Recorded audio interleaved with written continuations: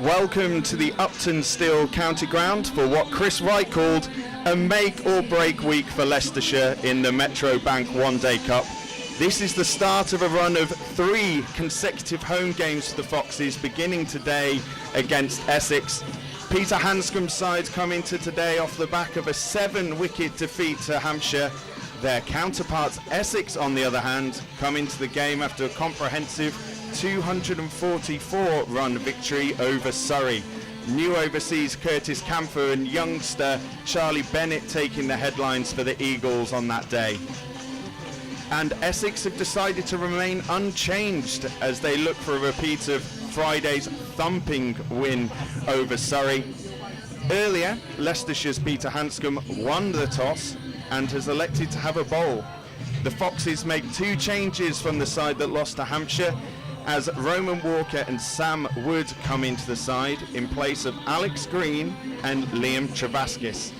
Once again, I'd like to extend a warm welcome to you all watching and listening in on Foxes TV for what is a lovely day in Leicester and what promises to be an absolute cracking day of cricket.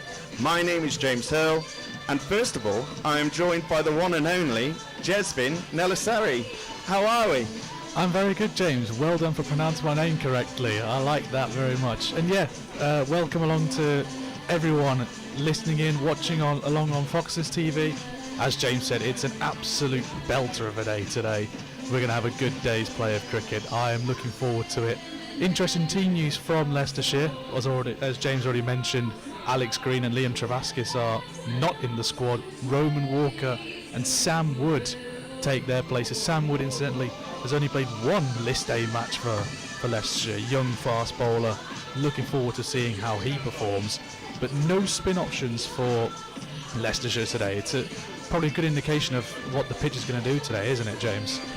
Yeah, I looking at it from here, it's very hard to say clearly what it looks like, but from the commentary box, there does look like there is a little tinge of green, and with the warm weather that we've had recently, it's going to get drier, and maybe you're probably thinking that Hanscom is going to be looking to make the best of the pitch early on, and probably with that all-seam attack, maybe they think it's going to do a little bit early on.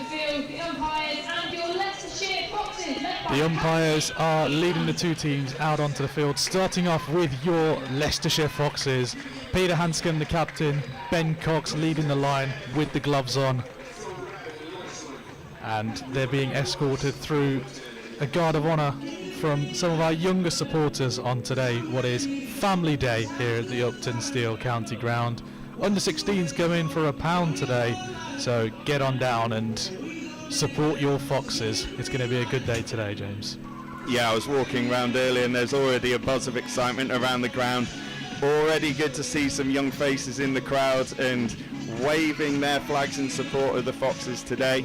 As you said, family fun day, and Leicestershire will be wanting to put on a performance today, and they come up against an Essex side that, despite not winning a game, they came up against probably an inexperienced Surrey side who they put to the sword. You know, doesn't matter kind of what the side you're coming against, you've still got to do the job, and it was a very good victory for them.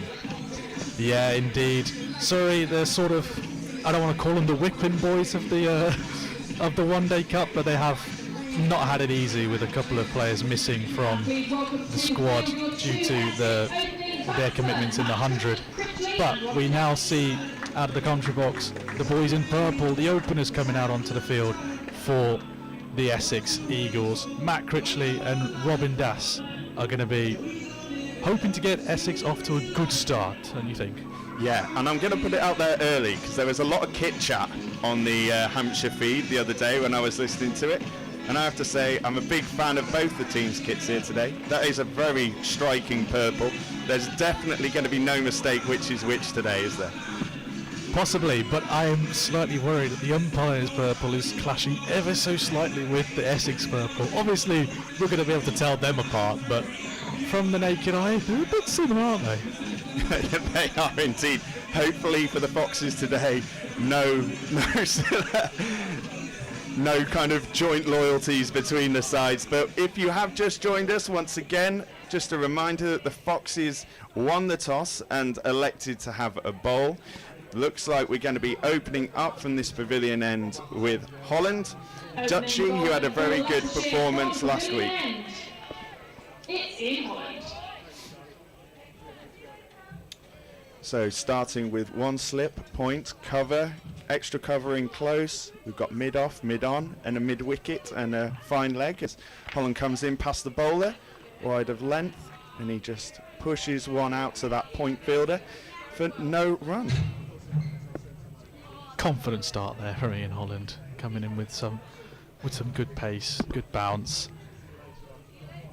Yeah, and I think when we saw them the last time when we were at Kibworth, I thought he was one of the pick of the bowlers. Didn't get the wickets, but he was economical, kept things tight as he comes in again.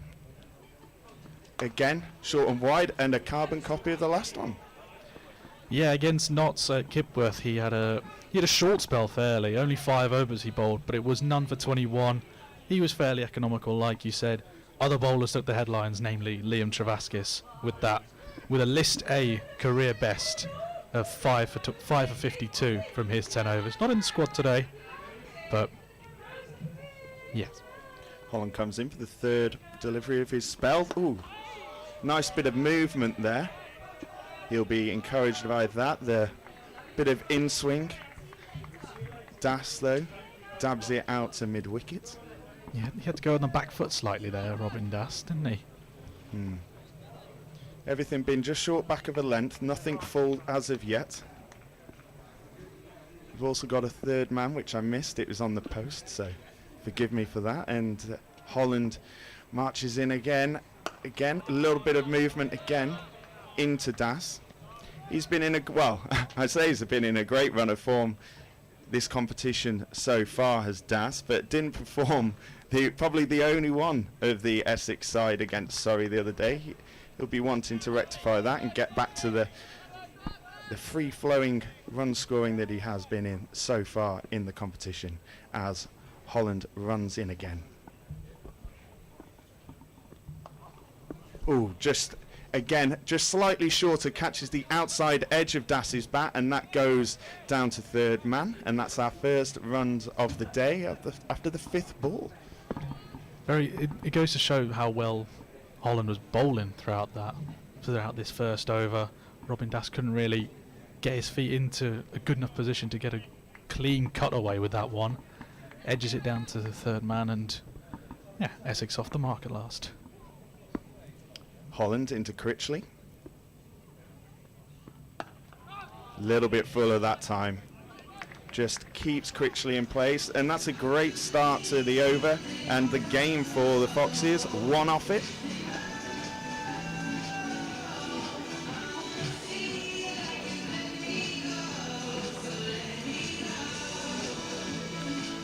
We're anticipating it's going to be Chris Wright from the Bennett end, as it has been most of the times that Leicestershire have been bowling first, or any sort of bowling innings that Leicestershire have had. It is Ian Holland from one end, Chris Wright from the other, and that appears to be the same today, bowling from the Bennett end. The veteran Chris Wright, 40 years young.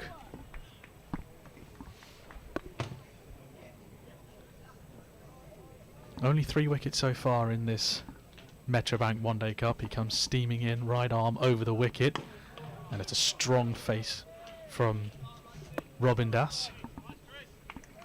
Quite an authoritative forward defence there from Das. Got to be positive in defence as well as in attack, and yeah, just letting them know it's going to be a tough one getting him out today. Wright returns to the top of his mark, and he comes charging in once more. Getting over the wicket, close to the umpire. Das dug it out the ground, but could only find the fielder. Add cover. Yeah, maybe just got away with one slightly there, just up into the slot, but early on in the innings, Das not quite getting hold of that there. And yeah, just going straight to the fielder for no run.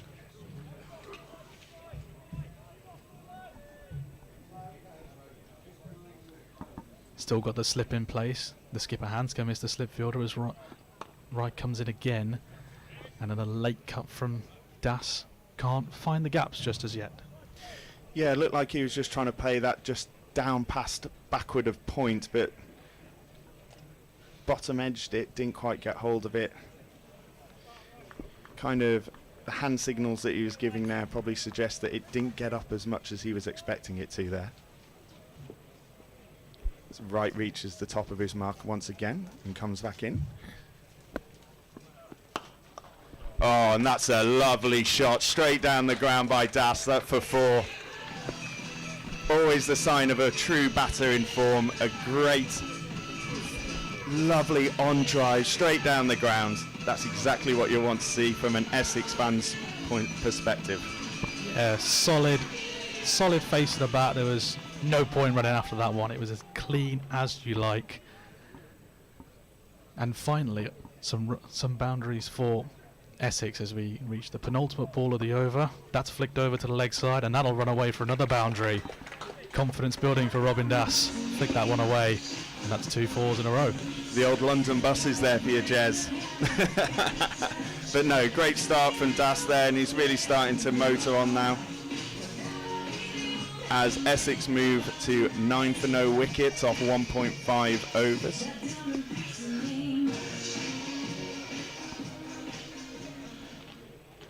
Just strayed slightly too straight there, and the ball swinging into the pads made it an easy option there for Das. Final ball of the over then.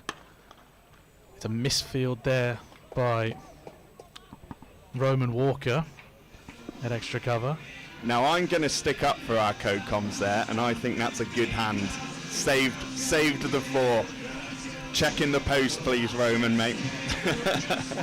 If you missed it, he was spectacular on comms at Kibworth, and very much carried me when I was on there, at least.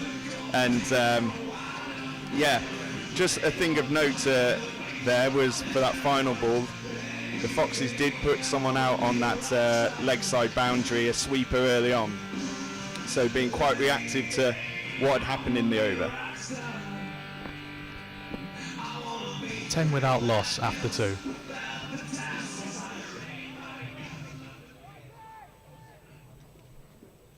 Holland again to start the 3rd over of the innings in his 2nd. He's brought fine leg up. And we've got deep square leg in replacement, so square leg gone out as he comes back into Das. Ooh. Again, really good shape there from Holland. Excuse the sound effects from myself, but just goes to show what a good ball that was. Yeah, you could see the deviation there. That was a naughty little ball that Das had to deal with. And you could see by the way the bat was facing afterwards. He did well to defend that and not get an edge. As Holland bounds in once more. Oh. And that's... You don't mind that. You don't mind that. It was up in the air, but it fell safely. You don't mind that from an Essex point of view, and you don't mind it from a Leicestershire point of view. No runs. Now, if I'm playing on a Saturday, I'm saying, Skip, get someone in there. Just clipped one up to mid-wicket. Get someone in there. Probably not the most sensible thing to do, and that's why I don't skipper anymore, as Holland comes back in once more. And Das just punches one out into cover for no score. Confident start to this 2nd over for Ian Holland. Once again, keeping it tight. And if it's anything that happened, anything like the Notts game, he just kept ticking over at his end and allowed everyone to bowl around him as he comes back in once more. Ooh. Slightly fuller ball, Yorker length, in swinger. Das does well to keep it out. Yeah, he's dialed up now, Ian Holland. It's interesting to see how many balls that Robin Das has faced already in this game. Matt Critchley at the other end has only faced the 1 ball so far, and that was up against Ian Holland. 2 balls to go. Let's see if he takes a single before the end of the over, eh?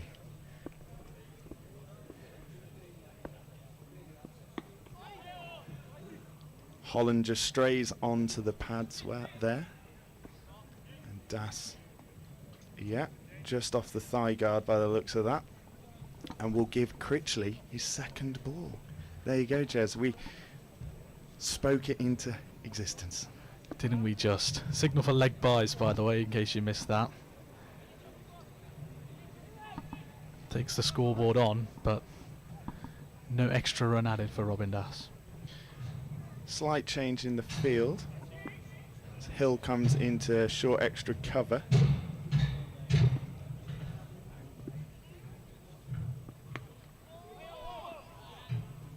Critchley trying to take advantage of the deep square coming back in and try to whip it over the top, but didn't get hold of it. Leading edge, luckily for Critchley. Holland couldn't get there. And that ends the 3rd over. Essex 11 for no wicket. Just seen Rishi Patel run onto the field. I couldn't quite tell who was running off the field there, but an early change in the field, bringing the opener out onto the field. Not in the squad today, Rishi Patel.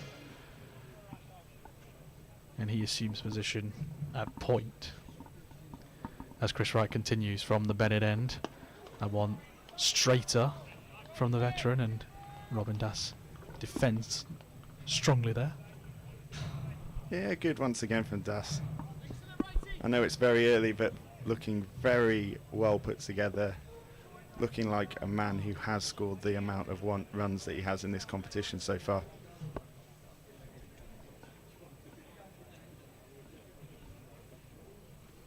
.151 runs to his name before the start of play today, as Wright comes in again, and Das has to defend that comfortably once more. Yeah, good that from Wright, attacking that top of off stump. If you bowl it at the stumps, they're gonna have to play.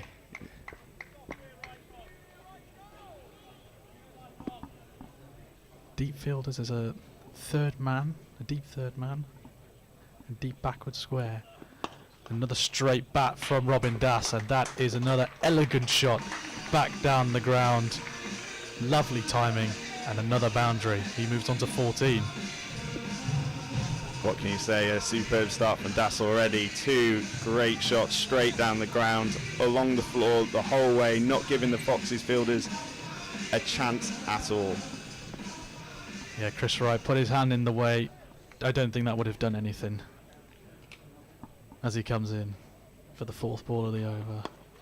And again, straight back to the bowler. Not with as much timing and precision as before, but a good comeback from Chris Wright.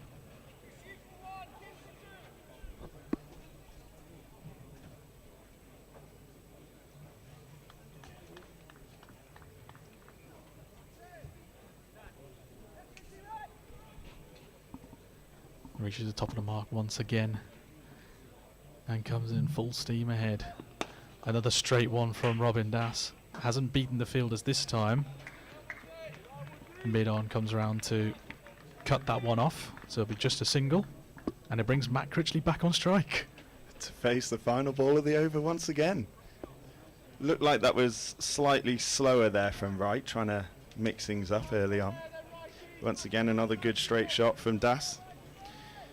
Critchley comes down the wicket to have a quick chat as Das possibly gives him a bit of advice from the 21 balls that he's faced already as Wright comes back in.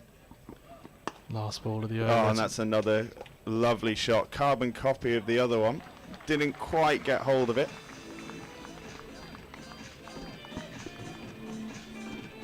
Critchley just getting through to the other end for 1, so he will see more than the final ball of the over. And that means that Essex are 17 for no wicket at the end of the 4th.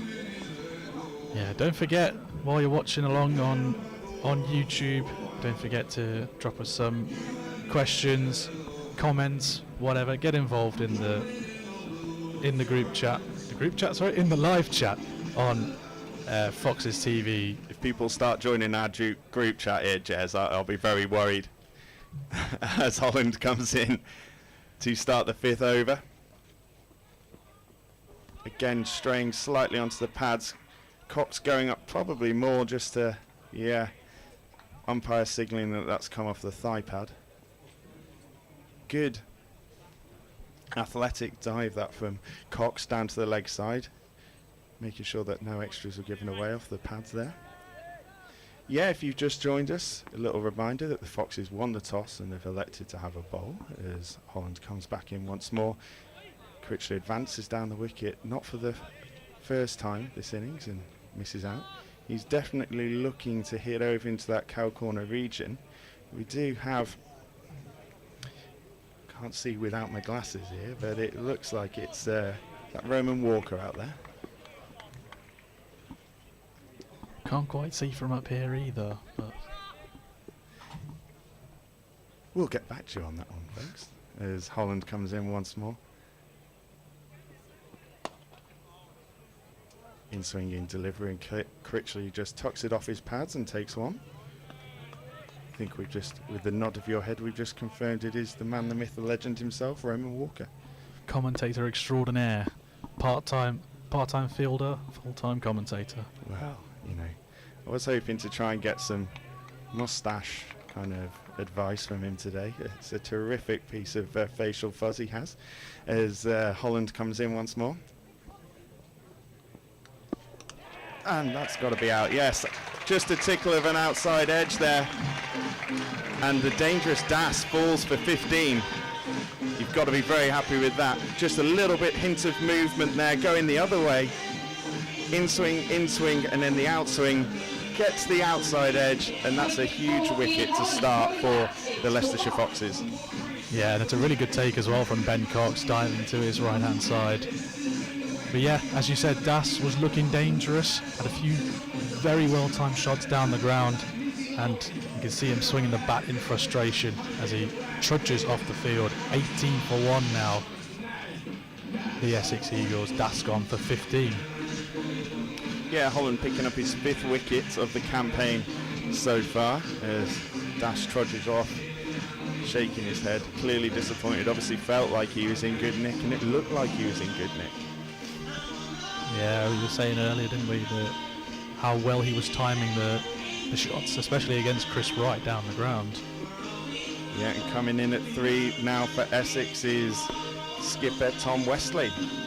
New batter for Essex, it's Veteran. Captain Tom Westley. Veteran captain Tom Westley, over 4,000 list day runs for Essex, and he's a leading run. He's got the most runs for Essex in list day cricket out of this current squad by a mile, it has to be said.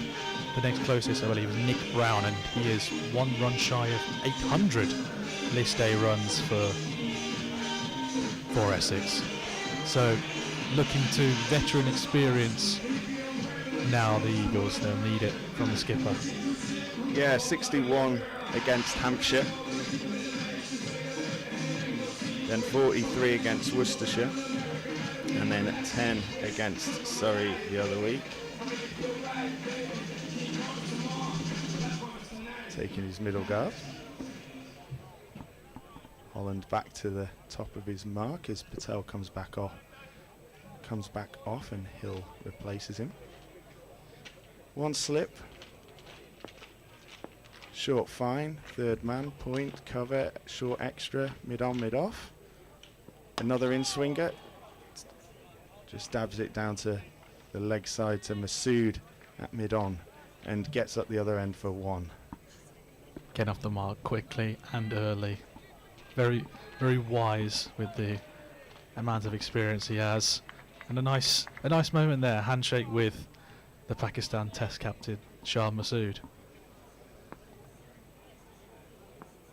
Holland approaches the crease once again.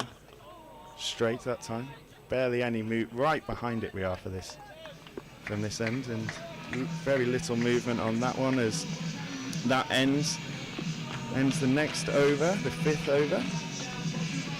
Essex 19 for 1. Critchley on 2 off 7. Westley 1 off 1. Robin Das, the bat to fall so far. Yeah, big breakthrough that from Ian Holland. It needed to be, because Das was looking in good touch, as we said. And that is Ian Holland's first wicket in 3 games. He had 4 wickets in the opening One Day Cup match and hadn't picked up a wicket since. Well, I think that's another thing that we've spoken into existence today as Wright comes back in. Flicked away brilliantly by Tom Westley. No need to run after that one, I'm afraid. That was flicked very nicely into the deep mid-wicket region for 4. Timed it really well, just absolutely flew off the bat there. Straight down to those. What are we calling these? Are these grass wheels, or do we say wooden wheels with a bit of turf on the top?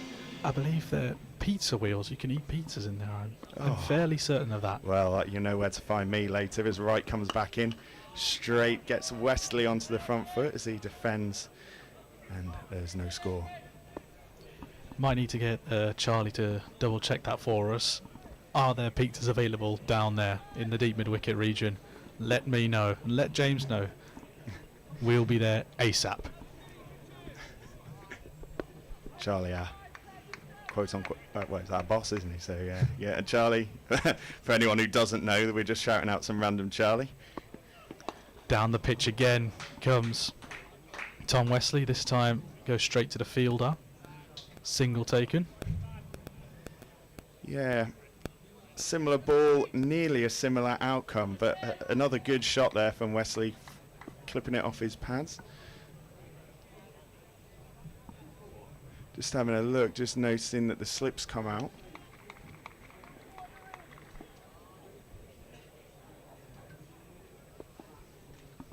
In comes Wright once more.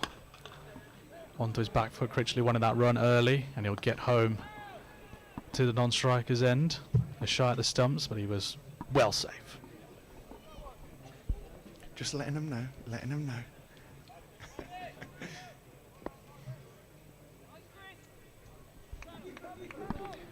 Charlie just confirmed it's not a pizza place, it's actually pie and a pint in those pods down there for the Metrobank One Day Cup. Get yourself down there.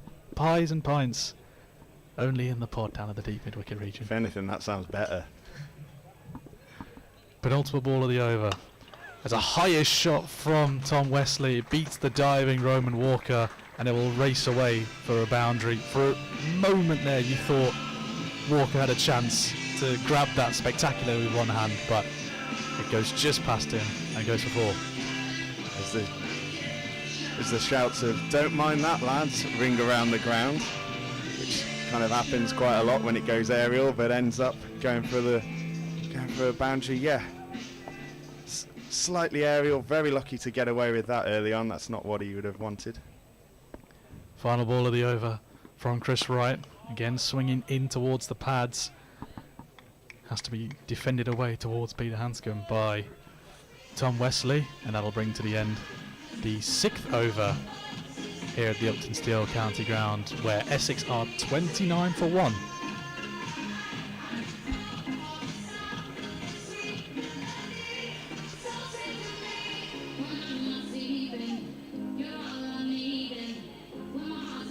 Yeah, so six wickets. That'd be a very good start today. But 6 overs into the start of the day, 29 for 1. Holland is going to start this 7th over. Critchley once again using his feet. Masood there with a shot at the stumps, but once again Critchley well in. Felt like the throw, if he wanted to hit the stumps, I think the throw should have gone to the far end, because it looked like Tom Westley was struggling to get to the far end, to the striker's end there. I think the distance that he'd have had to throw in it may have made it a bit safer. But yeah, like I said, always put it in the back of their mind as Holland comes in past the umpire in swinger. And that's a wide. Just swung a bit too far down leg. That went quite the way. Another good take behind the stumps there by Ben Cox. This time no outside inside edge on that one. Just good swing from Dutchy. as Dutchy comes back in. That's a better line and length. Just starting slightly outside off, shaping in nicely, forcing Westley just to protect his stumps as he just blocked straight down for no score. Ben Mike giving the ball a little bit of an extra shine there.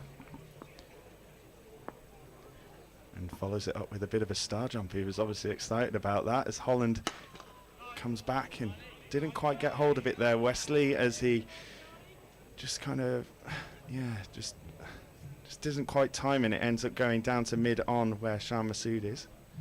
Sort of tentatively came down the track there, didn't he? Sort of half-hearted attempt at a shot. Seems to be a bit of an early ploy here by Essex to kind of use their feet to Holland at least. As Westley just tucks that off his pads, and Roman Walker, the sweeper, is out there to mop it up as they trot through for one. Critchley takes his guard at the other end, does a little bit of gardening, does a bit of readjustment of the protective gear, shall we say. Always fan of a good bat twirl as well. Did that at the top of his mark. Takes his guard. Ooh, that looked like it did a little bit off the pitch there. Shaped to go in, and then just nipped away just at the end. Critchley just blocking it out, goes to point fielder. You could see by the way again, the way the bat was facing us, the way we could see the bat, it didn't look comfortable at all.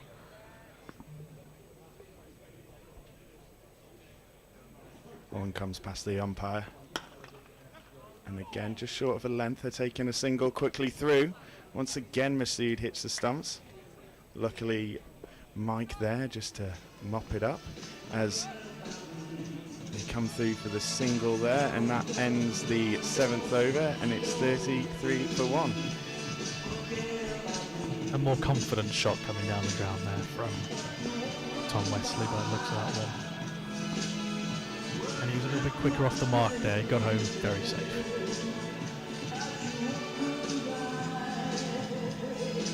Now, there's only two things British people love more in this world, talking about in this world.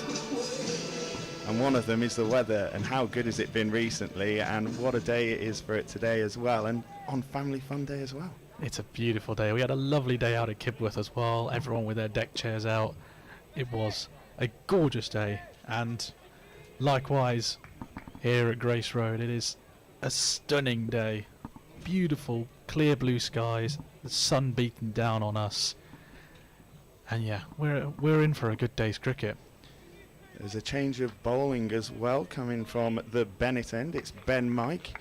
Hanscom comes back into slip. We've got a deep square leg, and we've got a third man. They're your two fielders who are out. Everything relatively the same. In comes Ben Mike then, steaming in with pace. They call for a single early, and Critchley was quick off the mark there, and they get through for a single. Yeah, just bowling a bit of a fuller length just outside off. Just inviting the cover drive.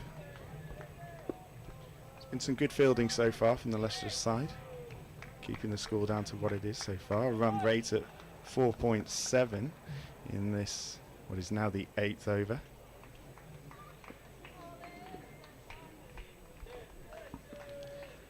In comes Ben Mike once more. Slightly more onto the pads there, and a leading edge of sorts from Westley. Didn't hit that cleanly, but he got some bat in the way, and they keep it to a dot. Yeah, there's a very tempting space here. Huge stretch of land, or huge tracts of land, as they would say in the Monty Python parlance. That's a bit of a niche one for a certain generation out there. But yeah, there's a mid-wicket area is very much open, and he was looking just to tuck it through there, maybe for one or two. Mike comes back in more straight, and he does tuck it into that mid-wicket region, but not quite as wide as he would have liked. It goes to the fielder at deep square leg. Yeah, just a nice little clip there. Just caught it fine enough that it ended up going out to the man out there at deep square leg.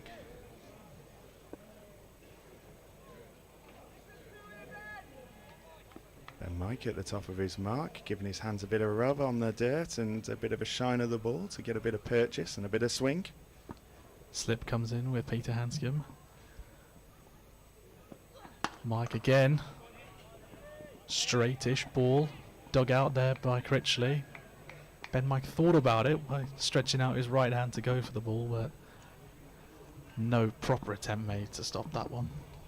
Once again, kind of, we are behind Critchley here, but did, having a look at the replay here, did look like, yeah, did look like there's a bit of shape to the ball, full wide of off, and it does look like in Critchley's mind he is still thinking about this space in the mid-wicket. 2 balls to go then for Ben Mike as he charges in once more. That's a shorter pitch ball. He tried to pull that away onto the leg side, did Matt Critchley. Didn't get a hold of it, and they'll scamper through for a single. Yeah, square leg umpire saying that that's the one for the over there for Mike. Did keep just going upwards. Critchley ended up kind of like fly swatting it towards the end. Very lucky that there wasn't a fielder in position there. Final ball of the over for Ben Mike. That one's flicked out into the mid-wicket gap. Again, the sweeper out there does his job, limits it to 1. And that ends the 8th over at the Upton Steel County Ground. Essex 37 for 1. Obviously Hanscom listening to our commentary must have like an earpiece in as he took himself straight out of slip into that mid-wicket area. It's always nice, isn't it, when you're watching the cricket with your friends, or in my case people who will just tolerate going to cricket with you. And you mention something and then that happens. It makes you sound like you know what you're doing. So this partnership between Critchley and Westley, 19 already. Critchley 5 off 8 in this partnership. As Westley tucks one off his pads down to the fine leg boundary for 4. Yeah, a bit of a loose one there from Ian Holland. Straight towards the pads, no fielder deep there. And that's the first boundary that's been scored off Holland's bowling so far.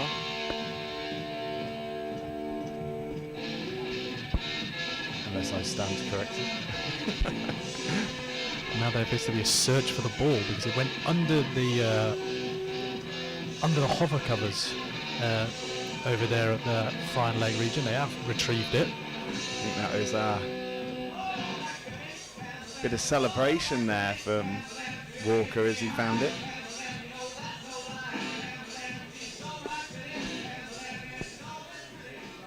Raising the ball to the air like he got a winning lottery ticket. Holland bounds in past the umpire, just short outside of off stump, and Westley onto the back foot, punches it out to cover. There's a fielder there, so no score. Essex 41 for 1 off 8.2 overs.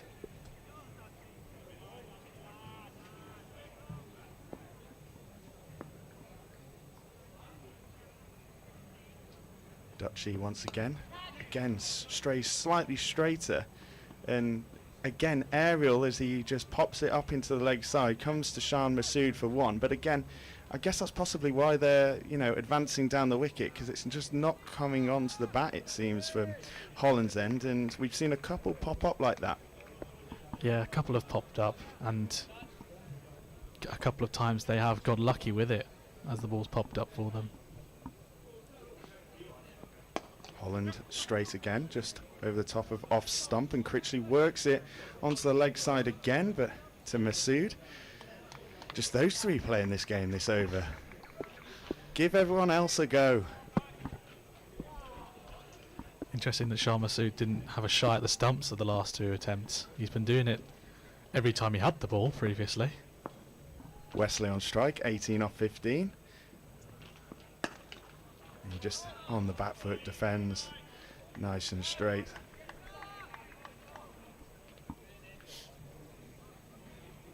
Now, I realise I've made a bit of a rookie error here today, Jez. One of the hottest days of the year in a commentary box, and I'm wearing light grey on the top. If you do see me in the crowd today, do not come and say hi. I won't want the embarrassment as Holland comes back in. Oh, that's a really nice little shot. Tucks it around the corner to third man as he runs up Westley runs up the other end for a single. And that finishes the 9th over. Westley 19 off 17, Critchley 8 off 15, and Essex 44 for 1. Played that with soft hands there, Matt Critchley. Timed that very nicely to get that into a very fine-ish third man to sweep round.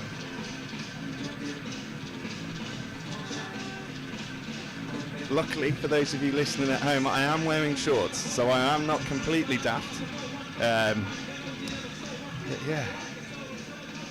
I think I might have made a mistake by wearing jeans and a black shirt today. Send your pies and a pint up to the comms box as Mike comes in.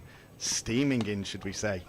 Westley just defensively dabs that down to Budinger. It's points. Stealing your lines there. I'm sorry, I got carried away. No, it's okay. It's okay. I think my voice needs a break anyway. I was up at 4:30 this morning, proper Jake Humphreys it to do my breakfast show this morning. So if I do sound a bit delusional later on in the day, you'll know why, ladies and gentlemen. Ben Mike charging in again, a swing and a miss from Westley. That was a bit of extra pace there from Ben Mike. Yeah, very close to the outside or inside edge. I'll have to check when we see this replay, but just a fraction away. Westley trying to cut it through. It's a good pace from Mike, so if you do get hold of it, it is going to race to that boundary. Yeah, again, from the replay, I couldn't tell then either. I think we've learnt something today. I need to get my eyes tested. Third ball of the over for Ben Mike. Dug out of the ground there by Westley to the mid-off fielder. Is that Rishi Patel up mid-off there? I can't quite see. He's not facing me, so I can't tell. We've learnt something today already, Jez. Do not ask me. I cannot see that far out. If the DVLA are listening to this, please switch off the feed now. Fourth ball of the over. Ooh, that was a tighter line from Ben Mike. Westley wanted to pull that away onto the leg side. Didn't get any of it.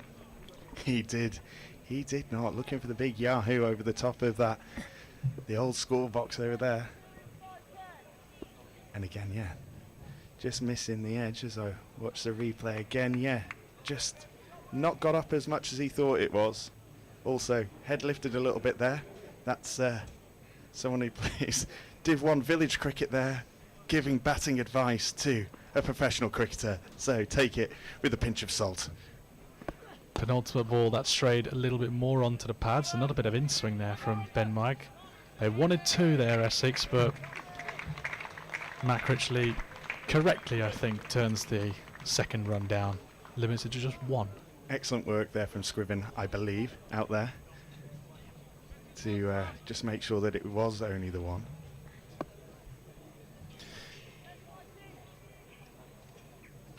But yeah, as we said earlier, got something to say? Let us know in the YouTube comments. I would say send me a message on Twitter, but I don't know whether people can. Last ball of the over. Last ball of the power play. Shouts for a caught behind. Instead, umpire signals wide, so it isn't the last ball of the over. We'll have another one. Yeah, the umpire's arms sprang out there. Shot out like a flash before they could even turn round. Before Mike could even turn round with his appeal there. I thought you were going to slide into a bit of Alan Partridge there. Shot out like a cannon, I was expecting. He bowls the ball like a traction engine. Again, more niche. More niche British television references here for the youth all watching on YouTube. You'll be enjoying it.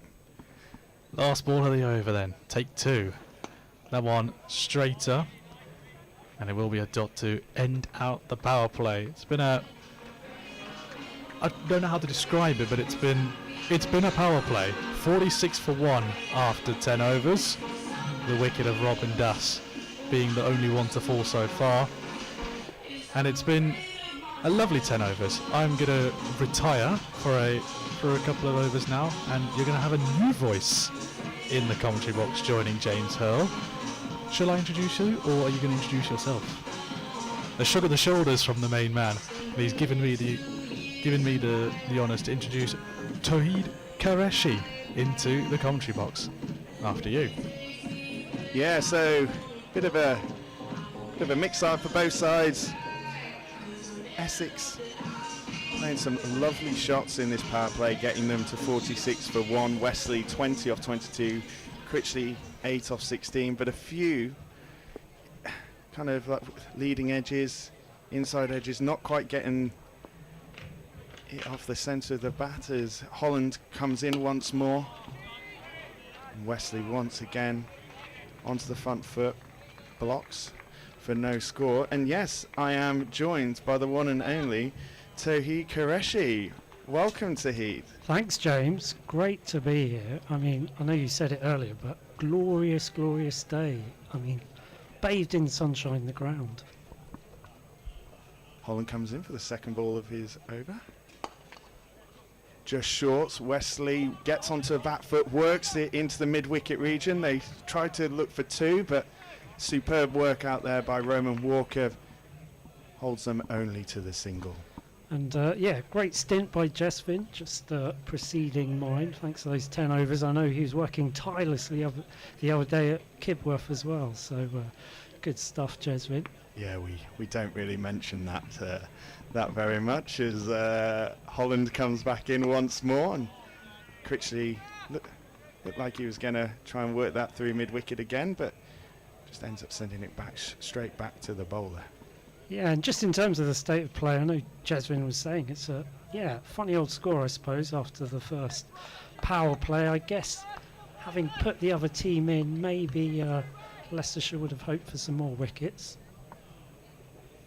So in a second we're going to read some of your comments on YouTube as Critchley comes down the wicket and slaps it out to deep mid-wicket, but the man is out there, Roman Walker, and I emphasise the man.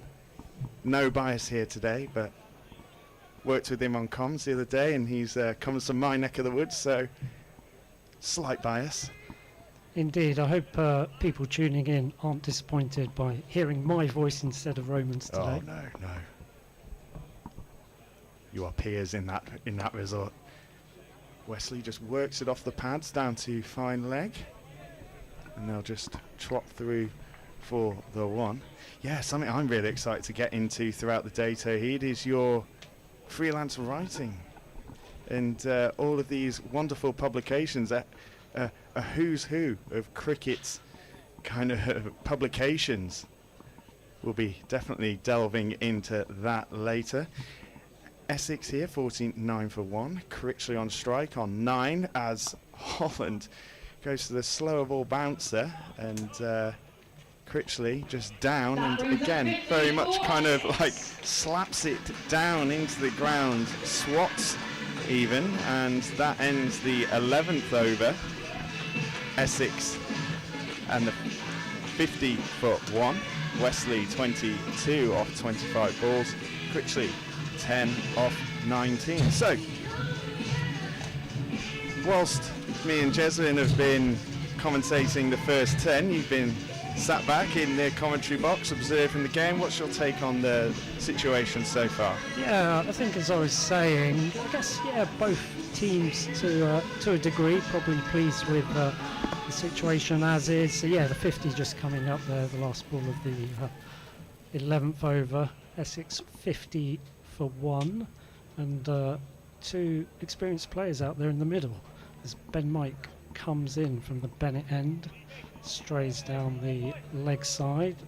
Easy decision for the umpire to give that as a wide. Yeah, we were talking with Roman Walker at the last game that we commentated on, just about the sheer physique of Ben Mike. Muscles upon muscles upon muscles, and when he came in there, you just saw the amount of effort that he puts into bowling every ball, and just the toll it must take, and how they use their bowlers really well as he sprints in once again. Slides straight, slightly straight and full, as Critchley works it off his pads down to the deep mid-wicket area for one. Yeah, I know he's been out injured for a couple of months or so. I think that game at Kibworth last Wednesday was his first game back for a couple of months, so it's good to see him back on the field of play. But yeah, as you say, fast bowling is hard work. You speak to anyone who's done it, they'll just say how much of a toll it takes on the body. As Mike comes in again, it's Westley who plays that out to deep mid-wicket, another comfortable single. It is such a long boundary out there. I know, James, you were saying there's acres of land out there, and yeah, I'd say that is the longest boundary here at Grace Road, certainly up towards that corner as you look on from the pavilion end. Quite long boundaries actually on the offside, so either side of the wicket. Yeah, and Leicestershire with sweepers out already in this power play. That's right, as Mike comes in again. As time played into short mid-wicket by Critchley, no run. Yeah, once again, just straying a bit straighter. Everything's been quite full and straight. Critchley just always trying to work it off the pads. Obviously Leicestershire have now brought that man into mid-wicket, stopping that run. So Mike gets to the top of his mark. Critchley 11 off 21 so far. As Mike comes in again outside the off stump, and it's a quick single. Critchley scampers through, having played that to mid-off. Yeah, he started a bit circumspectly here, Critchley, now 12 off 22, but obviously plenty of time left in this innings, and I guess one of his roles will be to bat as deep as he can. So, reading out some of your comments. So, Fahim Bin says, I think Leicestershire are going to win today. We've got Jezbala, who says, you can normally tell within a couple of overs if Mike is in the zone, and this looks decent. So there you go. Jez giving, that's not you, is it, Jez? No, good. Jez giving Ben Mike the seal of approval. Now, be careful on what you post on YouTube comments. I am Ron Burgundy. I will read it straight off. I shouldn't have said that, should I? Because now we're going to get some really cool comments throughout the day. So, last scheduled ball of this over from Ben Mike. Westley on strike. Big shout for LBW. Nothing doing there. I think it was one of those shouts that was more hopeful than anything else. That brings the end of the over. 54 for 1, 12 overs gone. Yeah, looked like it may have just been straying down leg. I'll have to have a look at it again. Yeah, maybe going slightly down leg. Maybe Critchley got a little bit on it. I think, or Westley even, sorry. I think maybe the height might have been the thing there. But yeah, looking on the replay, obviously our cameras are good, but not maybe totally straight on. But yeah, looked like a good shout. Yeah, 3 overs there for Mike, 0 for 10 so far, and Econ of 3.52. As we have a change of bowling, we've got Tom Scriven coming on from the pavilion end. Yeah, so Tom Scriven, 26 years old. 34 List A games so far. Just going through his routine, having a bit of practice bowling with Patel. Ian Holland had bowled unchanged up until this point, so a new bowler from the pavilion end. Scriven coming in from a wide angle, coming in. Bowls from a wide crease, and Critchley tucks that off, and that's going all the way for 4. Just timed it nicely, just perfectly dissected the fielders there. It was a lovely shot, wasn't it? Because he kind of threaded it right between or through 2 fielders there on the offside, both of them diving to try to stop the ball, but doing so in vain. Yeah, past those 2 fielders in the wide mid-on region. I can't remember if I told you that, so if you are listening, my apologies for not giving you that information. But yeah, very nicely timed, just between Patel and Hill as Scriven comes in once again past the umpire. Fuller in length, Critchley uses his feet once again, and that's a good stop by Patel down at mid-on. Yeah, it's going to be one of those days, isn't it, when it's basically hot sunshine right through. You need your fielders to keep backing up the bowlers as much as they can right throughout the innings. Could be crucial, the odd run here or there. Scriven turns around once again. Critchley again down the wicket. Just off the face of the bat down to the backward point region. Third man comes round and throws it into the keeper Cox as Essex trot through for a single. See, heard someone saying something on a PA system, instantly went to Singer. But yeah, Westley 23 of 28. Works that nicely off his hips, down to square leg. Fine leg comes round to throw it in. So, yeah, let's talk about your writing career. Anything good recently? Anything that we want to talk about? I mean, you know, it's all good, isn't it? I mean, I don't want to bore everyone. I could talk for hours about cricket writing. I'm sure if anyone, a cricket viewing public are the right people to talk about cricket writing, as Critchley tucks one off his pads once again down to that man at fine leg. Yeah, so this is your audience. This is the one. This is your kind of plug as well.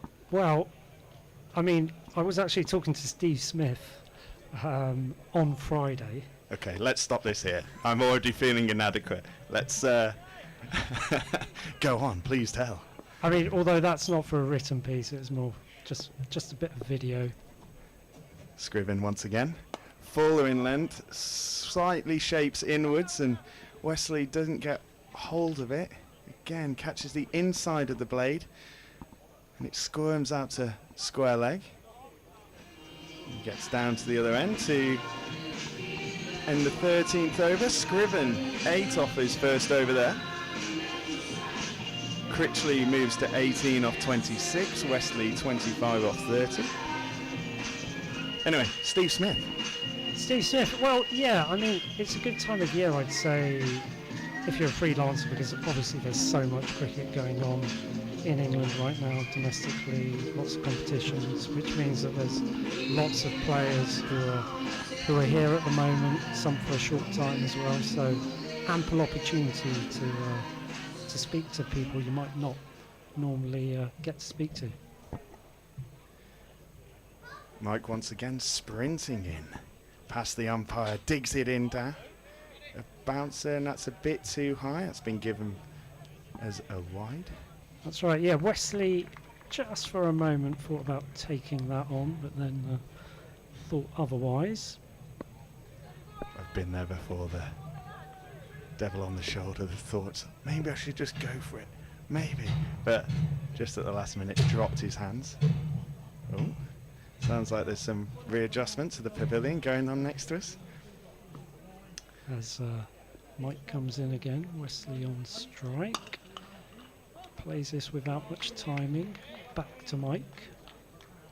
Yeah, that's not the first time today that we've seen a Essex batter be slightly early on the shots. Starting to see a pattern. Maybe this is why Leicestershire won the toss and elected to have a bowl. Yeah, we were saying at the start, weren't we, that maybe this pitch might have a bit of life in it.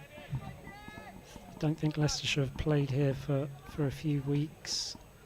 However, it has just been so dry, hasn't it, throughout the country.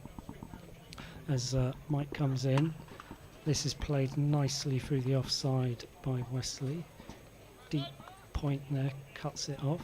Comfortable single taken. Yeah, it's been so warm, hasn't it, throughout the country, which I know has made a lot of these pitches in so many grounds difficult to prepare, difficult to keep the moisture in, I think is the main thing, which gives the pitch a bit of life. Yeah, and with the dry pitches, it's really kind of, the spinners have really come into their own, and I think one of the things that's been talked about a lot in county cricket, I'll finish this in a second, as Mike comes back in once again. Dot ball played out to the offside. One of the things that's been a real kind of topic is about, in county cricket anyway, that I hear is, you know, about spinners and bringing them through, and whether we've got the conditions to keep bringing through these top level spinners to facilitate the England side. Now this weather and, you know, is really bringing the spinners to the fore, as we've seen with some of the performances so far. Travaskis with his fifer at Kibworth. Well, it's interesting, isn't it? We were saying as well earlier that it's a very seam-heavy attack from Leicestershire without Travaskis, as Mike comes in again, defended by Critchley. Yeah, we've got Mike Jelfs on the YouTube comment saying, Budinger the only spin option, hopefully we won't need him. CJ Connections also says, fully expecting an Eagles win today, explosive batting further down the order. Eagles. That's how I'm assuming he has typed that. Yeah, I think that's, yeah, I always get confused with Crystal Palace when someone shouts Eagles like that. But Mike in again from the Bennett end. Critchley on strike. Just dabs this into the offside, a bit of a tip and run, but judges it well. And these two rotating the strike well, and that total growing steadily. I am partial to a little bit of NFL myself, Tahid. So when I hear Eagles, I think of the Philadelphia Eagles. Feel free in the comments to let us know what the word Eagles makes you think about. But yeah, Philadelphia Eagles, E-A-G-L-E-S, Eagles, and that obviously rolls into It's Always Sunny in Philadelphia. Mike in again, certainly sunny here as this is played out into the deep point region just for a single. It looked for a moment that he might have hit that a bit truer than he had, but finishes up with a single, and that's the end of the over. 14 overs gone, the score 66 for 1. Tawheed, I am in amazement. What a link that was. Straight from It's Always Sunny in Philadelphia to It's Certainly Sunny here as he plays a wonderful shot. You just can't teach that, Tawheed. Well, I was, you know, is it always sunny in Leicester? I think that's probably a bit of a stretch, isn't it?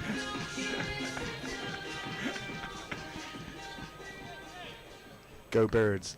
But as Scriven to start his second over comes into Westley. Westley down the track gets a leading outside edge.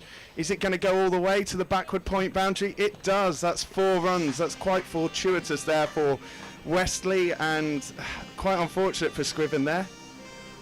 Yeah, a streaky boundary there from Westley. Will obviously take it, and again a boundary in that region that is quite difficult to defend because it's so large. It's such an expansive space there. You've got to get the field absolutely right, I suppose. Yeah, I think.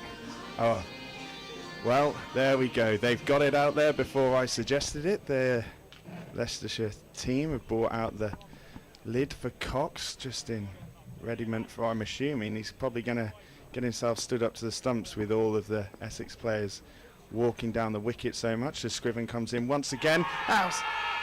They're up, they go for the appeal, but the umpire says no. Looked from here to potentially maybe have been going down and being a bit high. But apart from that, had a lot going for it. It looked like a good shout, didn't it? It was... Ooh, on second look.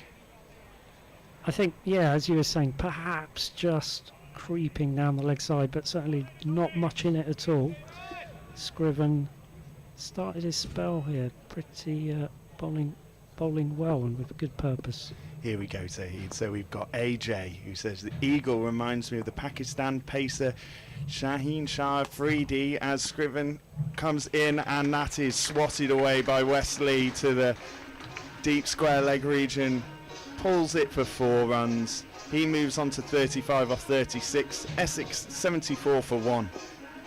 Yeah, he kind of muscled that more than anything, didn't he? It was short and sat up nicely for him. But yeah, going back to the eagle, yes, Shaheen Shah Afridi, of course, the Pakistan fast bowler.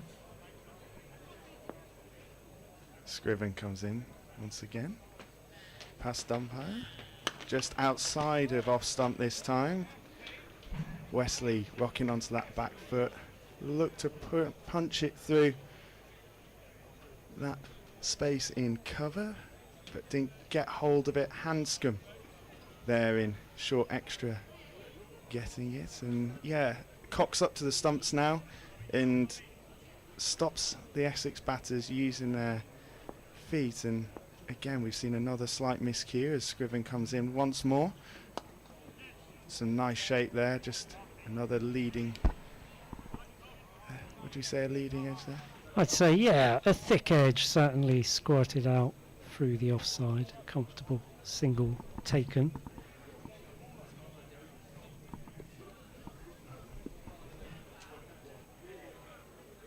Last ball of the 15th over coming up. Critchley on strike, 19 off 29. Can I just say a quick good morning as well to Richie, who welcomes us and says good morning from a sunny Essex. Good to know that the weather down where you are is just as glorious as it is here in Leicestershire today, as Critchley works another one off his pads and gets the strike for the next over. Critchley moves on to 20 off 30. Westley 36 off 38. Essex 76 for 1. Yeah, good morning, Richie. Or is it good afternoon? I've lost track of time already. Maybe it's just about midday. But yeah, this partnership certainly starting to grow. I think it's worth 58 now, and that's after a first wicket partnership of 18 between Duss and Critchley. So this partnership, assuming significance, as it's going to be Ben Mike to continue from the Bennett end. Matt Critchley on strike, taps his bat, and this is carved through to deep point. Comfortable single taken. Any more comments?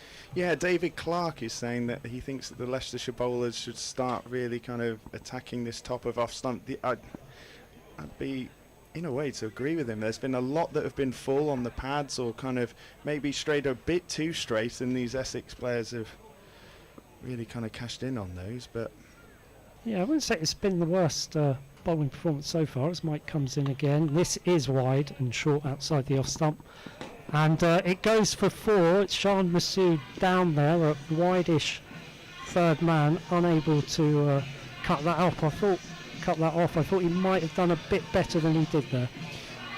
From my look over the top, it looked like it just bounced awkwardly just before him, but Peter Hanscom at the toss said that they expected this pitch to be rapid and to get quicker throughout the day, and that ball just kept going on and on and on.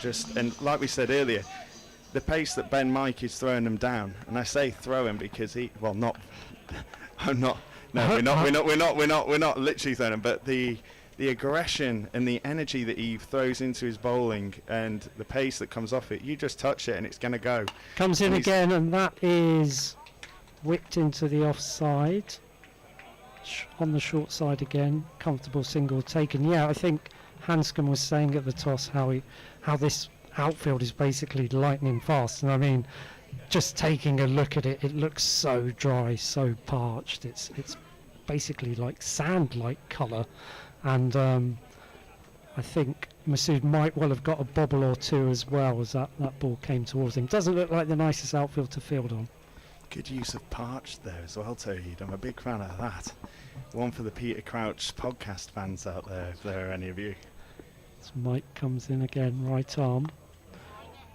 Well, that's played by Critchley, not how he intended. It basically got an under edge on it, and for a moment, I think he was concerned that it might have ricocheted onto his stumps, but nothing doing.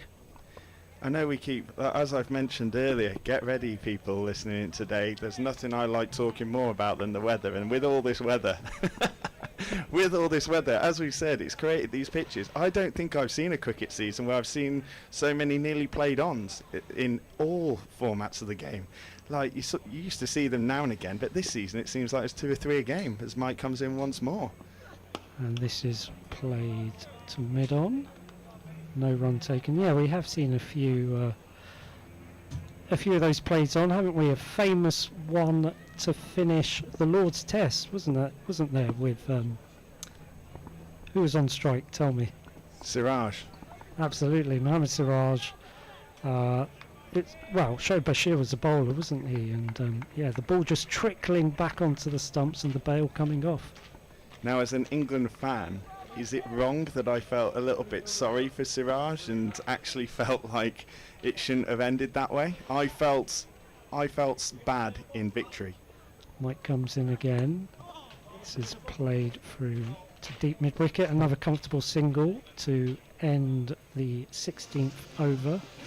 And the score moves on to 83 for 1. No, I think you're quite right there, James. I mean, I think Siraj certainly had the last laugh in the 5th Test there at the Oval. Phenomenal performance from him. Yeah, cue all the pelters that I'm about to receive in the YouTube comments from all the England fans. My potential TMS days are no longer going to happen. That being said, if I ever got anywhere near that, I think they'd have to be having a look at themselves. But we're all So yeah, as we sit here, we've Essex at 83 for 1, Westley 41 not out, Critchley 22 not out, as Scriven comes back in again. Strays onto the pads as Critchley works it out to that mid-wicket region. Roman Walker has had a lot of work to do today on his return to the side, and yeah, I think anyone who's going to be fielding out on those wide boundaries either side of the wicket is going to have their work cut out today for sure. Scriven to Westley.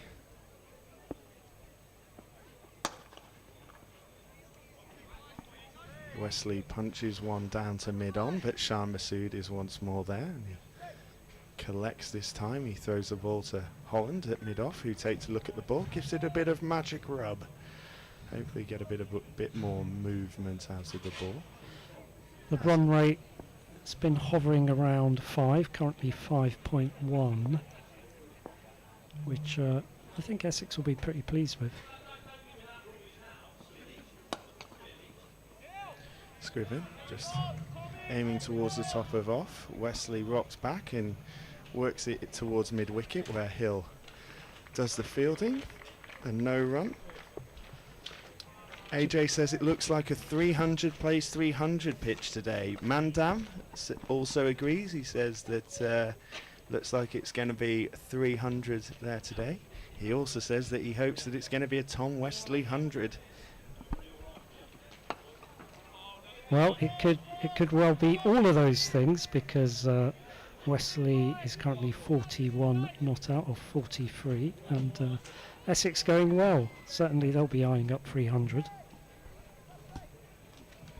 Yeah, it's been a good start, especially having lost the early wicket of the in-form Robin Das, and last season's leading run scorer for the Eagles in all forms of competition, and Westley and Critchley have come in and stabilised things, and coming off that big victory against Surrey the other day, they'll be in good form as Scriven once again runs past the umpire, and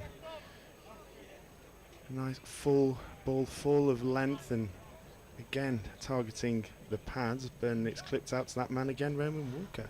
I've got a stat for you, James. Are you a stats man? I am what they call a cricket badger. Well, I've got a stat in terms of, we're talking about what might be a good score. So I've got the average first innings score in this competition for this ground last year. Wonderful. As Westley looks like he tries to do it like a damned scoop but decides to leave it as it was going down leg as the umpire signals wide. So, admittedly, not a huge sample size, but there were 4 home matches for Leicestershire here last year in the competition, and the average first innings score was 254. As Critchley comes down and punishes that through the offside, but only to Holland, who stops it at mid-off, bounces off, but under control at all points. And we're going to have a little drinks break. Just going back to that stat, yeah, it's quite a small sample size, and actually there were a couple of outliers in those 4 matches that were played here last year in this competition. So there was a 369 for 6 against Notts, which is obviously much more than 254, but then there was also an 88 all out against Warwickshire. So yeah, highs and lows in this competition last year for Leicestershire. Yeah, one of the things that my partner said to me was like, you'll enjoy this on Sunday. She goes, you'll finally get to talk about all those useless cricket facts you're always talking about. Oh, there's no such thing as a useless cricket stat or a useless cricket fact. Which is what I try to tell them at all times. But we've got a change of bowling here It's a youngster. for Leicestershire. As Sam Wood comes on in what is only New his... bowler from the Bennett end, it's Sam Wood. There we go, let the announcer have their moment. Yeah, which is his second List A game. His first List A game was against Surrey, where he took 1 for 34 and got 22 with the bat. He's got a best of 2 for 82 in all comps for Leicester. I'm looking forward to this. He's come in for Alex Green, who's had a great competition himself as he comes in from the Bennett end. This is a quick single by Critchley to deep mid-off. Very similar to Green. Yeah. As in he's as my grandpa would say, he's quite a tall fellow. Well, they seem to be breeding them out here, because obviously you've got Sam Wood here. Alex Green, I think, is what, 6'6" or 6'7", and of course Josh Hull, similar heights. So they really are producing a conveyor belt of these young, fast bowlers as Wood comes in. Slight miss hit there by Westley. The ball dribbles out into the leg side for no run. Yeah, I'm no bowling coach, but I am a big fan of this action so far. As he comes in, he looks nice and balanced at the crease as well. It looks a nice rhythmical action and uses the most of his long levers. He certainly is, as comes in again from the Bennett end. A couple of sachets down the pitch there by Westley, and that's almost a catch at cover. It was a diving effort. I think there was certainly a hand, if not 2, to the ball, but unable to hang on. Yeah, Hill nearly replicating the catch that Hanscom took against Notts the other day. Very unlucky not to take that one. Got a hand to it. Westley gets away with it. Would have been a spectacular catch had it been taken. Wood in again. This is played out to point. Superb fielding there from Budinger. Critchley there kind of checked out of looked like he was going to go for a full-blooded shot through the covers, but then checked at the last minute, and Budinger was superb. Just kind of caught it stopped it as it was just going past him with a good dive, and make sure that there is no run, because even though you got Roman Walker out there, as we've said, this outfield is electric. That could have gone all the way for 4.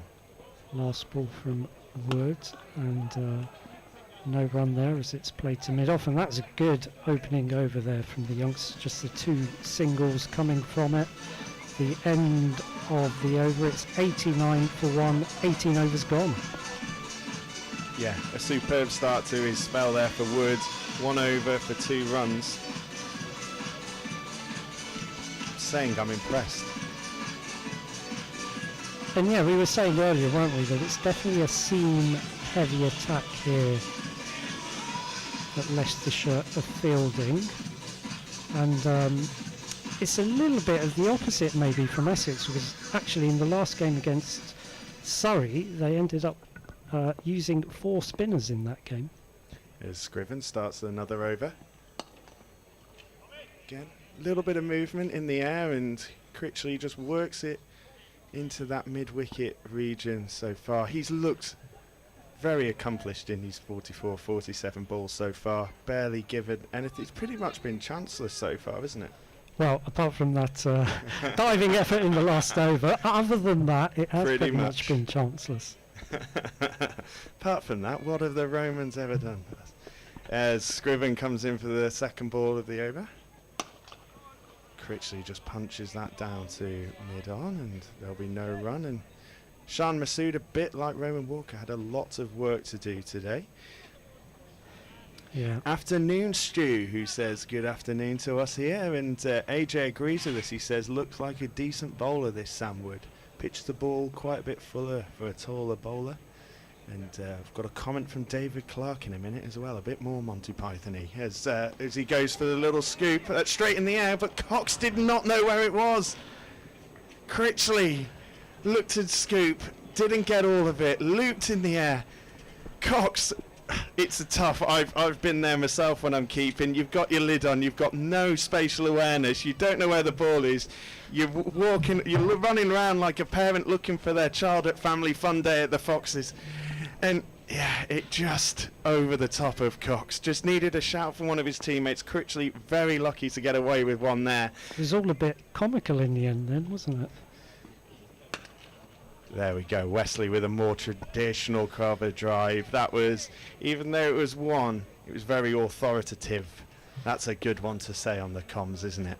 It is. And yeah, just going back to that previous, well, it wasn't really a chance, because basically the ball landed, I'd say, about 5 or 6 metres just exactly behind Cox, so he had no chance to run back and take it. But yeah, it was all a bit amusing in the end, I suppose, as Scrivens comes in again, and this is struck for 4 down the ground by Critchley.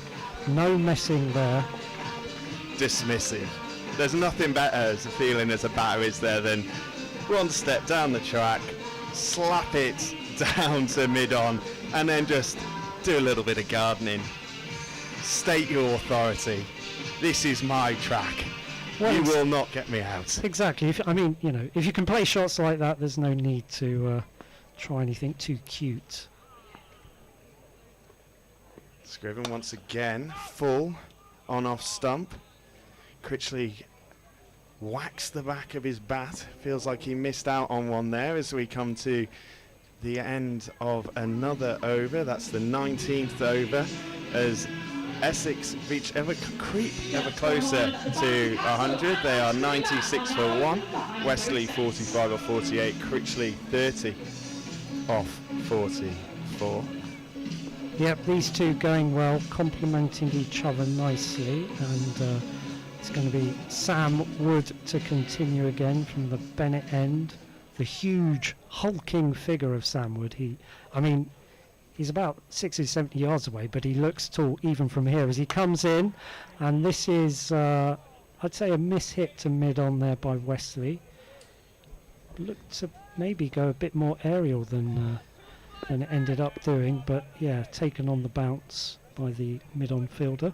And once again, another miscue and slightly early on it, and another kind of bottom edge, inside edge, kind of, didn't quite get hold of it. Now, Tawheed, this is the big news everyone's been waiting for. I can see someone in the Pie and the Pint location, but we'll less of that as Wood comes in, and Westley tucks one, just tries to flick one onto mid-wicket even, if tripping over my lips thinking about the Pie and the Pint, but Hanscom is there just to stop it for one.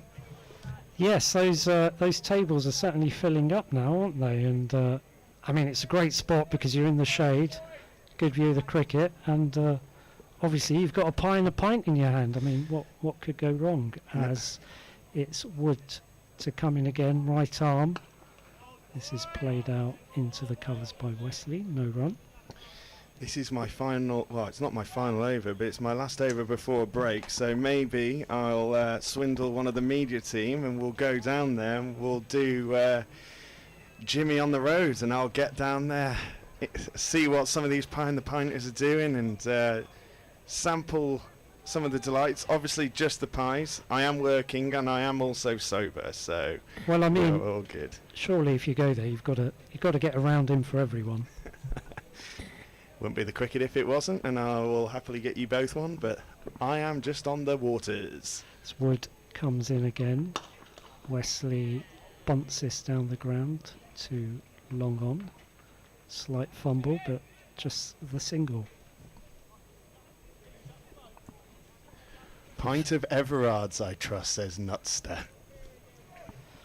Well, there is the Guinness stand, or the Guinness bar, just next to the pie and pint wheels, so maybe it's Guinness out there, who knows. Now, you see, I was talking about my partner earlier not enjoying cricket chat, but something that they do take enjoyment from is Pints posting and Pints chat, so they will enjoy that in a minute as Wood comes in once more, and Critchley clips that over the top of mid-on, and that goes one bounce to the boundary for Essex. It's the 100 up on the board in the after 19.5 overs. Critchley moves on to 34. Yeah, And it's been a great start from Essex. it has, and yeah, good shot there from Critchley. Might not have quite hit it as well as he'd hoped, because it the mid-on fielder was, was fairly deep there in the circle and just cleared him as Wood comes in again. This time Critchley plays it through mid-off, and they're going to take a quick single. Throw comes in, but both batters comfortably home, and that ends the 20th over. Essex 102 for 1. It's the end of James's stint as well.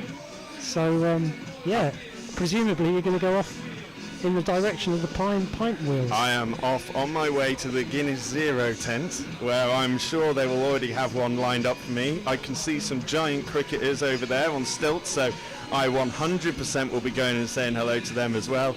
And if you are here today, come and say hello. As we've mentioned, I am the foolish person in a light grey t-shirt on one of the hottest days of the year. Anyway, with that, I will pass myself on to the man himself, Jesvin. Thank you very much, James. And enjoy your break, I'm sure you will. As we have a change of bowler here from the pavilion end. Scriven's gone off, and this looks like Roman Walker. Good friend of the commentary team, Roman Walker, coming into bowl. Right arm over the wicket. Slightly off pace, Roman Walker there. Maybe trying to get himself into the game, but a solid start from Roman. Indeed, and I know you spent a lot of time with him on Wednesday, didn't you? I'm sure you got to know him quite well. Yeah, out of the 50 overs that I was behind the mic for, 44 of those overs were spent with Roman Walker. He's a lovely man, and he has a brilliant cricket in mind as he comes back over the wicket. Once again, that strayed a little bit further down the leg side, bunted away for a single. And did he get to know what your name was by the end of the day? I hope so. I sincerely hope so. I met him downstairs earlier while I was coming up, trying to find where this commentary position was. But he didn't mention my name, so I might need to have a word with him there. But if he gets wickets, it's alright. Third ball of the over now. Wider line, driven through the covers there by Westley. They wanted a second, but Critchley wisely says no. Yeah, I was listening in on Wednesday, and he was giving some great insights into the game, one of which was that Ben Mike is his flatmate. Yes, he did drop that golden nugget of a line there. So he gave us all the ins and outs of what Ben Mike is like. I won't share further what Ben Mike is like in the flats. As the fourth ball comes in from Walker, dug out of the ground by Critchley, no run. Well, yeah, I was about to ask whether or not there were any bad habits as flatmates. I remember in my flat sharing days, a certain flatmate who would never do the washing up, which was always very annoying. Yeah, I feel like that's one of the golden rules that you can't break when you're flat sharing with people. You have to be able to clean up after yourself. Yeah, I think he got there eventually. Maybe too little too late. Walker comes back in. Another off-pace delivery towards the pads. Flicked away to his flatmate, Ben Mike. But yeah, this is a good start from Roman Walker. The field well spread, as you would expect in this stage of the innings. I enjoyed your comment about the parched outfield. I have to say, this outfield reminded me of my back garden that I mowed yesterday. Similar looking outfield as Walker comes in for his final ball of the over. That is just prodded out to the leg side, where Ben Mike will pick it up just outside the circle, and that ends the 21st over. A solid one from Roman Walker, just 3 runs off it, 105 for 1. Indeed, yeah, my back lawn is pretty much the same colour, and yeah, I'm terrible at watering and keeping the plants watered and all of that. So yeah, not a good time of year for me.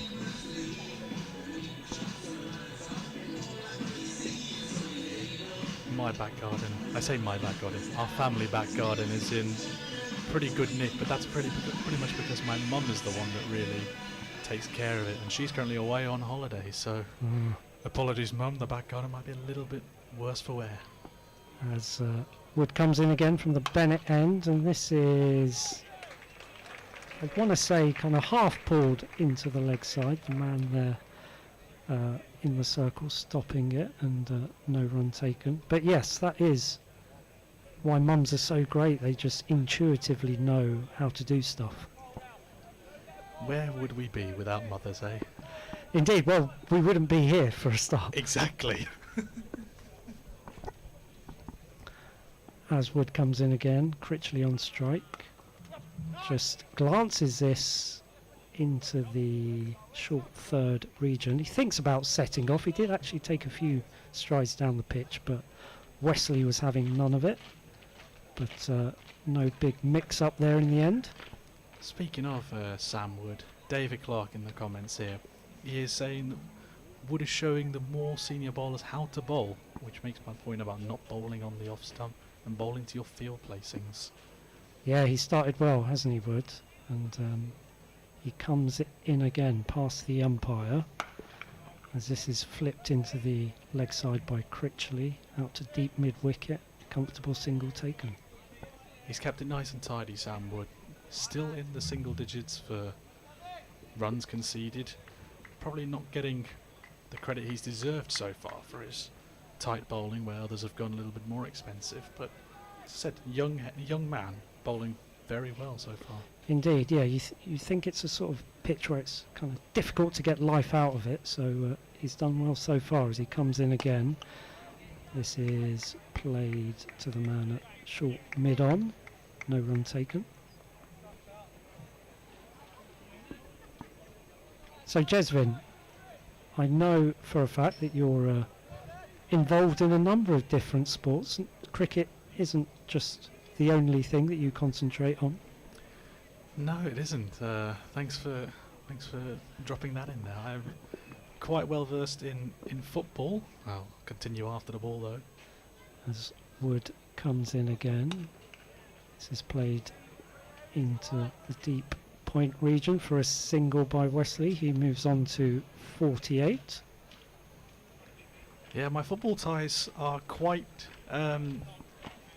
unique and also quite local actually, because if you are a Leicester City football fan, you may well know the fan friendships or the friendships that fans have with the German side, VfL Bochum, or as they say, VfL Bochum.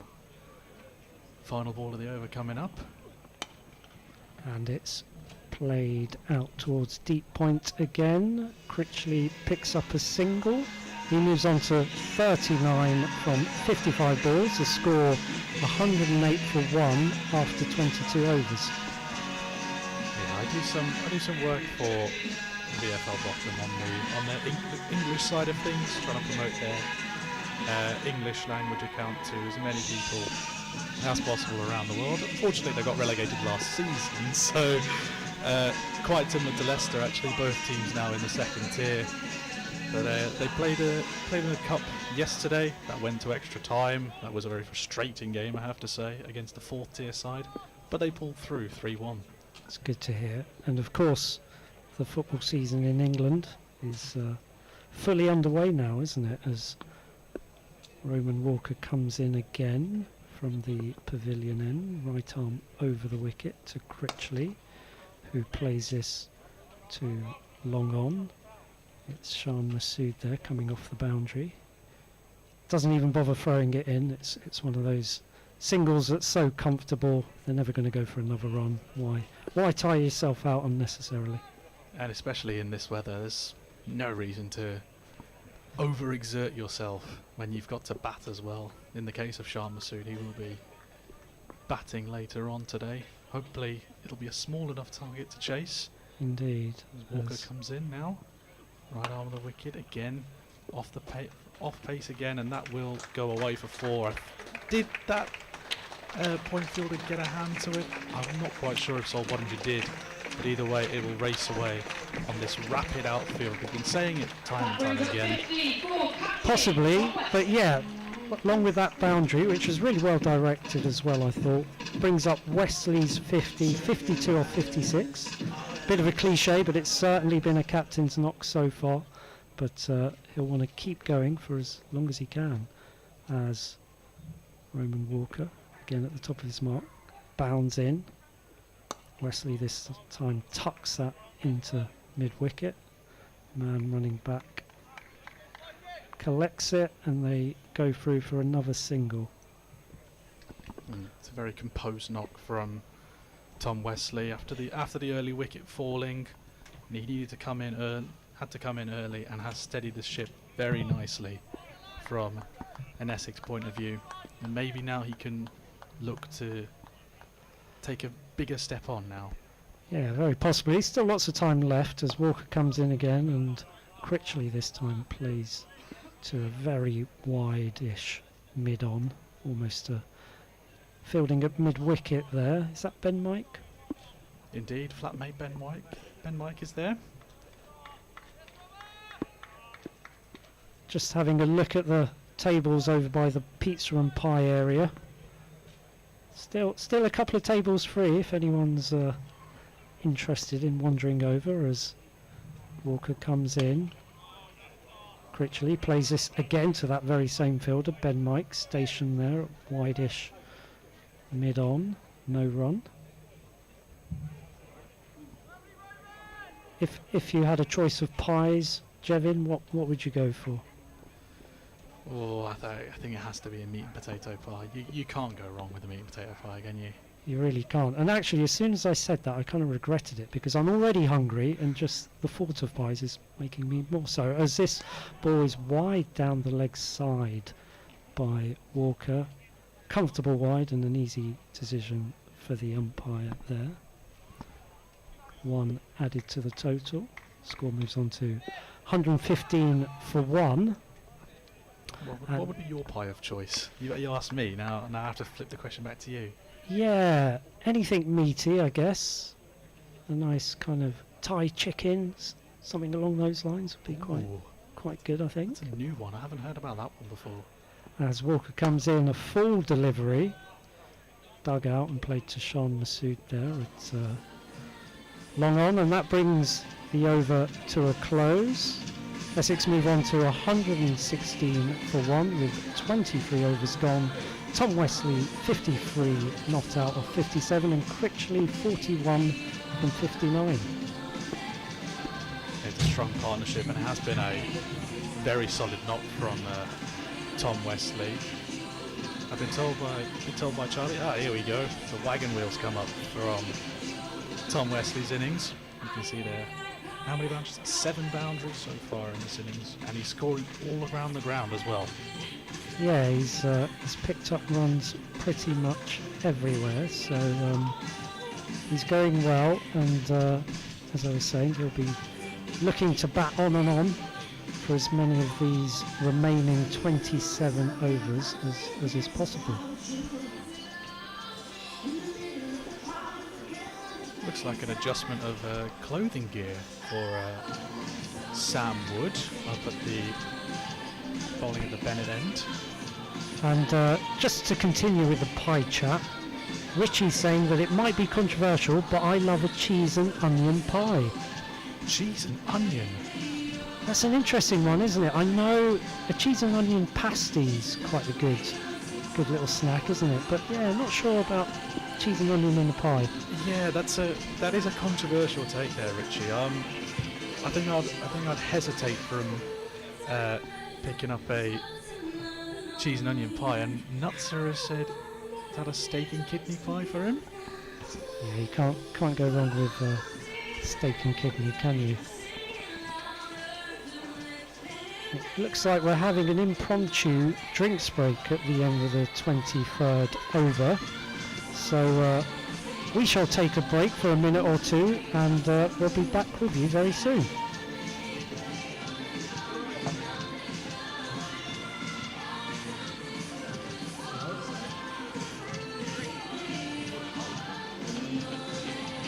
Just a reminder, there are plenty of activities happening over in the marquee, along with face painting, table cricket, and the Jenny Douglas book signing.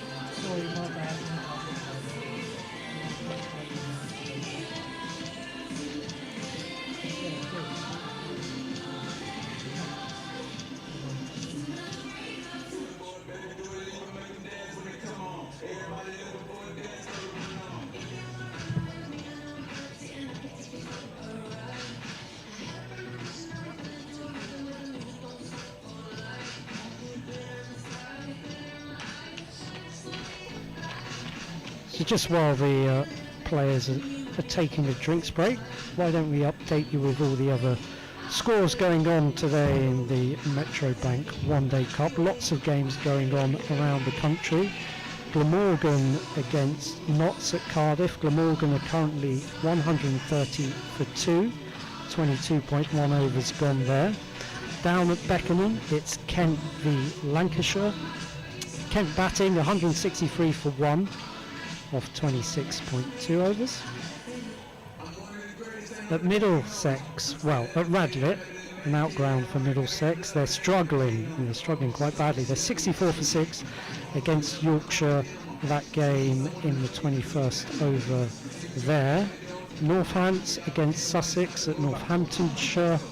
Northants 125 for 3 off 24.4 overs, and at Taunton it's Somerset in Warwickshire. Somerset going well, 104 for 2 off 25.3 overs. And at Worcestershire are playing Gloucestershire, and Worcestershire are currently 89 for 3 off 23 overs. So that's all the Metro Bank scores. You're fully up to date. Here, of course, at Grace Road, it's 116 for 1 with 23 overs gone.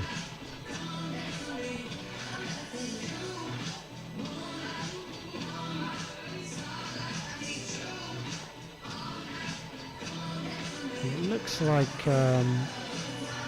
Sam Wood will continue from the Bennett end. He's had a couple of overs already, hasn't he? And he's looked good. Yeah, he's been the topic of conversation in the comment section as well. Bowling very nicely. None for 11 so far from his 3 overs, as we are almost fully set. You can see Matt Critchley doing a little bit more gardening work, having a little pep talk to himself before taking his guard.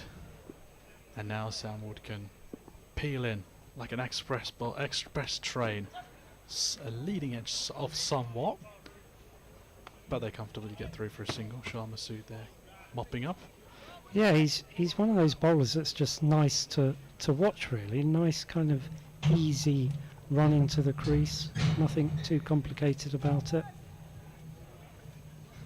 Gets his head down, bowls to the field, and has bowled very well, it has to be said. Yeah, they've got a couple of good youngsters here, haven't they? Well, more than a couple. Second ball of the over now for Wood, that's pulled away. There's a fielder out there. Will he make the catch? Oh, what a brilliant take! That is sensational from Tom Scriven. One-handed. Can you believe that? Fantastic catch there by Scriven on the boundary. It was a miss-hit pull by Westley. It was a shorter delivery. Didn't really get hold of it. And he has to go. It's a well-made 53 from Tom Westley. He has stabilised the innings somewhat for Essex, but that is a moment of magic from Tom Scriven out there on the deep boundary. I think one of the most impressive things about that catch is he had to make up some ground to get there, and then even when he got there he still had to pull the dive out, so there were lots of things to think about whilst taking that catch, and he did them all superbly. Tom Westley departs after a well-made 53 off of 58 deliveries. Essex 117 for 2. And a new batsman now in is Charlie Allison, another one of the young players for Essex. Yeah, they've got a few in the middle order, haven't they? But yeah, a wicket there, of course, for Sam Wood as well. So good reward for him as well. A second list A wicket for Sam Wood in his career, in his pretty young career, it has to be said. Indeed, yeah, just his second game today, just his second list A game. And Charlie Allison, who's just walked to the crease, another youngster, 20 years old, right-handed bat. And as I said, yeah, there's a few youngsters, particularly in this Essex middle order. Charlie Allison's 20 years of age. Luke Benkenstein due to come in next. He's 20 years of age as well.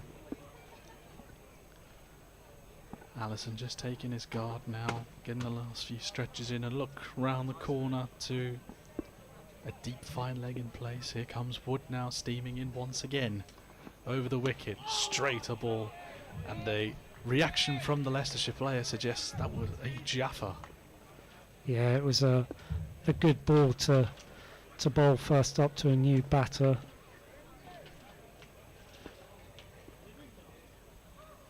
Wood's going to have his tail up now with that. He's been bowling well already, and he has deserved that wicket. And I think the fielding effort from Tom Scriven is also going to lift up the rest of this Leicestershire outfield. Fourth ball of the over now. Again, straight a line. That is a lovely shot through the cover region. They jog one. They thought about going back for the second. There probably was room there for a second run if they'd run the first one a little bit harder, don't you think? Possibly, yeah, but yeah, like you say, lovely shot. Just pinged off the bat, didn't he? Hardly seemed to hit that, and yet went about 3/4 of the way back to the boundary. Again, just a testament to how quickly this outfield, how quick this outfield is. We mentioned it at Kipworth, and it's been a case throughout the entire summer. This rapid outfield. Penultimate ball then from Sam Wood. It's another forward defence from Matt Critchley. Yeah, you just feel, I mean, it often happens, doesn't it, the fall of a wicket. The intensity just changes, goes up a notch in the field, and you can certainly sense that.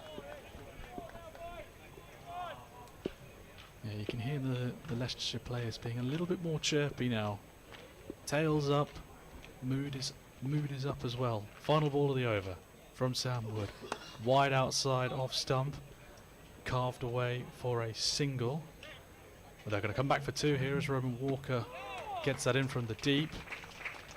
Quick toss onto the stumps from Ben Cox, but he was comfortably home, was Matt Critchley, for the second run. And that ends the 24th over with Essex 120 for 2 with that big wicket to fall of Tom Westley. Indeed, yeah, successful over there for Leicestershire, and Sam Wood picking up the Essex captain Westley just as he'd got to his half century. It was a good partnership that he and Critchley had put on there for the second wicket, but an excellent time to get that second wicket for Leicestershire.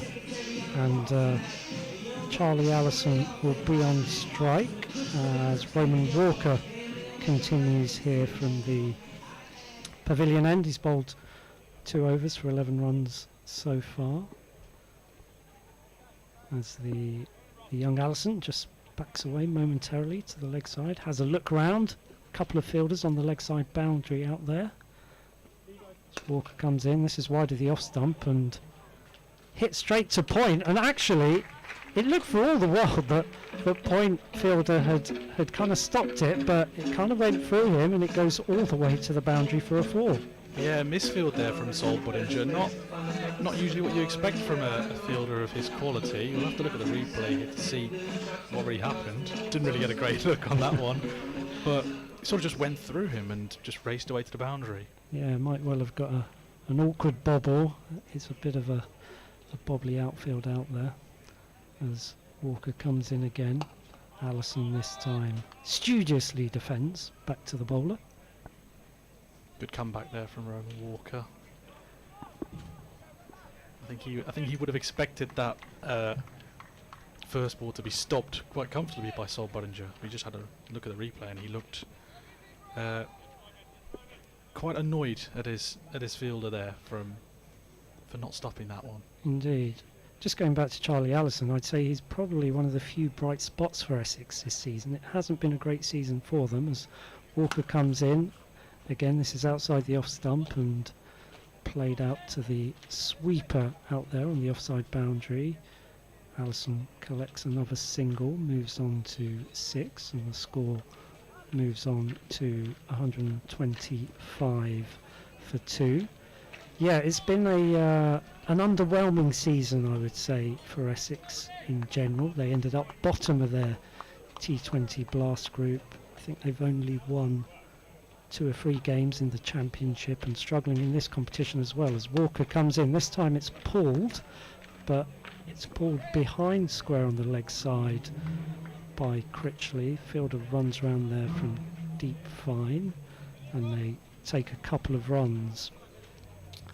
And yeah, like I say, Charlie Allison's actually scored 300s in the championship, so yeah, one of the few bright spots. Essex, it's been a struggle for them at times this season. Yes, just the 2 wins in the championship, bottom of the South group in the Blast, but in with a fighting chance still in this competition as Walker aborts his run up. I'm not sure if that was the bowler or the batter deciding to do that. Looked like Roman Walker himself backed away at the moment before he went into bowl there. Yeah, in terms of this competition, I say Essex basically need to win all their remaining games. As Walker comes in, it's a full ball, drilled back to him by Critchley, no run. I think they need to, I mean, I haven't done the maths and I'm a terrible mathematician, but I think they basically need to win their remaining 3 games and also just hope for other results to go their way. No, this is why you're a writer and not a mathematician. It does look like it from a outsider's point of view. First 3 games, 3 defeats, then the big win, it has to be said, on Friday. As this next ball is played to deep square for a comfortable single by Critchley. That is the end of another decent over from Roman Walker. The score's 128 for 2, 25 overs gone. And I know, Jesvin, you were putting the cat amongst the pigeons a bit earlier by calling Surrey the whipping boys of this competition. I don't know where you got that phrase from. But, I mean, to a certain extent it's true. I mean, there's definitely extenuating factors and circumstances, and we know that they're missing a lot of their first team players. But that said, you know, I always find it curious when a big team like Surrey are struggling in a competition. You do have to take those factors into account as Sam Wood continues from the Bennett end. A swing and a miss there from Matt Critchley, who has quietly made his way up to 47 off of 66. A new position for him, really.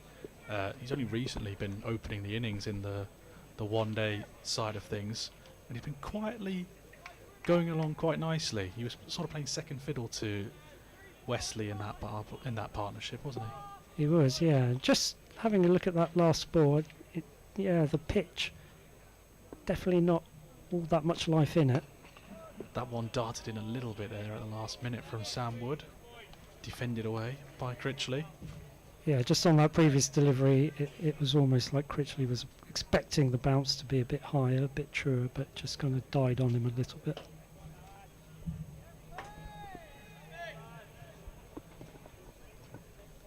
Still interested in what pies people enjoy eating, so do send those comments through. Third ball of the over now. Straight bat from Critchley. Gets through for another single, moves on to 48. Yeah, I do see the shout from Richie here. Chicken and leek is a good option too, less controversial. I agree with that one. I think you were making a comment earlier. As long as there's any sort of meat in a pie, it's going to be a good pie, isn't it? It is, with apologies to all vegetarians that are listening or watching today. Poor form from them, not enjoying a meat pie. Wood comes in again. Late shot there from Allison, but he dabs it down to third man, Shan Masood in position to keep that to a single. Yeah, I know he's only faced the 6 balls, Allison, but he's already displayed lovely kind of touch and timing. It's another one of the Essex pipeline, so to speak. You were mentioning a lot of youngsters in their ranks. Robin Dass only 23, obviously Allison 20, the next man in. Benkenstein's also 20. They've got a good young core while the veterans are away. As Critchley wants to get a quick single there, shy at the stumps from the skipper Hanscom. They'll get through for a single and Critchley on to 49. Well, that's exactly the point, isn't it? I think this competition is so much about the youngsters because, you know, as we've said, there's so many sort of first-team players just not available. So yeah, success in this competition does, to a large extent, depend on the strength of those youngsters. Final ball then of Wood's 5th over. Straight bat down the ground. There's no chasing that one. A rapid outfield. Brilliant timing from Charlie Allison, and the youngster is getting into his nick quite quickly. Ends the over with a boundary, 135 for 2. Yeah, lovely on drive to finish the over there. And Allison moves on to 11 from 7 with that shot. All along the ground, lovely timing. It was looking like another tidy over there from Sam Wood. It was only 3 before that final ball of the over went. And it's still been a solid over as James Hurl's just come back into the commentary box after his time down at the Pie in a Pint pod area. He has returned, and I must say, rather disappointingly, empty-handed. But yeah, what's that all about? Well, we'll have to get into that a bit later, I think, as Roman Walker. He's looking a bit sheepish at the back of the box now as well. But it's not Walker, is it? We've had a change of bowling. It's Chris Wright from the pavilion end. First ball sits up a bit for Critchley. Means he plays it to deep mid-wicket, and he gets to his 50 with that single. 50 off exactly 70 balls from him. He's been there from the very start. And yeah, it's been well. He's had the odd flirt with danger, but more often than not, he's looked pretty composed. Calm, composed, and as I said earlier, he was playing a little bit second fiddle to Westley. Chris Wright in again to Allison, played off the back foot, defended. Chris Wright does have an Essex connection, by the way. Actually, I was looking this up earlier. There's a few players with Essex connections throughout the Foxes team. So Chris Wright did play for Essex earlier in his career. Sol Budinger, born in Colchester. And Rishi Patel as well. He started off at Essex, didn't he? Indeed, yeah. As Wright comes in again. This is just prodded into the offside by Allison. No run taken. How many more have you got on your sleeve? Those were the only 3 that I could come up with, I think, unless I've missed someone else who might have been born possibly in the county of of Essex. It's certainly possible.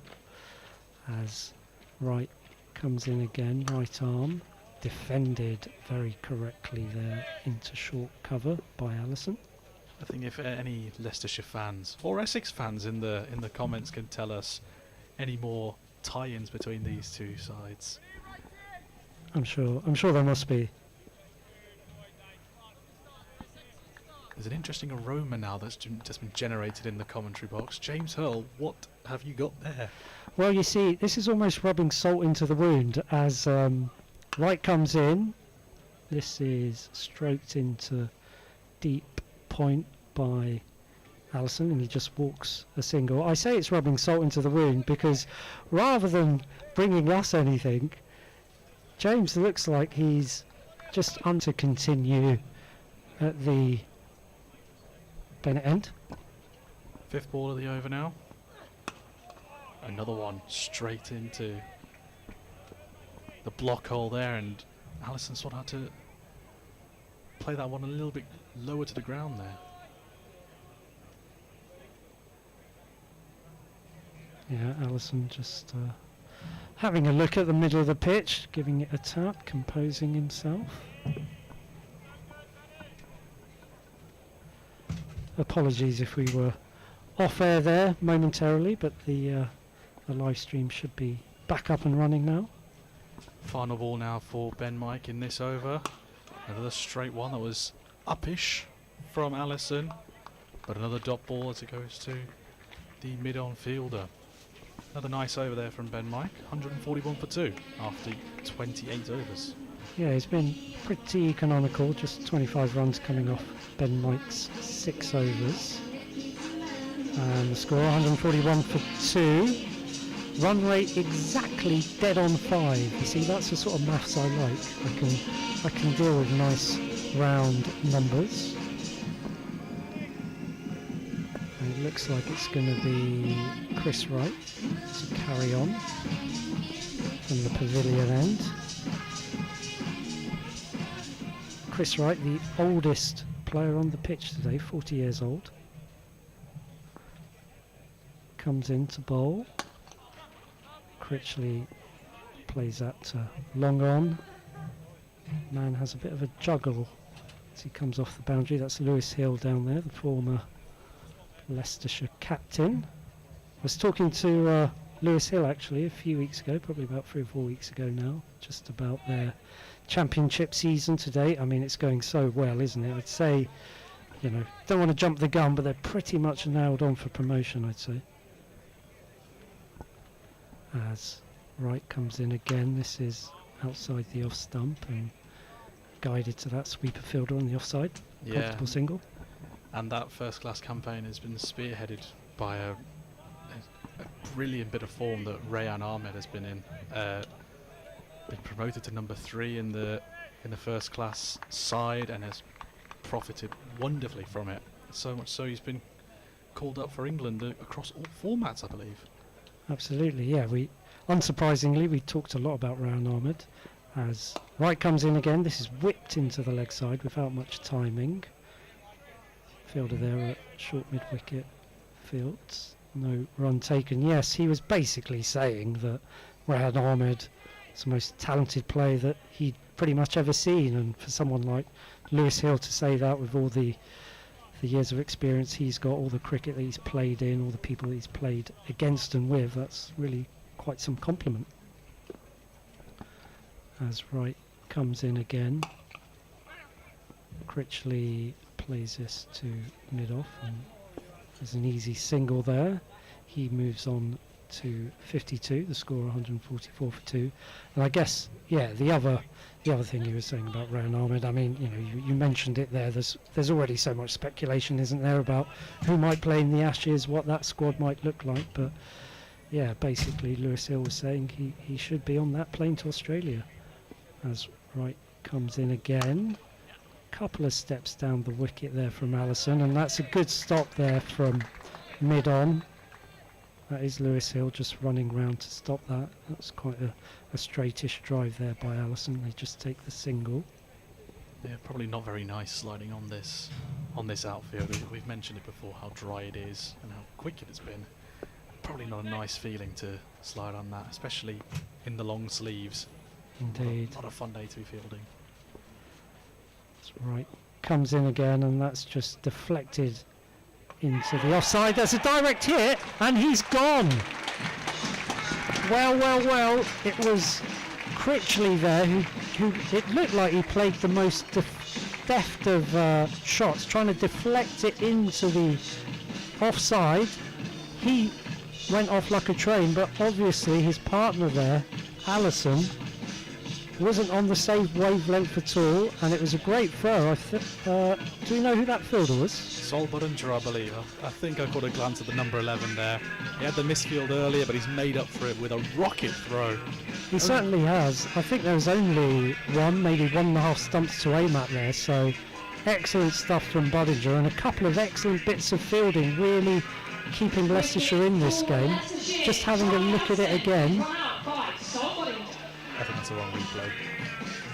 Weren't looking at it again at all, were we? We were looking at something else, but to confirm, Allison has had to depart, and there's a new man walking to the wicket. As another youngster, it's Luke Benkenstein. A critical moment to get a wicket right at the end of the over. Just wanting to rotate the strike there, Critchley, or keep the strike, sorry, to go into the next over. And unfortunately, he's got his partner out. He has. Yeah, it'd be good to maybe try and have a look at that again at some point, because I just want to know if Allison was a bit slow to kind of get off the mark there, or yeah, what was going on. We'll have a look at it here. A lovely little deflected shot.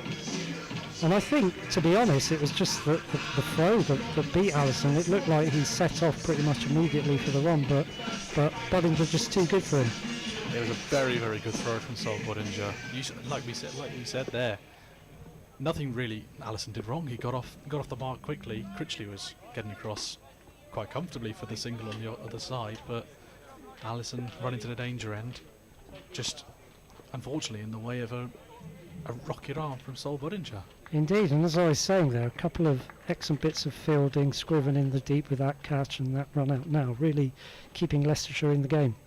Ben Mike continuing from the Bennett end, and that ball really died in the pitch there, didn't it? It took a couple of bounces on its way through to Ben Cox. It did, yeah. I think Critchley definitely expecting more of a bounce there.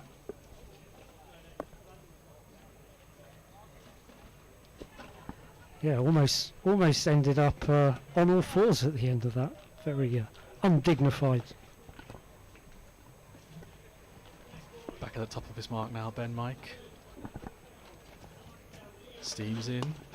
Another one on off stump, and he gets a strong hand to it to prevent it from leaking any runs. We did mention earlier, didn't we, just how important fielding is on a day like today, sun beating down. You need to be switched on at all times, and Leicestershire Foxes in the field have certainly displayed that so far. With all three wickets, excellent displays of athleticism in the field as Mike comes in. That was a slower ball, that one. A Yorker wide of off stump. Pushed out to Roman Walker, who does the sweeping out there. Another single.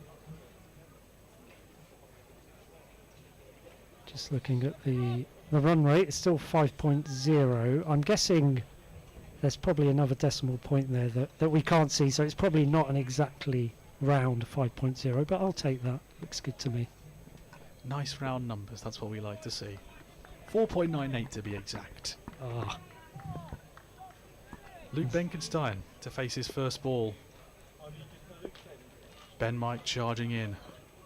Short-ish, pulled away towards Fine Leg, who's sweeping round. Just the single there. yeah, as we were saying earlier, this Essex middle order really dominated by youngsters, and Luke Benkenstein being one of them. Yeah, you had Charlie Allison there, just gone now, 20 years old. Luke Benkenstein, you just said, another 20-year-old. Lower down the order, I see Jamal Richards, another young 21-year-old fast bowler. Mike coming in for ball number 4. Another off-pace delivery, pulled away towards that fine leg fielder once more. That's Ian Holland doing up the clean-up duties down there. Another single. Benkenstein off the mark. And Benkenstein, you would assume, in good form, fresh off his 83 against Surrey just the other day, and he's picked up 4 wickets throughout this competition as well. A versatile player with bat and ball, similar to Liam Travaskis, I have to say, in that sense. Penultimate ball from Ben Mike. He's dialed in towards that off stump, isn't he? Defended that one there, Benkenstein. And that is the end of the 30th over, with Essex on 148 for 3. And with the end of that over, that signals another change in the commentary box. James Hurl to come back fully refreshed, fed, watered, and raring to go.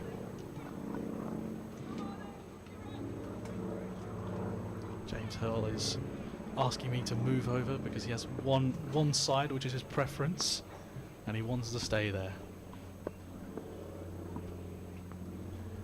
Chris Wright then, continuing from the pavilion end. And it's a dot ball to start with as I welcome James back to the commentary booth. Hello, sir. A new shirt. Yes, very much like Zoolander, I can only do things from the left.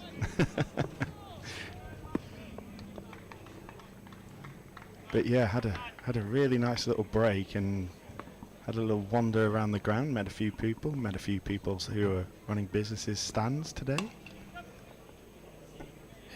Hit and run there. Oh, not really the right thing to say there, a hit and run. A drop and run is probably more apt in this form.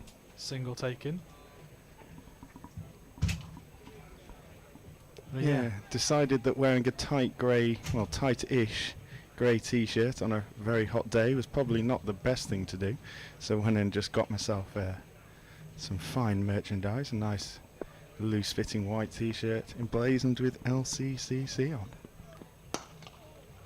Chris Wright steaming in once more. Another straight bat, maybe a little bit off the underside of the blade, but gets down to mid-on. Don't forget, there's plenty more things you can buy in the Leicestershire County Cricket Club shop, the website. Make sure to get all your goodies, and you could be like James, wearing the finest white t-shirts. This one is hit high in the air. Will it go all the way? Yes, it will. It looked for a moment there that it might have bounced just inside, but the rope is nudged ever so slightly inwards, so the ball lands on the other side of the rope for 6. It's a lovely shot that from Benkenstein. He picked that up nice and early and swung it away with authority to the open areas. Yeah, for a moment, looked like he may not have got quite all of it.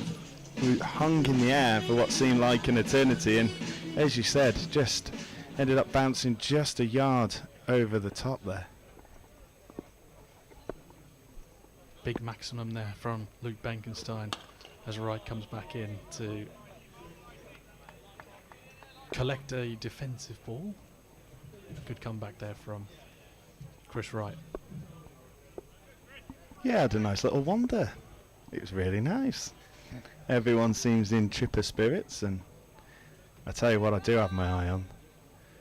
The Mr. Whippy van in the back corner there, but behind the pie and pint pods. Do not tempt me. Last ball of the over. Slower one from Wright. That's gone straight onto the stumps. There was no intervention from a Leicestershire point of view, so that'll be a dot ball to round out the 31st over with Essex 155 for 3. Yeah, and if my mum is listening, she'll be very happy to know that I decided not to have dessert before I had my packed lunch, as Tawheed described as the largest packed lunch he'd ever seen. could you please describe your packed lunch for me? Because there is a hefty bag, which is a very similar size to your backpack, I must say. Well, it's just a standard, sealable plastic clear bag that you can get at any good supermarket or like retail establishment. And I don't think I've mentioned this before, but I've been up since 4:30, so packed myself enough food to get me through the whole day, as Ben Mike is just an inch away from taking a spectacular court and bowled off Critchley.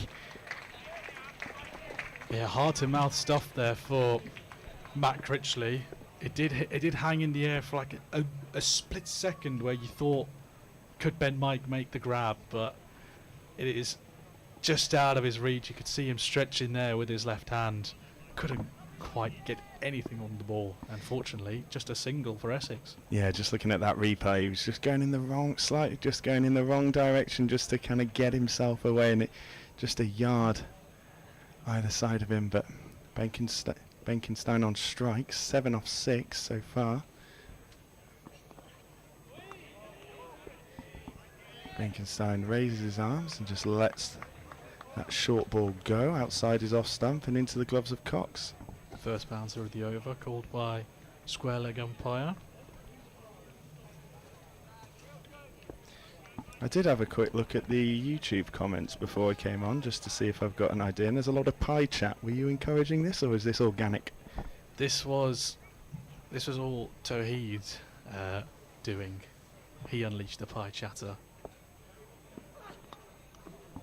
As Benkenstein clips that off his pads, and that is all going all the way down to the fine leg boundary for 4. Yeah, I think Ben Mike got his line wrong there. Straight too close to the pads, and that's comfortably flicked away for a boundary.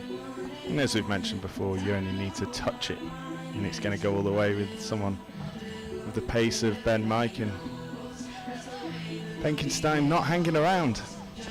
Yeah, maximum and a boundary to welcome himself to the crease.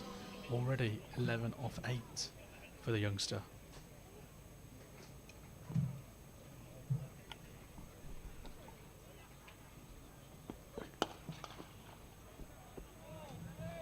That just swung in ever so slightly towards Benkenstein. Looked to clip it off his pads, didn't get all of it. Probably quite luckily so, because the man is there, and I think if he'd have got a little bit more of it, it may have gone into his hands.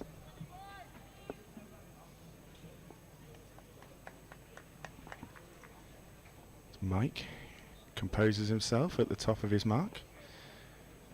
Starts his run in. Wide outside off stump. Benkenstein gets that one away again. Our good friend, commentator extraordinaire, Rowan Walker, sweeping up over on the deep cover boundary. Hello to David Clark, who's indulged in my Monty Python chat. Welcome, David, a man of fine taste. Now, since we were talking about pies earlier, we never got your opinion on a preferred pie of choice. Now, obviously, Tawheed was saying if there's meat in the pie, it's a good pie. But then we had controversial takes like cheese and onion. What's your go-to? We'll find that out after this ball. Straight one there for Ben Mike, and again hit back towards him. Dot ball to end the over. 161 for 3 now after 32. But yes, Mr. James Hurl, please do indulge us in your preferred pie. Partial to a chicken balti pie. Ooh. Especially on my days on the terraces following the football. Chicken balti pie in a bovril. Cannot go far wrong on a cold day. Probably not on a day like today where you would want that ice cold refreshment of a insert drink of choice here. As Holland begins his 7th over. Benkenstein onto the front foot, looking to push it through cover, but again doesn't quite get hold of it. Looking on our screens here of the Manhattan of the Essex innings so far, it's sort of just peak in a Returning to few bowl from overs, pavilion end, it's Ian but Hall. mostly it's been quite quiet apart from the odd high scoring over in inverted commas. That one just lifted a little bit. Benkenstein riding the bounce and just tucking it into mid-wicket. Yeah, 17.4 overs remaining, 17 and a half and a bit of change. 161 on the board, wickets in hand. Benkenstein like he's going well. Critchley on 56. Oh. Once again, another lofted drive that doesn't quite go to hand. Yeah, it was in the air for another split second. It almost went in slow motion towards Chris Wright. You thought maybe Hanscom could have had a chance if he stretched out, but didn't go for it. It didn't quite carry to Chris Wright. Steps back and slaps that down to wide mid-on, but Hill is out there. Only one. Yeah, it's... In the short time that I've been here, back on the comms, it looks like Benkenstein's going to go for it, and Critchley's probably just going to be the foundation, the rock, the anchor, as he has been pretty much his whole innings. I was going to say, yeah, with his partnership with Tom Westley, after the first wicket went, he was sort of playing that rotation role, letting Westley do all the big hits. I say big hits. He played some lovely shots down the ground. He played it all over the park, actually. We saw on the wagon wheel earlier. Yeah, now he's still playing that foundation role, isn't he?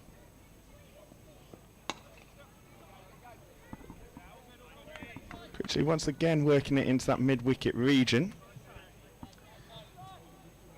The fielders are out. We've got a long on. Deep mid-wicket, fine leg. And we've got a fielder out square on the covers on the offside. Benkenstein tries to push it down the ground, but Holland stops it, and that's the end of his 7th over and the 33rd over of the Essex innings. Essex 163 for 3. Another tidy over there from Ian Holland. Yeah, we saw maybe the temptation from Benkenstein to go for the big shot. Maybe with the match summary up now. So far, Essex 163 for 3. The two at the top, Matt Critchley and Tom Westley doing the big hits so far. That partnership themselves has anchored this innings pretty well as Sam Wood returns from the Bennett end. That one pulled away.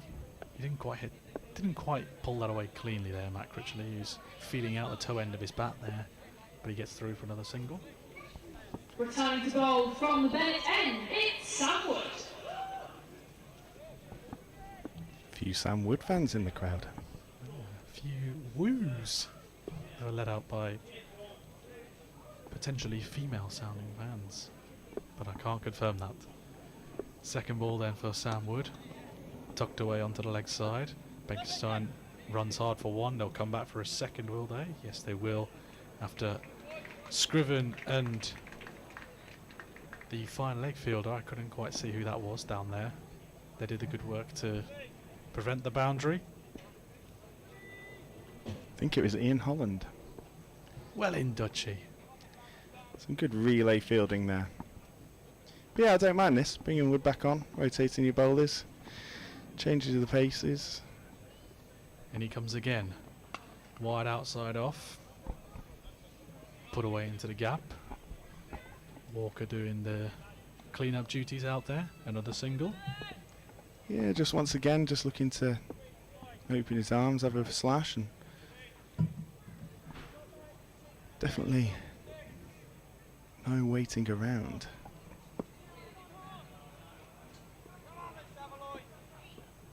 Still seeing some pie chatter in the chat. Love that this has still gone on for many overs as Wood comes in again. Soft hands from Critchley. Just dapped it on to the third man that was inside the circle. Yes, and hello to ASMR, I believe, an Essex fan. He says, this is the time for us to now accelerate.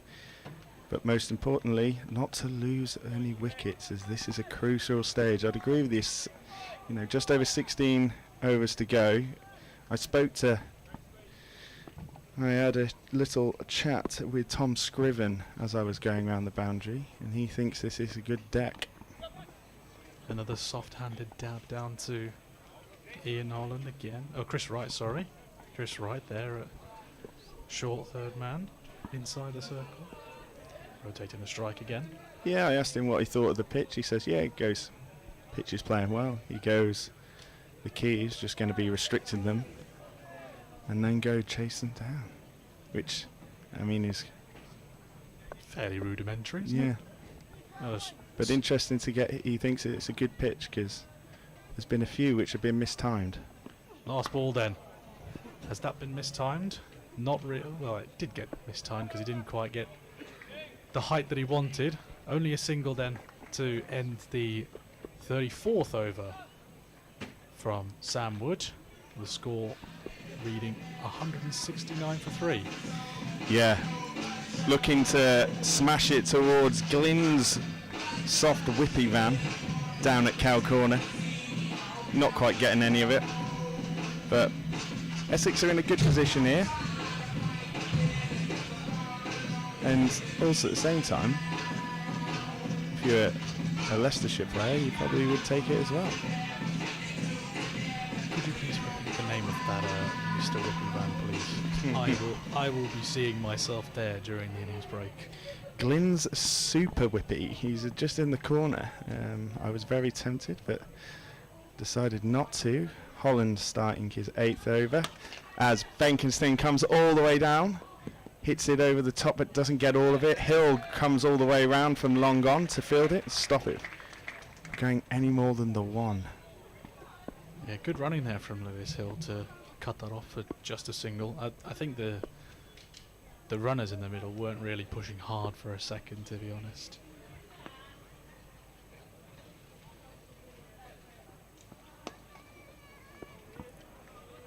Critchley just moves back and across once again, and I'd love to see the wagon wheel to see where the runs are scored. I would like to say the majority has been through that mid-wicket region today for Critchley.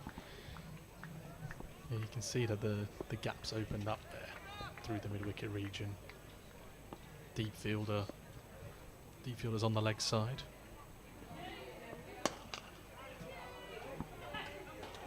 That's 4 runs. That's gone all the way. Benkenstein rocking onto the back foot and slashing it all the way down to the Cow Corner region, wide mid on to the wide long on, and that goes for 4 runs. Yeah, the wagon wheel just came up momentarily for us on our screens there, and another area of strength from these Essex batters was through the Cow Corner region. Lovely timing.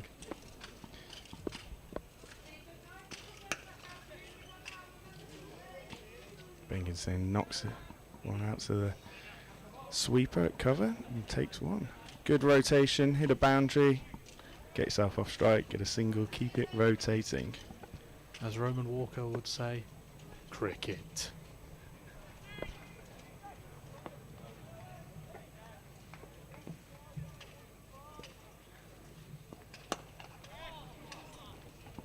Again, Essex tries to go down the ground with a baseball bat-like hit and not getting all of it. Hill once again coming in, and this time a little easier for him, just a slow jog to get the ball and back to Dutchy. So what I want to know in the YouTube comments, what do you reckon Essex should be aiming for? Where do you think that they're going to end up? Whoever gets the closest gets the pride in knowing they are the most intelligent watching. No prizes, just pride. As that brings to an end the 35th over. Essex 178 for 3, Critchley 61 off 89, Benkenstein 24 off 22.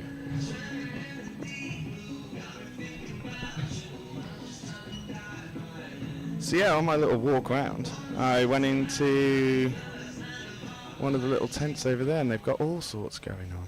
A bit of table cricket. I look forward to seeing it. Samwood continuing. Straight bat from Benkenstein, sorry. Dot ball though to the mid-off fielder. The one thing that did slightly worry me as I was going around is, well, I know it's a hot day, but there's quite a few shirtless people out there. Hopefully you're all wearing your Factor 50. It is a scorcher out here today. Samwood comes in, shorter pitch ball, and that is met with aplomb. That is a maximum from Luke Benkenstein. He didn't need to move after that shot. Hit it as clean as you like over that long on boundary rope. And another maximum. Benkenstein up to 30 now. No crowd catch though. Ran out the way. Come on. Come on, guys. We should be taking those. I think we can forgive them for not taking that one, because that was hit very hard by Benkenstein. Wood back in now. Ball number 3. That one taking a leading edge and sort of dies in the pitch as Budinger picks it up. Dot ball. I think this is a crucial 5 minutes of the 5 overs of the game even. Benkenstein can carry on the way that he's gone, and Critchley can keep amassing runs. His total could creep up quite quickly. ASMR says he reckons that they need 300, 320. Oh! Ooh, swing and a miss there from Benkenstein. You can see the intent though from the 20-year-old. He wants to take on Samwood. He's already got the maximum in the over. Wanted to go down the ground again there, but a swing and a miss going through to Ben Cox.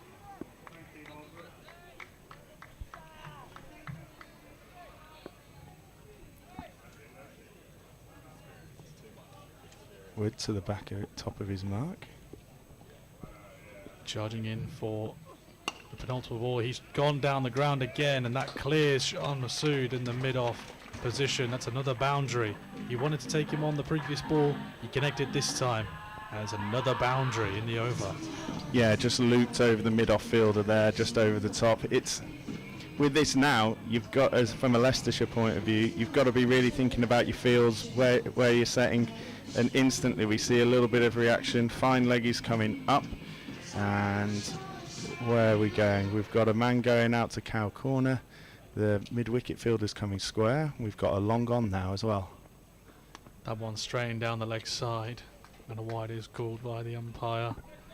So now a bit of pressure now on Samwood. He's bowled very well up to this point, but this over has gone for 11 now, with another ball to come. Yeah, so we've now got a deep cover, long on, deep mid-wicket, deep square leg. We've got fine leg and third man up in the ring. Last ball of the over.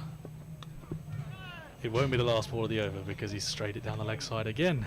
Good take there from Ben Cox behind the stumps. So another wide, and the pressure continues to build on young Samwood. And this again is the kind of thing that happens when batsman starts hitting boundaries and getting into a bit of form. It forces the bowler to try something a little bit different. Right, take 3 of the final ball of the over. That one's a lot more in line. Another leading edge, but it dies in the pitch as it goes to Chris Wright. Dot ball to finish. 190 for 3 at the end of the 36th over. Okay, so reading out some of your predictions. David Clark reckons 267 for 7. As we said, ASMR said need 300, 320 for 7 is his general prediction. Says it's currently looking like it'll be 300 plus. Ian Furnau, I hope that's correct, says he reckons it'll be about 298. I'm guessing 298 all out because he hasn't given us wickets on that one. Nutster reckons 302 for 7. So a lot of people here predicting they get around the 300 mark. So we've got 14 overs left, 110 to get to that position. doable. It is doable. And don't forget, there is still batting to come. Next man in scheduled to be Curtis Camphor, and we all know what he did in his first outing in the Metrobank One Day Cup. 123 not out. The standout innings in that victory for Essex against Surrey. Yeah, and coming on to bowl from the pavilion end is the one and only Roman Walker, the man with the best tash in cricket.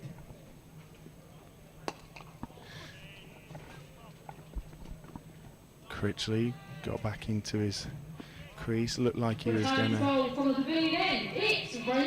whack it over the top, but just didn't get up and just ended up ducking down and just slapping that through.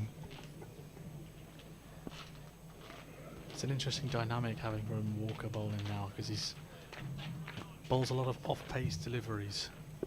Going to be harder for the batsman to dig out the big shots.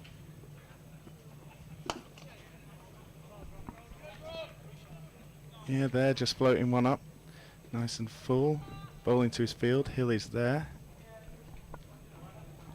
So Walker he's got long on, deep mid wicket. He's also got the man out on the square cover boundary. Third and finer uppers again. He bowls that short into the pitch, and that is dismissed. That's all the way along the floor. That's gone for 4, and Critchley moves on to 66. And this is starting to look very good from an Essex perspective. Two-set batsman hitting the ball around the park.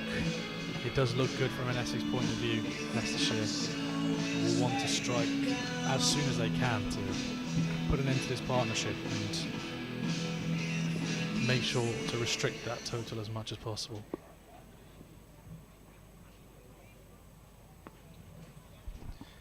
Walker comes in once more. Critchley calling for 2. Lincolnstein not quite at the other end in enough time, and they decide against it. They just take 1. Yeah, so far in the tournament, Critchley's been striking him about 82. Benkenstein been striking him about 116. This partnership has now gone to 52. Yeah, we were talking about how these two are set in the middle, and that 50 partnership is proof of that. Critchley again trying to be the foundation role as Benkenstein goes around the ground. Clever cricket as Roman Walker just changes his field. He's bringing Wright, who's at mid-off, long off, up to mid-off, and then he's sending his square leg out to deep square. Maybe bluffing the short ball here. Let's see what happens.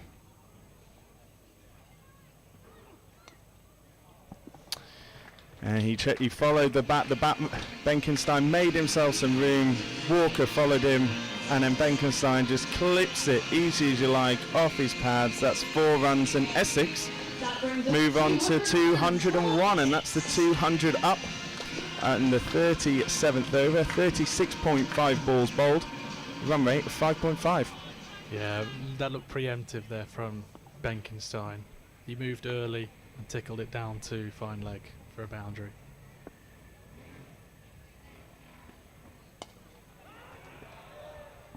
Oh, he's dropped him.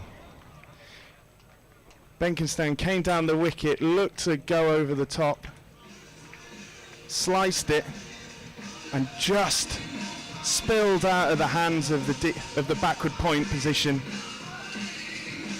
That's a let-off, and that would have been a massive wicket, and exactly what Leicestershire would have required at this point.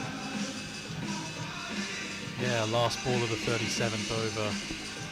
202 for 3, probably should be 201 for 4 realistically. A good opportunity, that one-handed grab attempt. We can't quite see who that fielder is at backward point. See if the replay will show us. Looked like Sam Wood if I was looking right there. I looked like I saw a number 19 there. Yeah, just a bit too high for him. He got up there. Here I am mimicking it in the box. You won't be able to see this, but just got up there and just couldn't quite stretch enough. It's So it was going to be a tough one, but for all money, when that came off the bat, I thought that was going to be out. Yeah, sort of had the same feeling in the commentary box. Head in hands moment for us as the catch was put down. Leicestershire change of bowling again from the Bennett end. Scriven coming back onto bowl. So far 4 overs, none for 29. Same field as everyone else. Long gone, deep mid wicket, deep square. In he comes, Tom Scriven. He took the blinder earlier out on the square leg boundary. Returning to Good bowl ball from the to Bennett start. end, it's Tom Scriven. James Hurl trying to open the window in this room. It is quite warm in here.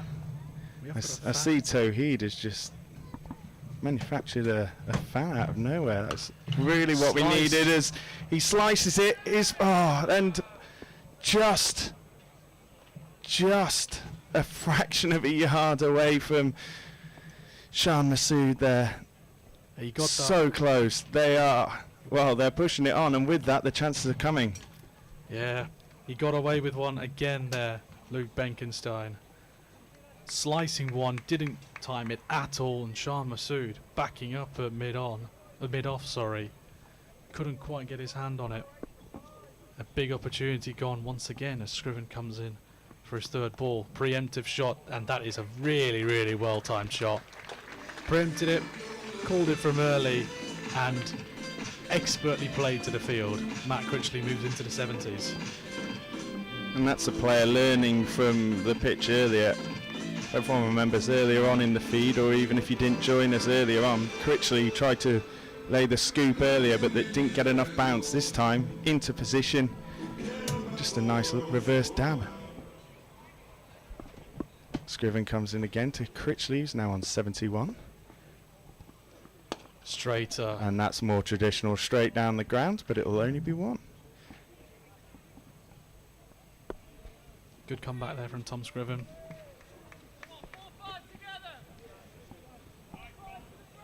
I mean, we will only truly know, I guess, until Essex have had a bowl on it, but I would be very interested to see what a spinner would have done on this today.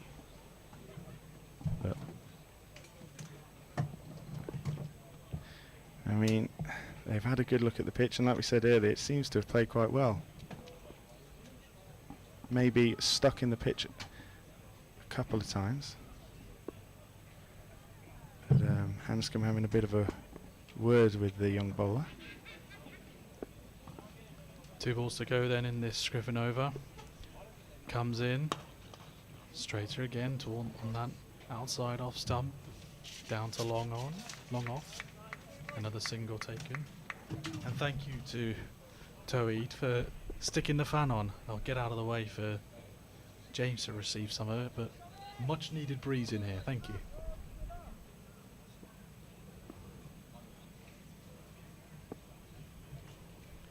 Last ball of the over for Scriven.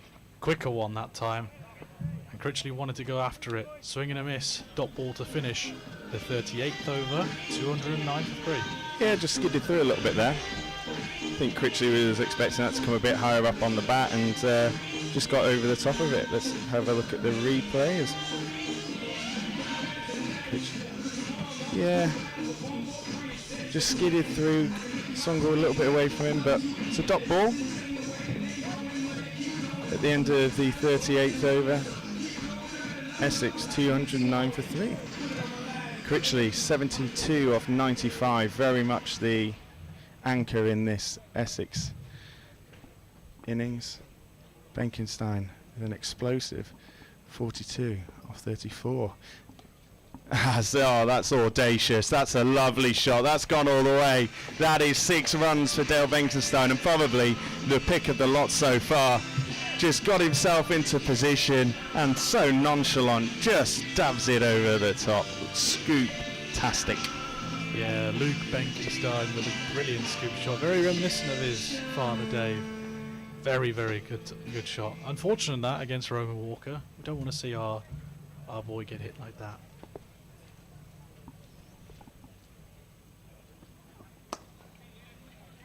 Nice. Good, clever cricket. Steps across, dabs it into mid-wicket on the leg side and just takes the one, moves himself to 49. Jug avoidance territory.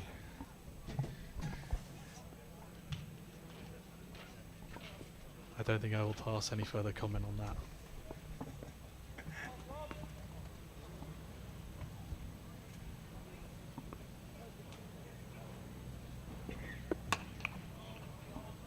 Actually just backing across and doesn't get all of it.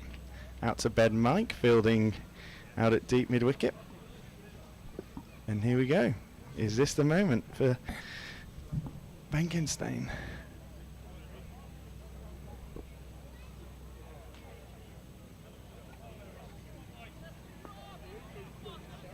It would be a 5th List A half century for Essex for Luke Benkenstein if he is to get this single.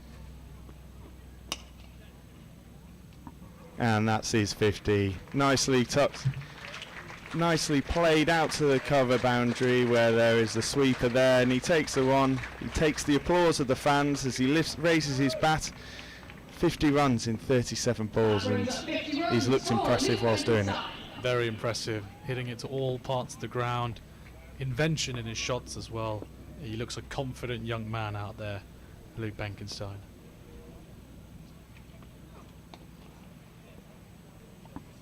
Critchley takes that off the pads. That's gone all the way. That's 4 more.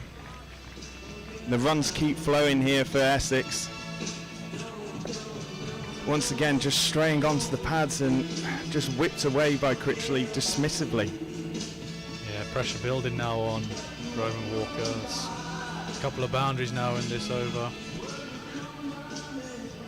And these Essex batters look very composed, very well set,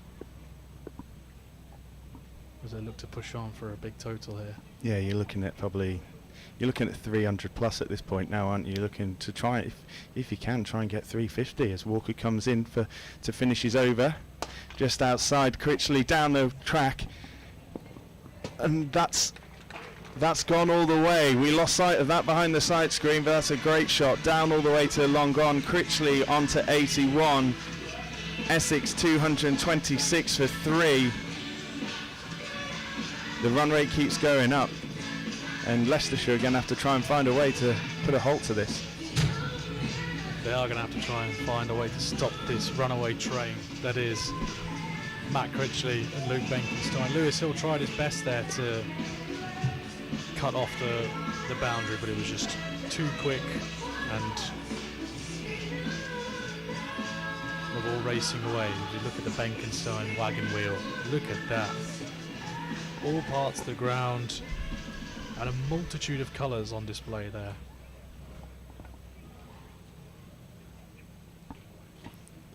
Yeah, I can't. It's the modern player, isn't it? He's showing all elements of the game. He's played traditional along the floor, some superb drives, and then the scoops and the big hitting that's kind of a trademark as Scriven comes back in. Just a good length there, and Benkenstein works it off the pads down to long on. Masood's out there, so it's only 1. Yeah, it is the modern one-day player, modern T20 player as well, trying to score in all sorts of all parts of the ground. No, the nickname for AB de Villiers is Mr. 360. We're seeing some of that at the moment with Luke Benkenstein as Scriven comes back in for ball number 2. Came down the pitch there a bit. Matt Critchley toe-ended it. Didn't go where he wanted it to. Single.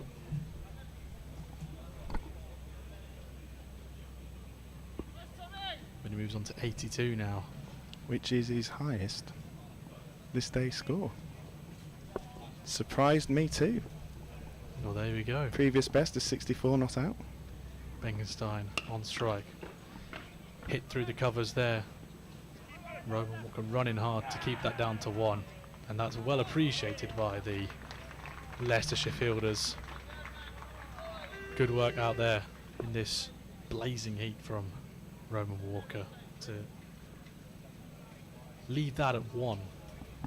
Yeah, he's obviously got a high score of 151 not out in first class matches and 80 not out in T20s, but that's a well worked dab down to short third. But it's picked up by Hill. Great work in the field. He's been superb today.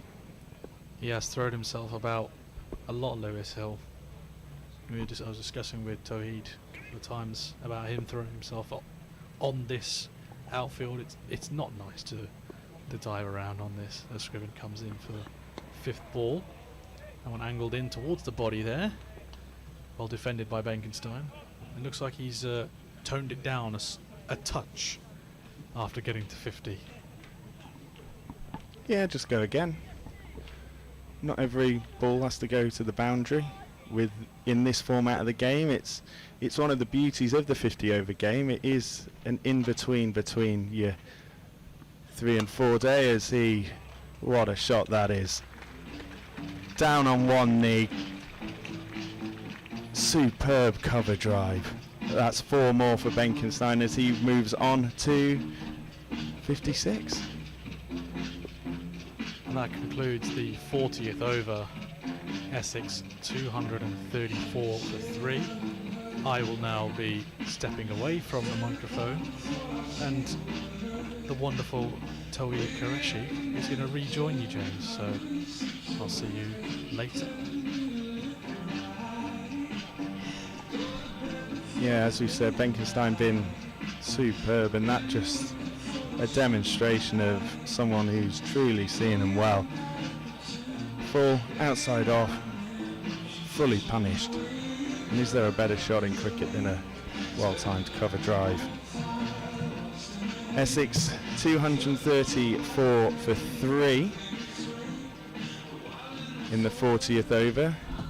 Just as a reminder, Leicestershire won the toss and elected to have a bowl. There were 2 changes from the side that lost to Hampshire, with Roman Walker and Sam Wood coming into the side for Liam Travaskis as Wright comes in. And Critchley just knocks that down to long on. And as I was saying, came into the side for Roman Walker and Sam Wood coming to the side for Alex Green and Liam Travaskis. And yeah, what are your thoughts so far, Tawheed? Yeah, it feels like Leicestershire a bit up against it coming into the last 10 overs of this innings. Slower ball there from Wright, and they're pushing for 2, and they'll get 2. They scampered through. That's good running by Essex and good intent. Earlier, they were trotting through for 1 there, and they're just starting to put a little bit of pressure on there. Yeah, this has been a good little partnership. Well, it's turning into a big partnership, isn't it? Approaching 100, 8 shy of the 100 partnership. And I'm just looking at the def options that Leicestershire still have up their sleeves. As that ball is just played out to point by Benkenstein. Yeah, so Ian Holland's still got a couple of overs left. Ben Mike, a couple of overs. Tom Scriven's been a bit expensive, but he's still got 4 overs remaining. Sam Wood, 3 overs left. It'll be intriguing as to whether or not they bring him back. And Roman Walker's been a touch expensive as well. 5 overs for 48, so I'm not sure if we'll see him back. As this next ball is flayed into the offside there by Benkenstein. Really gave that everything, and it really did rattle across this lightning fast outfield. 4 runs to him. He moves on to 62, and the score now 241 for 3. Sorry, James, I've realised I've taken over from you somewhat. No, you carry on.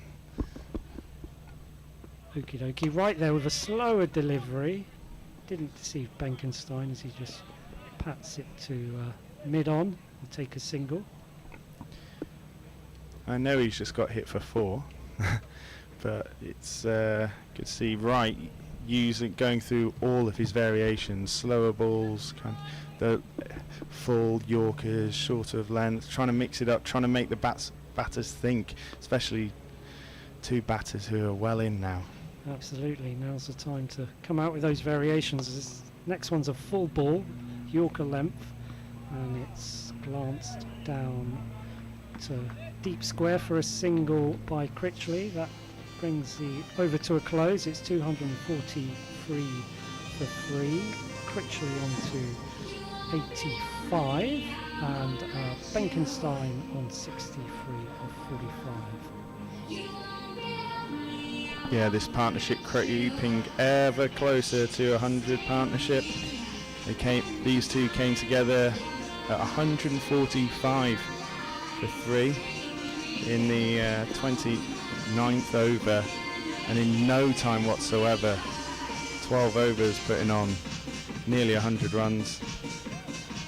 Indeed, and yeah, worth pointing out, of course, Critchley's been there from the very start.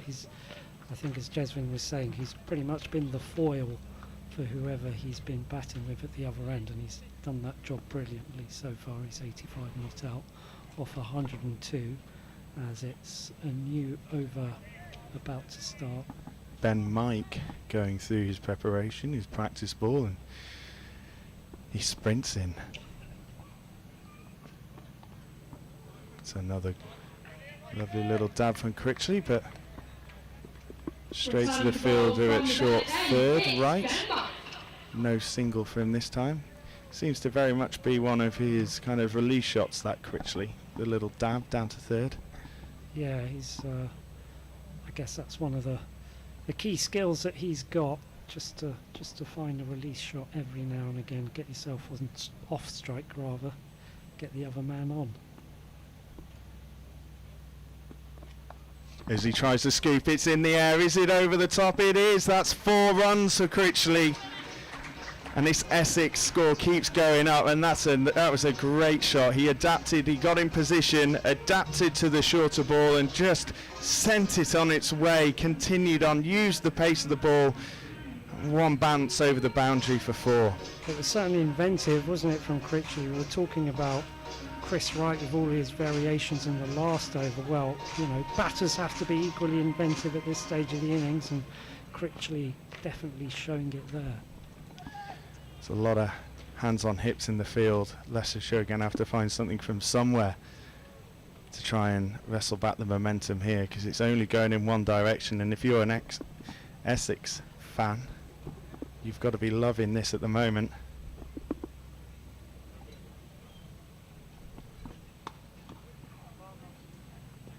Critchley going back and across, obviously trying to access that leg side, but then sends it down again to backward of point.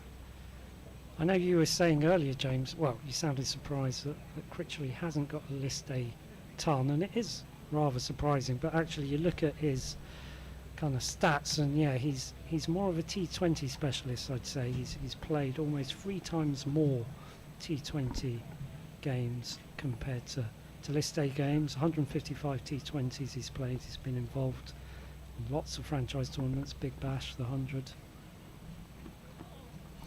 That looks like that's a wide ball. Yeah, he's going to have to bowl that one again. Came in, tried something a little bit different, and Mike kicks the turf. I think he's trying to say that he may have slipped on his delivery step with that action for me, and yeah, it just started wide and continued to go even wider. Yeah, possibly an issue with the footmarks there at the Bennett end. But yeah, what an achievement it would be for Critchley to get his maiden list A 100 here.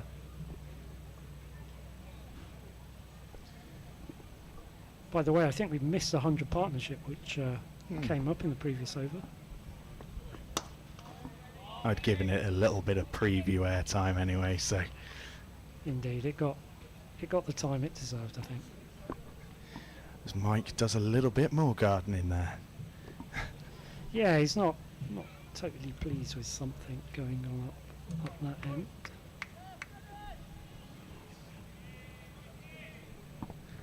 Mike 0 for 40 off his 8.4 overs so far. Yeah, I think it's a case, this stage of the over, don't want to concede a boundary of the last 2 balls if possible.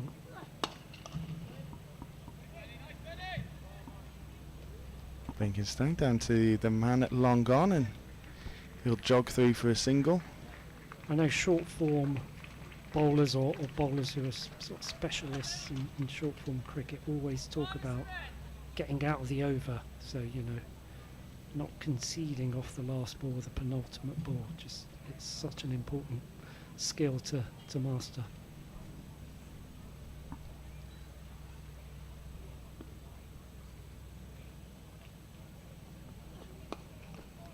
That's a lovely shot from Critchley, just rotates the strike, and it's been a hallmark of his game today. Just takes his trigger, back and across, tucks it onto the leg side. Thank you very much. I'll take another single and I'll move myself onto 91 off 106. Essex 251 for 3. And yeah, Ben Mike, just the 8 runs off that over, which again at this stage of the innings he'd probably take, to be honest. Just 1 boundary conceded, as it's Chris Wright to continue from the pavilion end. Critchley on strike.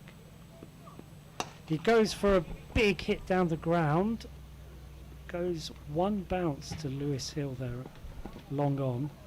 For a moment it looked like it might have carried all the way, but it was a good sort of 10 metres off the boundary, and Lewis is fielding pretty much right on the boundary. Cycle sports fan. Very happy at this partnership between Benkenstein and Critchley. Says keep going, lads. Don't gamble too much. 350's not happening unless Camphor goes crazy. This is a full ball. I think he got away with a full toss there. I think he was trying to go Yorker length there, Chris Wright, and ended up being a full toss, which Benkenstein only found the fielder with in the circle, so no damage done. Good to see lots of Essex fans with us today, by the way. As Wright goes in again, another Yorker length delivery. This time Benkenstein gets it away, but only for a single, so decent bowling this from Chris Wright so far in this over. Yeah, Benkenstein loaded up there with his backlift and just didn't quite get it away. Hanscom's been in the way of quite a lot that's come in the extra cover direction today. He's done really well, and Wright again, I won't say anything until he's bowled this ball. This time it's almost bunted straight down the ground, mid on, long on rather.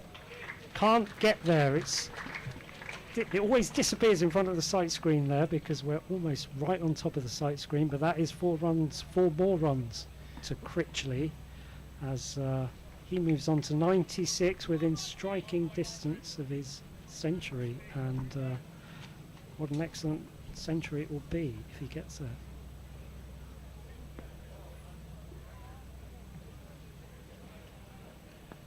Chris Wright trundles in again. This time it's hit out into deep mid-wicket. Fielder does well. I think that's Roman Walker there. Deep mid-wicket boundary just to keep that down to 2. It was travelling.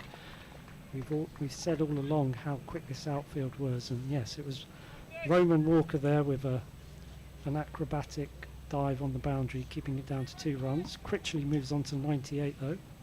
Yeah, some good running there from the Essex duo, getting back for 2, get Critchley back on strike. A bit of the old volleyball bunt there from Roman Walker to keep it in. Will this be the ball? Wright comes in to Critchley, goes back and across, he slaps it through the deep mid-wicket region, and he'll just pick up 1 as Walker fields once again, and that's the end of the 43rd over.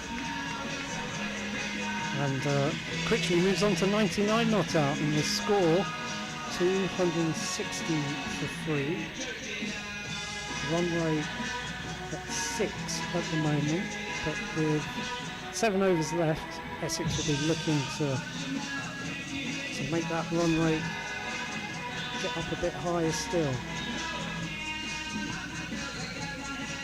Yeah, they've not really got away from them in these last few overs. just wondering who wants to call this Critchley century, assuming he'll get there. Oh, well, there you go, Essex fans. If anything happens now, you know who to blame. As Ben Mike at the top of his run sprints in.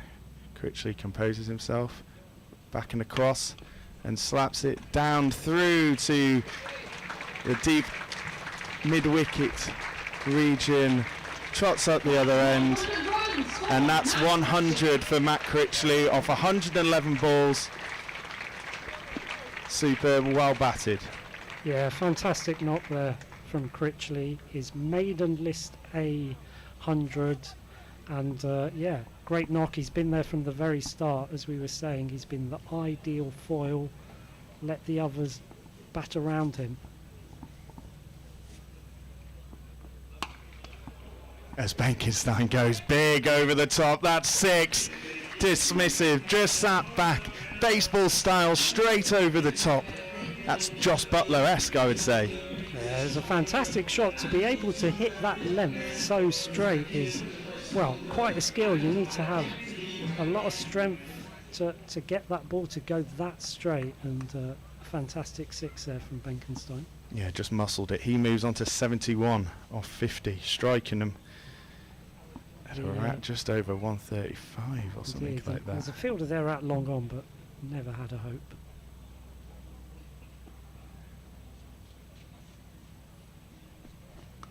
Oh, that is wow, what a shot that is.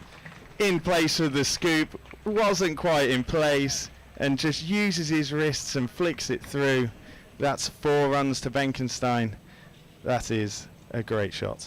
Yeah, we're seeing the full array of his repertoire here from Benkenstein, and just helping that over Cox, a keeper, and another 4 runs. Now, if you're Mike, what are you going here? He's bringing square leg. He's swinging deep square up. He's sending mid-off back. So I would say full and straight. Well, it looks pretty full and straight with this sort of field. No one deep square on the leg side. Yeah, it just started wide and kept going wider there by Mike, unfortunately. But again, like we were saying earlier, the way that these two are batting, it's forcing Leicestershire to try every trick in the book to try and get them. Mike has got backward point out, so if it does flay off the outside edge, Yeah, you bit could of see protection. what Mike was trying to do, that previous ball, trying to hide the ball, but it went horribly wrong. And I tell you, and not the first Nostradamus moment of the day, as Benkenstein, a superb knock, outside edge to right, outside off stump, caught the edge, great catch from right. You've always got to take him, no matter how easily they look to the fan. Yeah, it was well bowled. So yeah, we were just saying he's trying to hide the ball the previous delivery, got it all wrong, but on that occasion a wide off stump Yorker, and Benkenstein throwing his bat at it, but unable to find anyone but the fielder there who takes a simple catch. Chris Wright it was with a catch, but great knock from Benkenstein, 75 off just the 52 deliveries, and that was exactly what his team needed at that stage. Good acceleration from him, and that brings the new man in, Curtis Campher, who fresh off a big 100 against Surrey on Friday, so he'll be full of beans, no doubt, and looking to add more quick runs towards the end of this innings. Yeah, that partnership, 127 between Benkenstein and Critchley, and such an important partnership for Essex, as it's really got them towards getting a score, and they've really set a platform for Campher to really go for it, and coming off, as you mentioned, 123 not out in the last game, he's got the ideal position to come in and have a bit of a whack. Indeed, yeah, he should be feeling good. He's on strike, and it's Ben Mike to continue. Yeah, third man has gone out. Deep square, long on. Oh, and he's gone, first ball. What a delivery from Ben Mike. On a good length, nipped in, take the top of off stump. And wow, is that the turning point in this match for the Foxes? That is a superb delivery from Mike. Camphor, 123 not out the other week. He's got an average now. He goes first ball, and Mike's on a hat-trick. Yeah, what a fantastic delivery from Ben Mike. And you said it there, the cricket gods have a funny way of playing with you, don't they? Big 100 just the other day against Surrey, and they're a first baller. I think he got a bit of an inside edge on it and crashed into his stumps, a first baller. And Ben Mike, as you say, on a hat-trick, just having a look again on the replay. Actually, just having a look at the first wicket there 2 balls ago, which was the wicket of Benkenstein. But yeah, Curtis Camphor out-bowled Ben Mike, and could this be a hat-trick? It's going to be a hat-trick ball. I wonder, well, I can't see a discernible change in the field, which I guess you probably wouldn't expect at this stage of the game. But it's going to be Simon Harmer, the vastly experienced Simon Harmer, to face this hat-trick delivery from Ben Mike.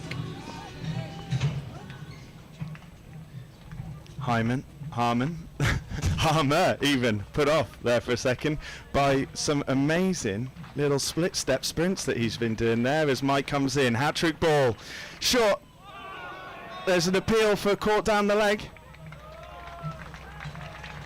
And the umpire calls over. A superb over for Mike. That must have just taken the thigh pad there. Yeah, I think it was one of those kind of hopeful shouts more than anything, but an excellent over there from Ben Mike.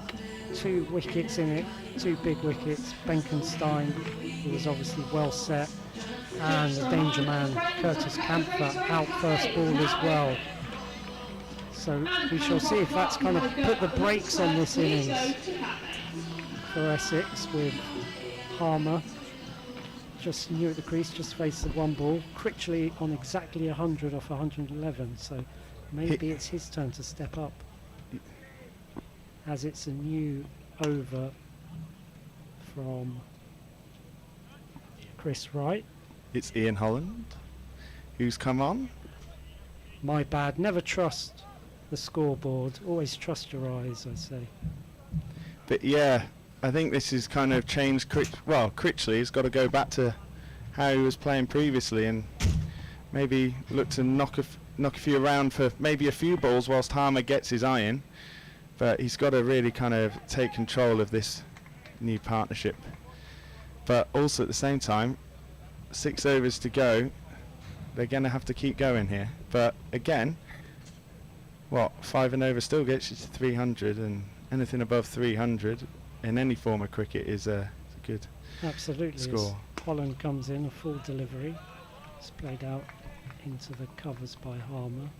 No run. Yeah, as I was saying, I think it just puts the brakes on a little bit to this innings from Essex. As Holland turns around again. This time Harmer again can't get it through the covers. Good acrobatic stop. I think that's Hanscom in there, the captain. As we were saying earlier, he's having a busy time in that fielding position. Also directing his troops, marshalling the field. It's a busy time if you're a captain in one-day cricket, that's for sure. Yeah, just telling Walker to take a few steps back at mid-wicket. Don't be too keen. We've still got to save runs as much as take wickets, but that's a good slower ball into the pitch from Holland there, and Harmer, the new bat at the crease, just miscuing it. Yeah, that was a good delivery. It was almost a slow ball bouncer, but yeah, certainly a slower, sort of shorter ball, which foxed Harmer. Harmer waits patiently. Holland in, and this time Harmer plays it down to long on for a single. He's off the mark. But crucially, there's only been the 2 singles so far off this over, and that really is a consequence of those 2 wickets in the last over. Yeah, Holland once again. A real miserly bowling performance here so far as he comes back in again to Critchley. Slower ball into the pitch. Critchley steps back and across. They're going to run for 2. They're going to go for it. No. Harmer is sent back by Critchley, and he will take the strike at the next over, and Holland finishes his 9th over. And yeah, a really good over there from Holland. Just the 3 singles off it. You would certainly take that at this stage of the innings. Just 5 left now. And just as things started to look like they were going to run away from Leicestershire, Ben Mike's kind of put them right back into the game. Yeah, it was a superb final over from Mike there as he finished his spell. 10 overs, 2 wickets for 54. And we're going to see Sam Wood again now from the Bennett end. Deep cover, long on, long off, deep mid wicket, deep square leg. As he comes in, short of a length, cues it down towards his feet. Critchley sprints to the other end, but luckily for him, the Leicestershire fielders don't quite get there. Yes, this will be a test for the youngster, a test of his deaf bowling skills. He's done well up to this point, 1 for 41 of his 7.1 overs. Bit of change of the field here for Harmer. 3rd man and fine leg going back out. Deep square still out. Still got the sweeper over at cover, but we've got long off has come up to mid off, but you've still got long on. As Wood comes in again, full, and Harmer just knocks it down to long on. Looked like he tried to get that over cover, but just miscued it slightly. Yeah, not a lot of timing in that shot. Harmer immediately has a look at his bat at the non-striker's end. Always blame the bat if you don't get a clean contact. This is why I own 3 of them. It's never the person at the other end. Absolutely not. As Wood comes in again, that's well wide, and actually it's going to go for 2 wides as Cox is unable to collect it cleanly. It was almost off the cut strip there, which made it difficult for the keeper to collect. Yeah, just caught him as well on the knee, ricocheted off, and slight hobble for Cox as he gets back into line and into position. Looks like it's hurt him slightly, but hopefully he won't have too much to do. It's a horrible one for a keeper to take as Wood bowls it very full. But Harmer digs that out, and he plays a good shot in the end through mid-wicket. That's 4 runs to Harmer. Looked like it was a pretty good length delivery, but maybe the field wasn't quite right for that sort of ball. Yeah, it's a good Yorker. I think Harmer's just got back and across. He's got across his stumps. He's seen where the gap is, and he's manipulated the ball into that position. The field has now changed with a player out there, and Harmer this time goes straight to the man at mid-off. But good from Harmer, using his feet, manipulating the field, getting the captain to change his tactics. But also very good follow-up there from Wood. Goes for a boundary. Got to make sure that you don't go for 2 in a row. Only goes for a dot ball. That's good from Wood. Indeed, and Harmer's bat was certainly working for that shot. As Chris Wright comes in, and long off goes back for the penultimate ball of the over. And that's a good wide Yorker. Harmer couldn't quite get it away. Looked like he tried to use his wrists just to whip it through and just couldn't quite get hold of it. Yeah, Wood hiding the ball well there.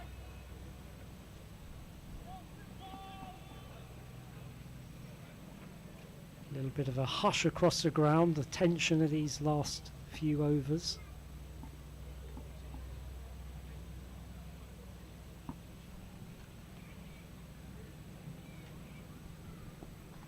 Harmer taps his bat a couple of times at the striker's end. Wood comes in. Again, it's a very full length delivery, and again Harmer finds a boundary. That's his second 4 of the over, and almost an identical shot to the previous 4, where he's managed to work out his angles. He's managed to get that ball as full as it was through mid-wicket, and a valuable boundary at this stage of the innings. 12 runs off that over, which takes Essex to 287 for 5.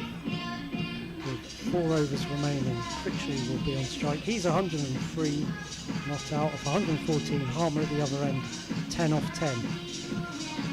Yeah, Wood a little bit disappointed there with the end. He snatched his jumper away from the umpire, showing his frustration. But again, any thought that it might slow things down. Harmer's already 10 off 10, striking at 100 as Holland begins his final over. Another really good wide Yorker there, superb death bowling. Yeah, taking all the pace off that ball as well, and again it's all about those variations. And pace off, a good option I'd say at this stage. Holland with a long off, long on, deep mid wicket, deep square, and again that sweeper in the cover boundary. Comes in once more. And is that carried? He's gone. A faint edge from Holland. He taps Critchley on the back as he departs for an excellent 103 of 115 balls. A superb knot from Critchley and perfect timing there from Holland, and I think he's been the pick of the bowlers so far, and a great catch from Cox, who, let's not forget, only just got hobbled by 1 in the last over. Yeah, that was a good delivery by Holland, a good catch. Was a really big mow, wasn't it, from Critchley, looking to go big over the offside. Didn't make contact. Well, he made the slightest of contact through to the keeper. Looks a bit despondent as he walks off, just stepping over the boundary, takes his hat off, acknowledges the applause of the crowd. You think that he possibly feels that he might have left a few runs out there, but a great knock from him.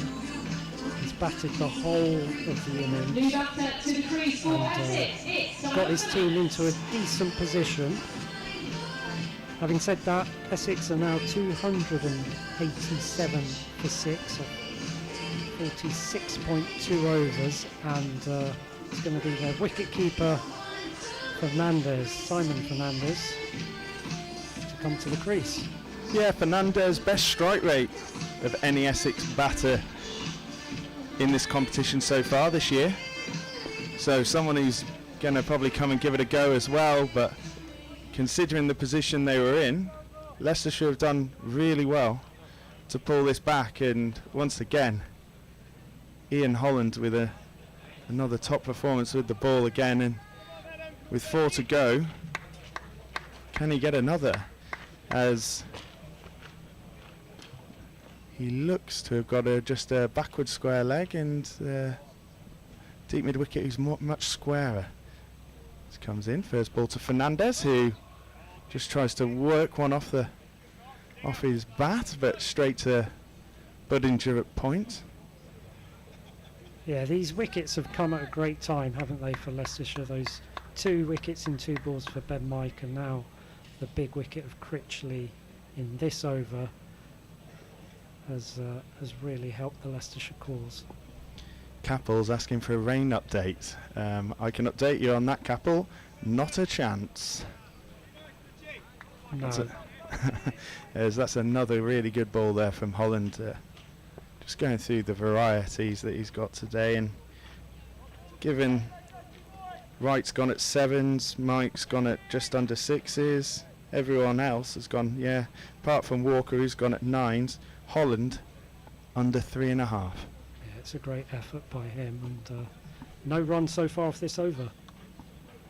As Fernandez goes across, feigns the scoop, but ends up doing a dabbed hook shot, and they run round for 2. That's some superb work, though, by the fielder behind square there.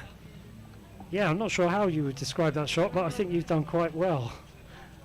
Certainly an improvised shot there from Fernandez. I wouldn't even have the nerve to try and do something like that. No. Especially third ball, but this is why these are professionals, and I'm stood up here chatting about it. They actually did quite well to scamper through for 2 there as well, which brings Fernandez back on strike. Oh, and there you go. He's gone for 1 risky shot too many. He's gone to reverse switch it over the top of backward point, and Holland picks up his 3rd wicket of the day. Superb, taking hit in the middle of middle and leg, Wicket for Ian Holland and the 7th for Leicestershire. and that means that Essex are now 289 for 7, and are they throwing it away at the death? Very possibly, and yeah, that's a great ball again from Holland, taking a wicket with the very last ball of his 10th over. So great figures for him. Finishes with 3 for 34, and the 2 wickets in that over. And as I said, the 2 wickets in 2 balls from Ben Mike a couple of overs ago really have changed the complexion of this innings for Essex. Yeah, Holland finishes his 10 overs with 2 wickets of 34 with 1 maiden. New batter for Essex. 3 wickets. Jamal Richards. Did I say 2? My apologies, guys. As I said earlier, I Ron Bergen did it. It hasn't updated on my computer, and I read it exactly as it says. But yes, 3 wickets for 34, 1 maiden. A superb performance from him, and only the 1 wide, which is what you need on a day like today. Right to begin his 9th over from the Bennett end. And Jamal Richards, the new batter in at the non-striker's end. As this ball is played out to deep mid-wicket by Harmer, picks up a single. Jamal Richards, I've spoken to him a couple of times in the last few years, another promising youngster for Essex, an all-rounder. He, you know, and I think he seems himself as a genuine all-rounder. So a little bit surprised that he finds himself so low down in the order. He can hit a good long ball.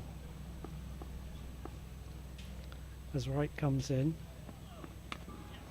and this is just dabbed into the offside. Loud call of no. Good there from Wright. Looked like that just came in slightly. Richards had to bail out on the shot that he was going to play. Hill there at short backward point. Yeah, they've had an excellent sort of last 6 or 7 overs of Leicestershire. They want to finish it off now as this next ball is played back to the bowler by Richards. No run there, and again another good start to the over, just a single conceded so far.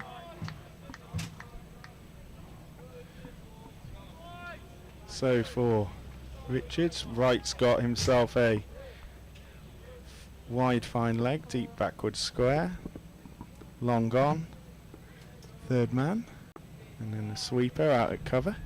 Wright comes back in, just pops it up in there. They're going to scamper 3 for 1. Do they get there? There's a shot at the stumps and he's just missed. Yeah, it's a sort of run that you take at this stage with just 2.5 overs left. You wouldn't normally take such a risky single, and yeah, That looked like that hit the stumps, but the bails didn't come off there. I think you could be right. I mean, the fielders are certainly gesticulating that. That would explain why the umpire was just doing the straight broad. Well, it's all happening as Wright comes in again. Harmer hits this straight as you like, down the ground. An excellent shot from him. Had to dig it out and it goes all the way for 6. That was a superb shot. Straight, flat, 6 runs. And Essex, 3 runs off 300. Yeah, they're closing in on the 300, and that was a sweet shot there from Harmer. A straight 6 off Chris Wright as he comes in again from the Bennett end. Harmer goes for a similar shot again, doesn't make contact, goes through Cox, and they just scamper through for a bye. I think he just got a fine bottom edge on that.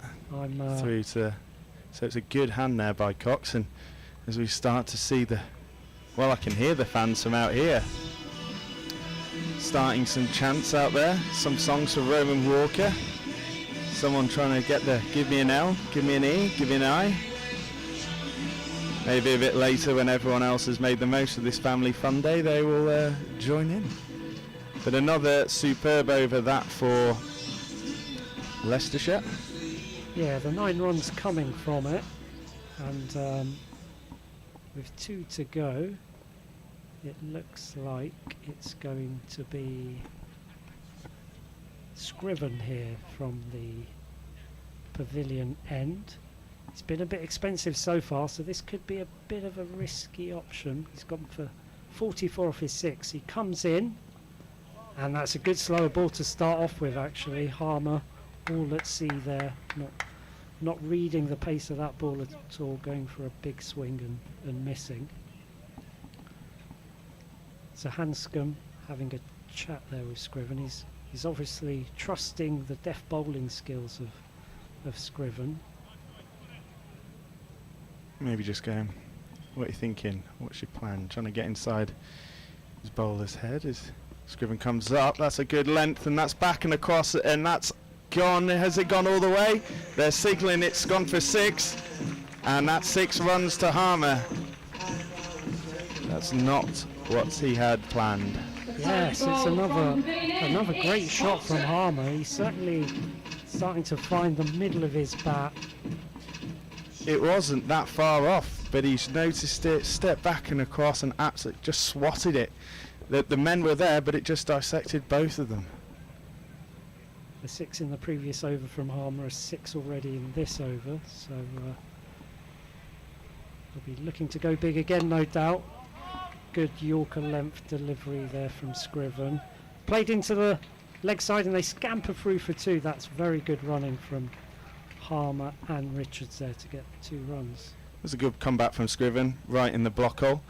With that 6, shall we mention it? That brought the 300 up for Essex. They were 304 for 7 after the 300 coming up in the 49th over, 48.2 for those of you keeping count. Yes, always good to keep account of those milestones as Scriven comes in, and this is another big shot, but is it going to carry? No, and it lands short of the fielders there on the leg side as well. It's another 2 runs. For a second there, it looked like either the deep mid wicket or the wide long on might have been in business, but kind of fell short and in between both of them. Yeah, Walker using every inch of that tall physique to get up there. You heard him gasp as he went up. He had to really stretch to stop that one as Scriven comes in again for the penultimate ball of the over. Harmer once again back and across, flicks it off his pads, but there's a man out there at deep square leg. It's Ben Mike who gets it in, and they'll tuck through for 1. Harmer moves to 29 off 18. Richards on strike, 1 off 3. Yeah, nice little cameo developing this from Harmer, but that was well bowled by Scriven. Just followed Harmer there down the leg side and wasn't able to do much with it as Richards on strike. And he's bowled him. He's bowled him. That's another wicket for Leicestershire. Richards has to depart. A brief innings from him, just 1 off 4 balls. And the late tumble of wickets continues. I think what happened there, it just brushed the pad and clipped the off stump. But Scriven will take it. It's a wicket off the last ball of his over. Yeah, Richard's just trying to work it onto the leg side and just not timing it. But again, another good wicket. But I mean, at this point in the game as well, just another dot ball, and Bennett looks like he's going to be coming to the crease now for Essex. Indeed, another one of the Essex youngsters, and yeah, really, last, you have to say, 9 or 10 overs or so have been excellent from Leicestershire. Considering we were thinking that the Essex were going to finish at around 350, if this goes for less than 10, Leicestershire have got to be quite happy with that, because, like we said, any score over 300 is always going to be a decent chase, but anything on that lower end of 300, you've still got to kind of fancy yourself a little bit, haven't you? Absolutely, yeah. Certainly when Benkenstein and Critchley were in full flow during that partnership, 350 was looking a distinct possibility. However, it's 309 for 8 as Chris Wright comes in to bowl the last over. Harmer on strike. Harmer goes for a shot down the ground. They're not taking the single. A comfortable single on offer there down to long on, but clearly Harmer wants to stay on strike, not trusting his partner, the young Bennett. I think it's potentially, well, only time will tell, but might be sensible cricket. 29 off 19, final over. Wants to try and have as much opportunity to hit as many boundaries as you can. He obviously knows that they've got to deal in boundaries here. And he's been hitting them well, hasn't he? But this next delivery also finds a fielder deepish mid-off in the circle, but he does well to field there. I think that's the captain, Peter Hamscon.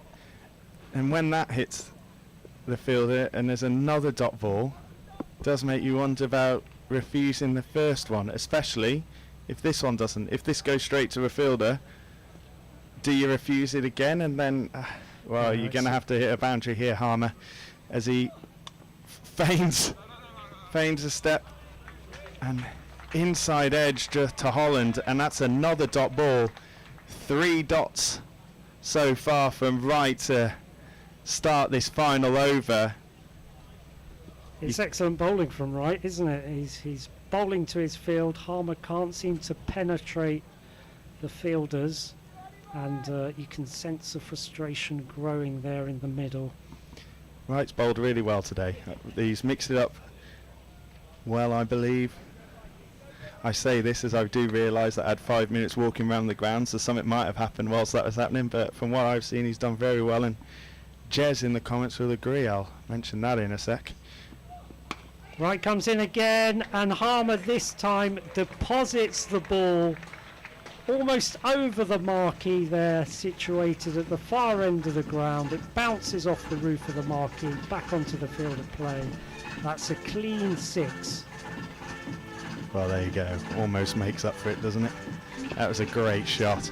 Again, it was a pretty much Yorker length, and he's just dug that out flat, straight onto the marquee. Ripple, making sure the people who are in there are still awake and concentrating on these final few balls of the cricket. I hope they're awake. I'm sure they are. 2 balls left. Big chat there between the captain and the bowler as Wright comes in again. It's wide of the off stump, and again they refuse a single as Harmer bunts it down to long off. That looked like something off Strictly Come Dancing then, all the way across. The shot, the big jump, the twirl. He really had to reach for it, didn't he? If they stopped announcing people, it was Harmer still got a chance to be on this year's edition. So final ball of this Essex innings. Essex 315 for 8. Harmer on strike to Wright. He's 35 off 23. Bennett at the other end, none as Wright comes in for this final ball. Slower ball, and Harmer goes straight down the ground, and that's 6. That's huge. Harmer walks off, easy as you like. He ends on 41. Essex finished their innings 321 for 8. That was some shot from Harmer to finish the innings. He basically did a pirouette, talking about Strictly Come Dancing, after he hit that. But a great way to finish the innings for Essex there from Harmer. Great little cameo from him.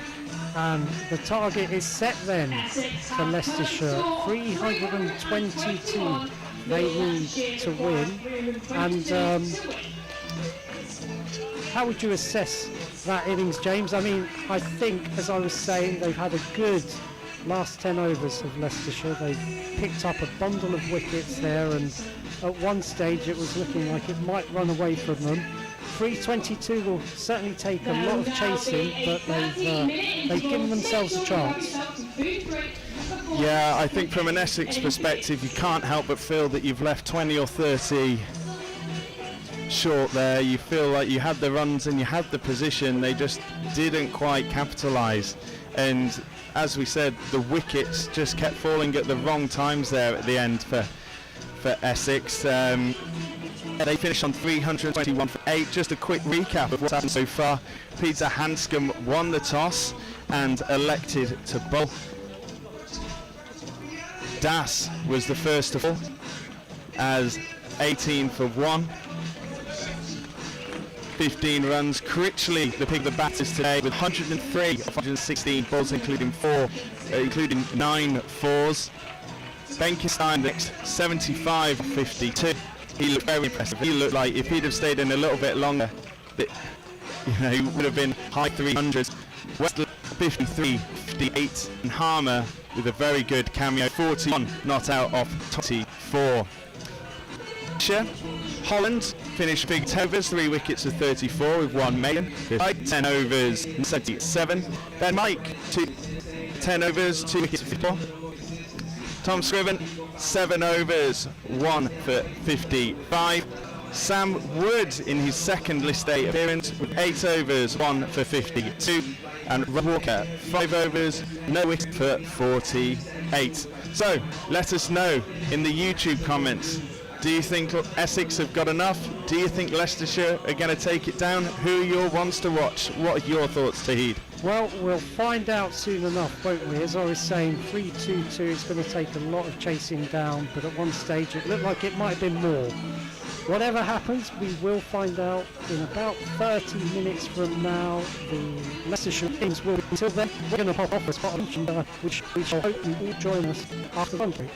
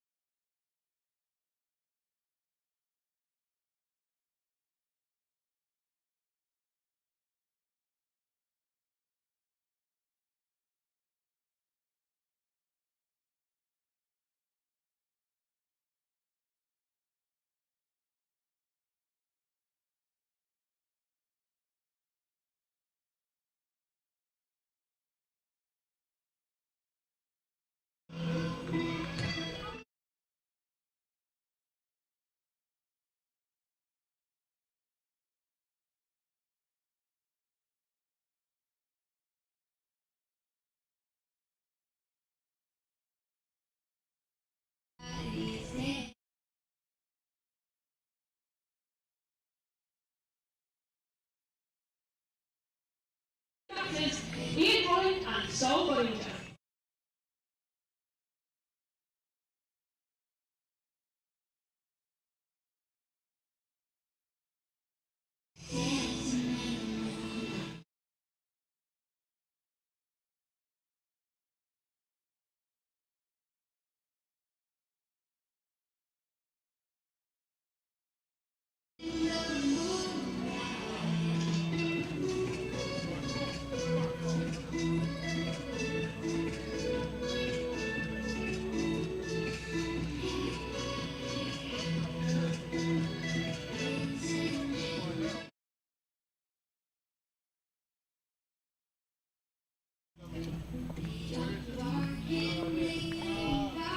A warm welcome back to a sunny Grace Road, and it's Leicestershire about to begin their chase.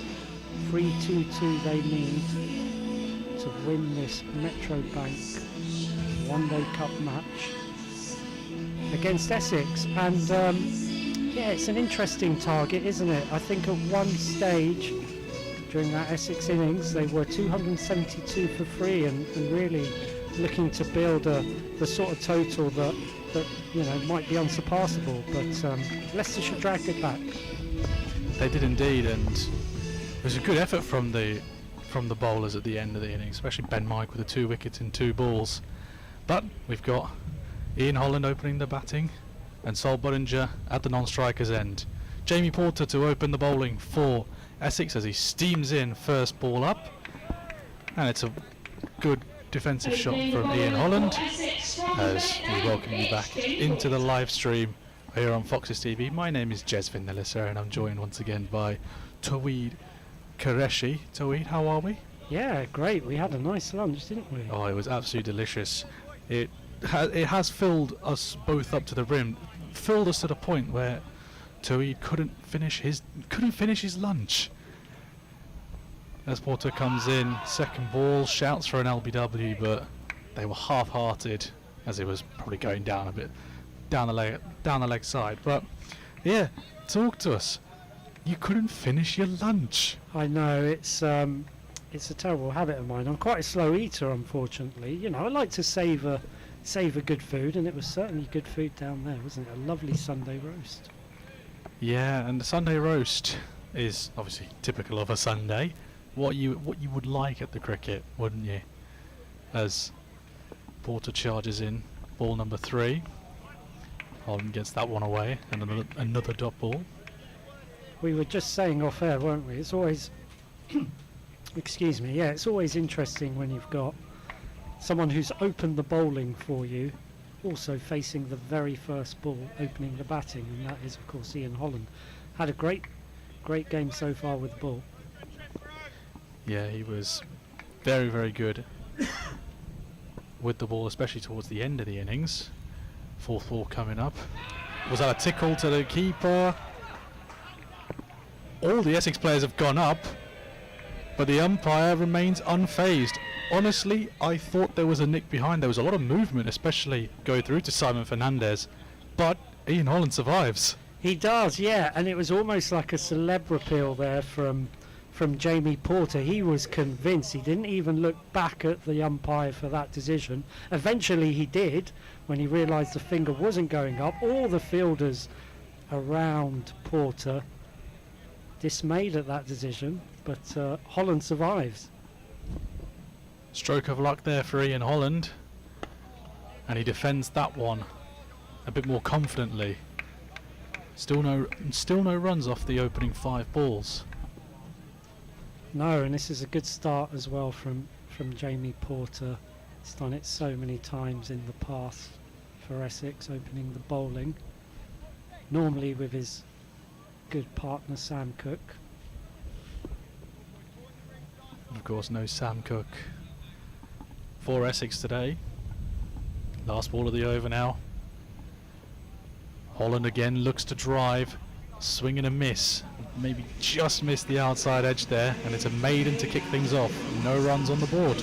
Yeah, a great opening over there from Jamie Porter, beating the bat twice, and indeed he thought that, well, There was a tickle on that from that first play and a miss from Porter, but crucially, the umpire's hand stayed down.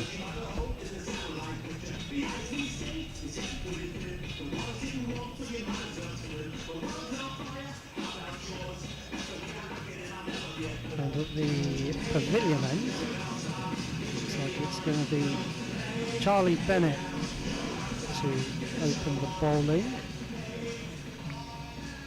And Sol Budinger face his good first ball. Budinger, of course, in excellent form. Big 100, well, 800 against Notts, 102 off 80 balls at Kibworth, and then followed that up with 65 against Hampshire on Friday. But slightly different kettle of fish today. They were batting first against Hampshire, chasing a big target today. As Bennett comes in, just guided to deep third man, and they're off the mark, and immediately Sol Budinger, I don't know if he's signalling for something around the sight screen, some issues down there maybe, but all seems well right now. Yeah, it's good to see Leicestershire off the mark already, or Budinger off the mark already after that maiden over.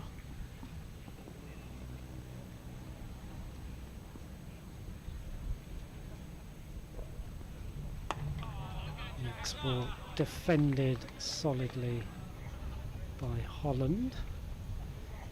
Yeah, we were saying, obviously, when you're opening the bowling, opening the batting, it's kind of reminiscent of kind of schoolboy cricket, isn't it? Where you normally have one player who's kind of head and shoulders above everyone else, and basically ends up doing every job there is. Yeah, there was always that one player who would make sure everyone knows that he played at a county level when it comes to cricket, and he was always the captain of the school team. Yeah, unfortunately, that person was never me. Neither me. And this looks like it's going to be the first boundary of the innings from Leicestershire. A nice looking off drive there from Ian Holland. Gets him going. He's off the mark now, and always a nice feeling to get your first forward. Yeah, it was a beautifully timed shot, it has to be said. Watching the replay of it, right in the slot for him, and no one deep on the offside, and that would trickle harmlessly towards the Guinness bar. Oh, mention of the Guinness bar already. As Bennett comes in again. Another lovely looking off drive, beats the inner circle, and there's no one out there. Another four, consecutive fours there for Ian Holland. And this one, dare I say, was better than the first one. A beautiful drive from Ian Holland, and after, what was it, 7 balls without scoring a run, and now 2 fours in a row. Both were elegant into the offside. It was a nice shot, that, wasn't it? It was straighter than the previous 4. Let's see if what Bennett has in response. It's a full ball this time, straying onto the pad, and it's clipped away down to deep square. Fielder runs round on the boundary to cut it off. They get back for 2. Yeah, an easy 2 there. Again, the age-old saying about this outfield, it has been rapid, but that time maybe slowed up a little bit because the batsmen were able to run 2 very comfortably there. Yeah. And of course we're in the power play, so there's just 2 men outside the circle. There's a fine leg and a deep third man. Another block into the offside there from Holland to finish the over, but a good one for Leicestershire. They move on to 11 for none. Holland 10 off 11, and Budinger just facing the 1 ball for a single. Yeah, it was a much better over from a Leicestershire point of view. Those 2 beautiful drives from Ian Holland. It's really kicking the innings into gear now. We've moved from neutral into the first gear, I think. Indeed, yes, there's still a few more gears to go for, and you feel, you know, whenever you're chasing a big target like this, the power play is so important, isn't it? Very important. You need to score quickly in the power play. Take advantage of the field placements, field restrictions that are in place. And one man that I back to do so in this circumstance is Saul Budinger. On strike to Jamie Porter, coming around the wicket to the left-hander. And Budinger cuts that away for no run. I had my heart in my mouth there for a second because I thought he'd cut that straight to the fielder, but fortunately just on the bounce. Yeah, it did look like it for a split second. But you were at Kidworth, weren't you, on Wednesday? You saw him getting his ton against Notts. Yeah, he played absolutely fantastically in the sunshine there. This one was another one close to the outside edge. We saw a couple of those towards the end of the Essex innings with the ball in hand, with Ian Holland with the ball in hand a couple of times, but that time Budinger sort of backed off at the last second there, didn't he? Yeah, just a hint of in-swing to the left-hander there from Porter. Round the wicket again for ball number 3. This one Budinger bats back to Jamie Porter. Going back to Wednesday, he was in great nick. Played all around the ground. He even hit a 6, which unfortunately hit one of the bystanders fairly square on in the midriff region. He was okay though. Afterwards. Good to hear. Yeah, I know the crowd are quite tightly packed in there, aren't they? This one stays a little bit lower there. Budinger probably wasn't expecting that to stay as low as it did, but yeah, there was a good crowd at Kibworth. We expected around 1,800 there. We didn't get an official spectator total, but plenty of deck chairs are out, plenty of fans enjoying the good weather and some very, very good cricket as well, with Leicestershire winning big against a local rival. Oh, bowled him! And that's the commentator's curse. Jamie Porter has got rid of Sol Budinger very early on. He had back-to-back 50-plus scores against Essex, but now in the 3rd over, he's clean bowled, gone for 1. Wow, that's a big wicket for Essex there. It seemed to stay maybe a touch low, just creeping past his defences there, but clean bowled. Sol Budinger, the man who's been in form. Often happens, isn't it? You talk someone up rather, and it's the end of them. But yeah, Budinger, a very, very brief innings from him, and goes for 1, having faced 6 balls. That puts the score 11 for 1 now for the Foxes, and that is a very early blow dealt to us by the Essex Eagles. Lewis Hill is going to be the new man out to partner Ian Holland. But yeah, we're looking back at the ball from Jamie Porter again, and there wasn't really anything Budinger could do about that, could he? No, it's a good ball. Difficult to tell from the replay just if the ball straightened a touch after pitching. I think it probably did. And then just clipping the off stump of Budinger.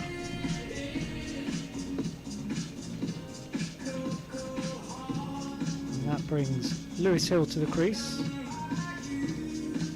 1 ball left in this Jamie Porter's 2nd over. He still hasn't conceded a run, by the way. So he's on course to record back-to-back maidens, with one of them being a wicket maiden. Yeah, excellent start from him. Exactly what Essex would have wanted, exactly what Westley would have wanted. He's having a chat with him now as he's at the top of his mark. Final ball of the 3rd over. Porter charging in. Hill stepped across his wicket there and safely defends that one, but it ends the 3rd over. Another maiden from Jamie Porter, a wicket maiden, 11 for 1. Yeah, great start, isn't it, from Porter. 2 overs, 1 wicket, 2 maidens. Bringing all that experience to bear in these opening stages of Leicestershire's run chase. It's still very early. 11 for 1, 3 gone. They'll be looking to these two to build a partnership from here. Porter's 6th wicket of the tournament, that was, to go with the 4 he had against Notts and the 1 against Surrey. And it's Bennett to continue from the pavilion end. Just an easy single into the leg side for Hill. Correction, that single was to Holland, which brings Hill on strike. And I think I was saying earlier, I did interview Lewis Hill a few weeks ago, basically saying, you know, what a great season Leicestershire were having, certainly in the Championship, going well, of course, in the One Day Cup as well.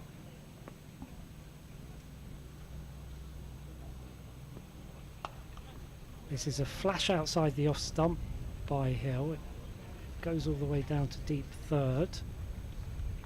Certainly not out the middle of the bat, but he'll take that single. The other thing, of course, that Hill was saying was, yeah, how kind of pleased he was to be back in the playing ranks. He was kind of saying it was a pretty tough year last year, skippering, and more than pleased to be back in the playing ranks. Bennett again. Holland trying to turn that into the leg side, but failing to do so. Yeah, on Lewis Hill, he's a player currently at the club with the most runs for Leicestershire, over 1,600 to his name in his List A career with Leicestershire. So they'll be leaning on him today to be the linchpin early on in the innings. We haven't quite seen that so far from him.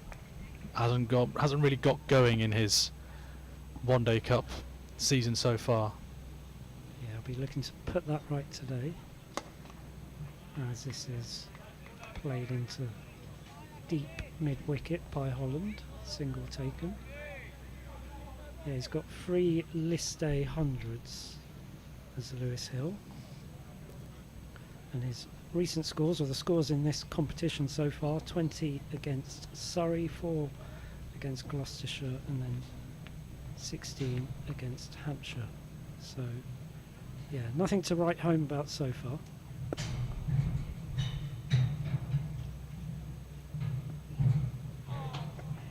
As he lets this one go outside the off stump. I think that's probably the first leave we've seen today. The first intentional leave, shall we say, because we have seen a couple of whiskers away from the bat as Holland has tried to waft one over the infield, but an intentional leave for the first time today. Always good to see a nice leave.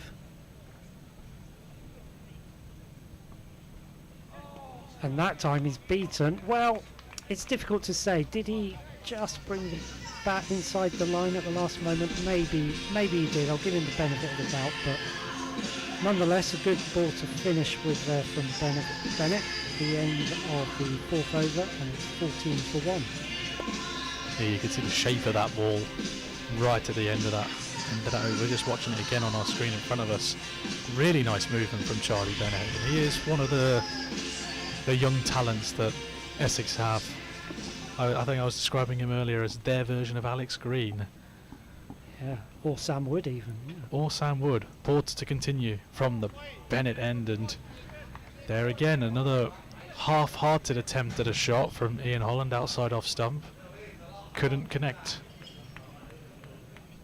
I mean, I know we've got Charlie Bennett bowling from the pavilion end, but you know, he's got to bowl from the Bennett end at some point, hasn't he? Come on, Essex, if you're listening to us, make it happen. Tom Westley's got us in his earpiece. Second ball, Holland defending that onto the leg side. Jamal Richards there at shortish mid wicket.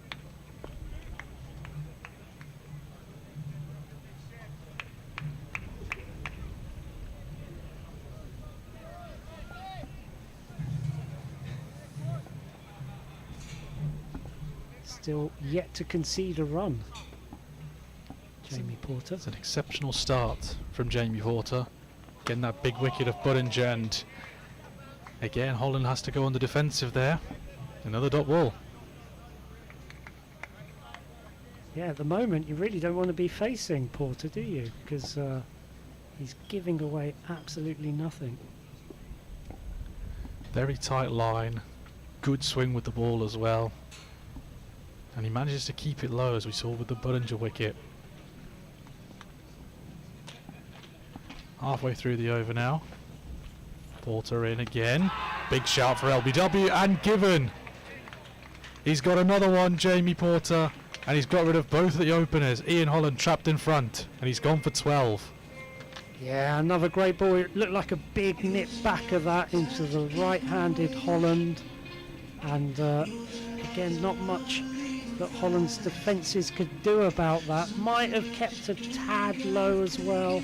That time the umpire had no hesitation in raising his finger. And not the start that Leicestershire would have wanted. 14 for 2. After just 2.4 overs, and really, I mean, what a start by Jamie Porter. This is a sensational start from Jamie Porter. He's bowled, what is this now, 16 balls into this game, hasn't conceded a run, and has bagged 2 wickets from it.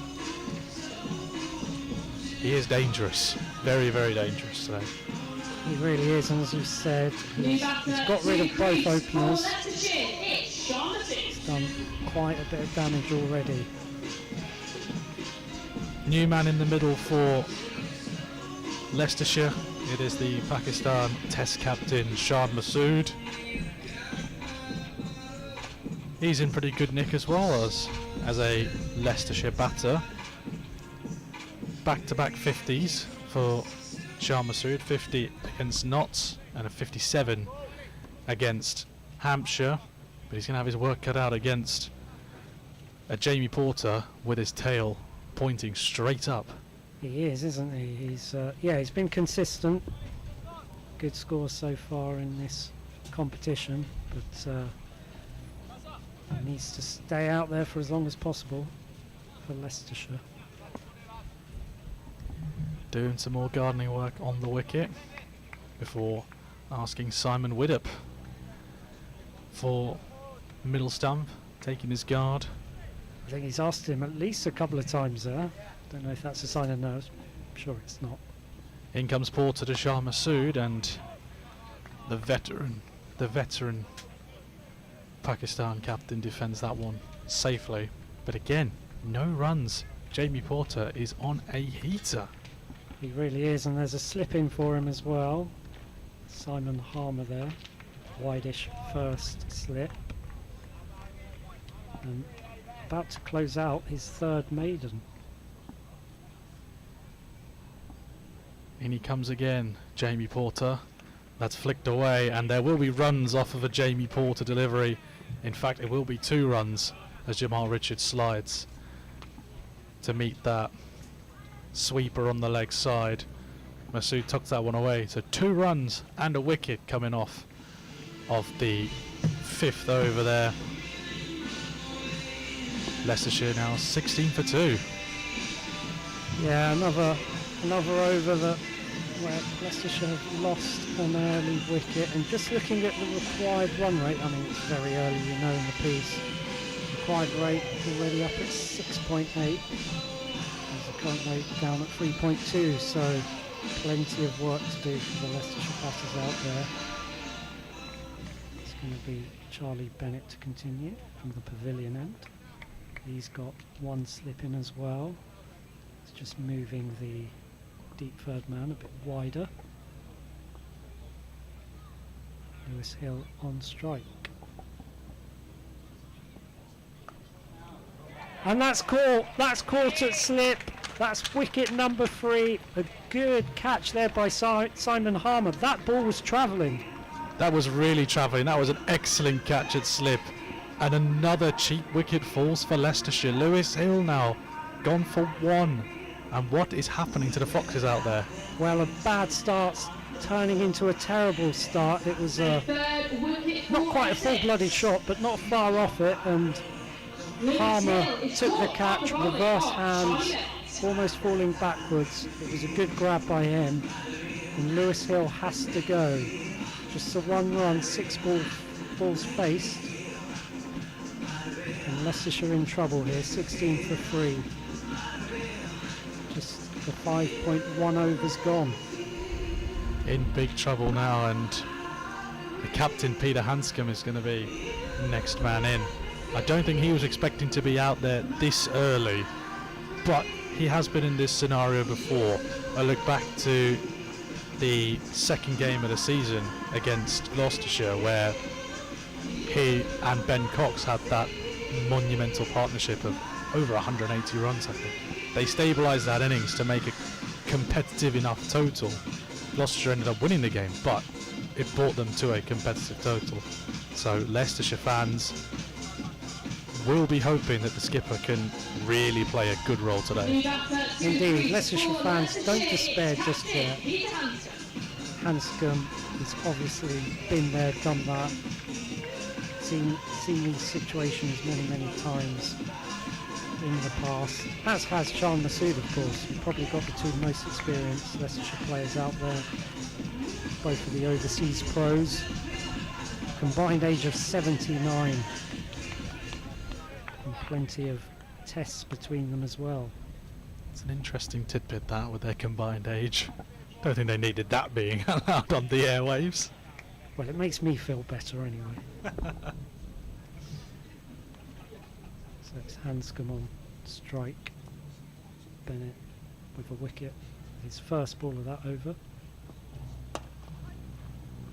This time straying onto the leg stump, and an easy clip into the leg side to get off the mark for Hanscom.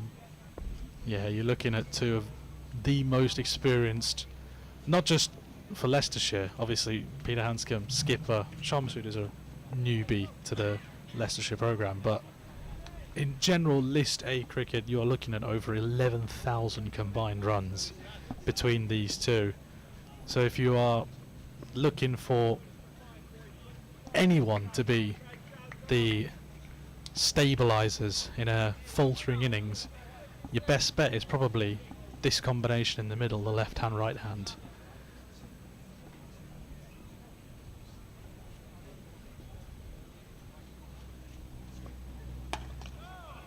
This time it's defended from the crease by Masood into the offside, no run. Yeah, and of course Masood might be new to Leicestershire, but he's by no means new to county cricket. Had a stint up at Yorkshire. Indeed, he was captain in Yorkshire a couple of years ago now, I want to say. So, and I think he's had a spell at Hampshire as well. So, certainly no newbie to county cricket.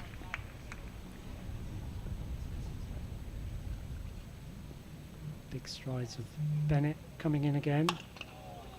Foolish ball driven back to him by Masood.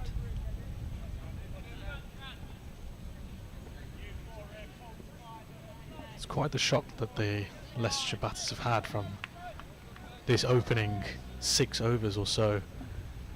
I mean, how do you sort of combat that now to, you know, put your head down and get the scoreboard ticking? Yeah, it's a good question. I think consolidation, really. Consolidation is the key right now for Leicestershire.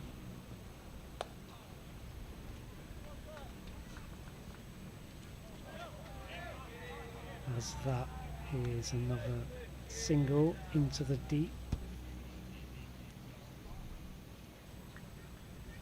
Takes a score on to 18 for 3, and yeah, it's certainly quietened down this crowd as well here. I guess, you know, the little passage of play after lunch, it's always a bit of a snoozy kind of time for the crowd, but those 3 wickets have certainly silenced them more.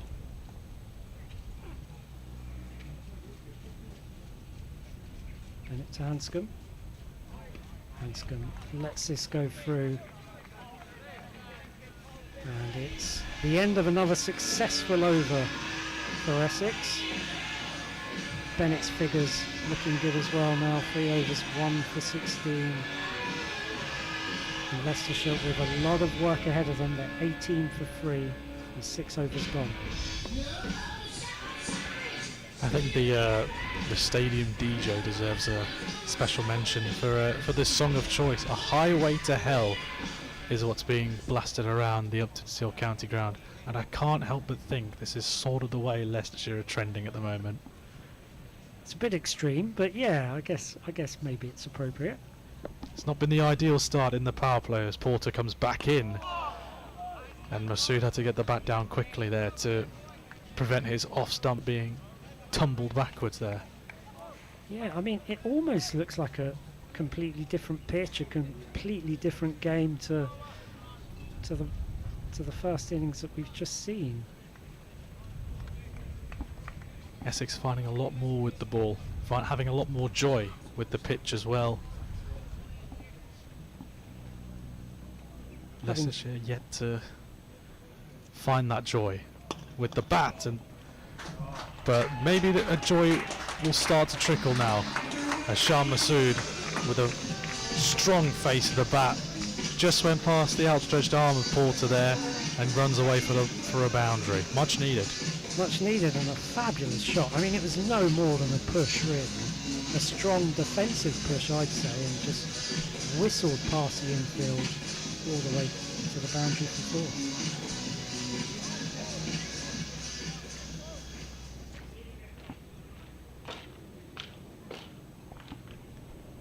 4. Third ball of the over now. Around the wicket again comes Porter. Cut away by Masood for a dot ball. Yeah, I mean, Leicestershire, the bowlers obviously picked up a whole bundle of wickets towards the end of that Essex innings. As I was saying earlier, Essex at one stage were 272 for 3. So there's certainly something in this pitch. That one turned around the leg side. Hanscom wanted the single, but there was no run on offer there.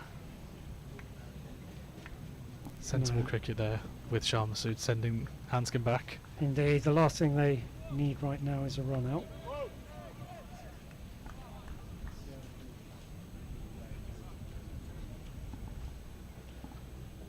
Again, another tidy over from Jamie Porter, despite that second ball, and almost caught and bowled there.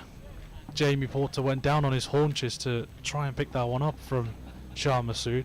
Quite similar to the 4 he struck earlier in the over, but it is just a dot ball. It is a single, sorry. They did scamper through.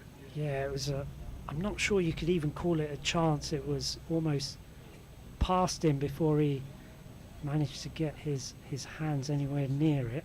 Would have been a spectacular catch. It wouldn't be the first spectacular catch today, though.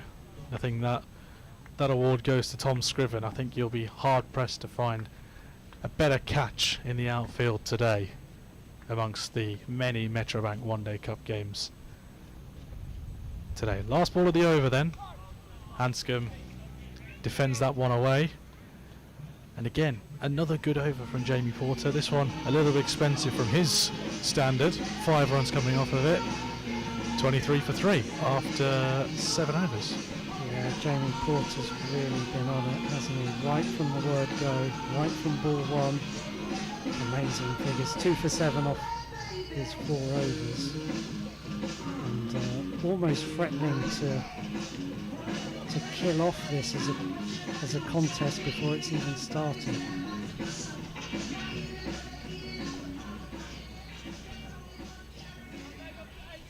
going to be Bennett again from the pavilion end. Shah Masood on strike.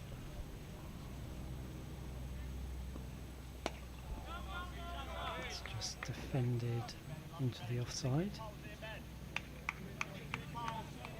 Still just the 2 fielders allowed outside the circle. A man at deep point and a man at on the boundary at deep third as well. correction, man at deep square.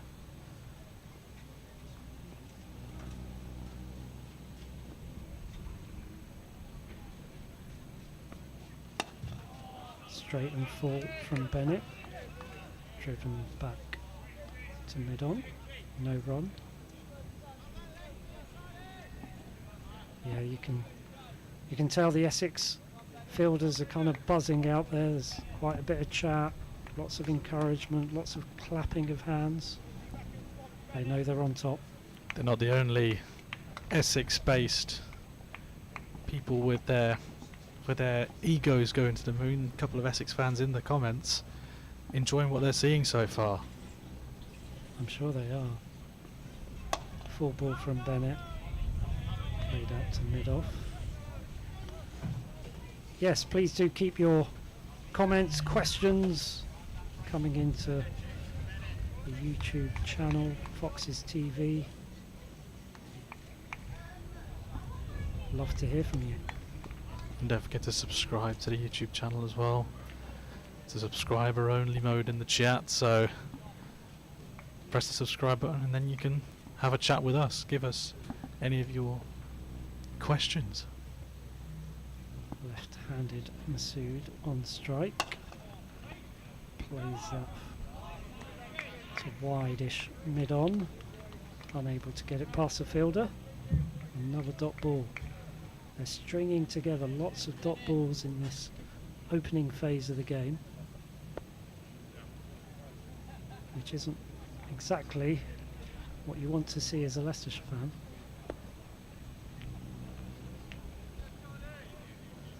Just having a look at the pie and pint wheels, and haven't looked over there in a while, but they look totally full now. Bennett comes in and Masood looks to almost cut that into the offside, but straight to the point fielder. I would like to be in that pie and a pint pod right now. Probably one of the best seats in the house, apart from the commentary box. Well, admittedly, it is quite warm in here. We've had to open the door to allow a little bit more air to flow through here. Yeah, the fans helping as well on the desk. Certainly a day for fans and caps. This next ball is played without much timing into the offside, and another dot ball to finish the over. Indeed, it's a maiden there from Charlie Bennett. Excellent over from him. 1 for 16 for him off just 4 overs, and Leicestershire stuttering 23 for 3 off 8 overs. I believe that's the third maiden of the day so far from the Essex bowlers, and that is a sensational start from their point of view. Obviously Jamie Porter doing incredibly well as he continues from the Bennett end, and that one just missed the outside edge there of Peter Hanscom's blade. That was a close one. That was an absolute peach again from Porter. Just looked to shape away from Hanscom at the very last moment, and he did well not to get a touch on it.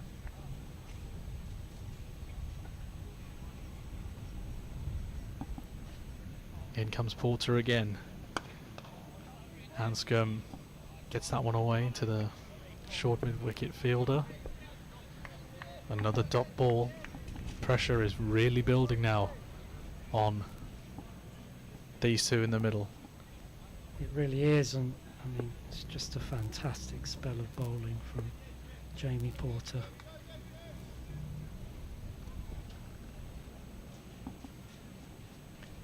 In he comes again. Hanscom goes onto the back foot to defend that one. Say it with me, folks. Another dot ball. Well, it almost feels like a red ball game at the moment, doesn't it? Just because of the number of plays and misses. Batters having to defend out there as much as they want to attack. It's the beauty of the one-day game. You get red ball and white ball cricket mixed into one. As Porter comes back in, Hanscom with a forward drive. They get across for a single, well covered off by the mid-off fielder there. Bit of relief there for Leicestershire. That was what, 9 balls in a row without scoring.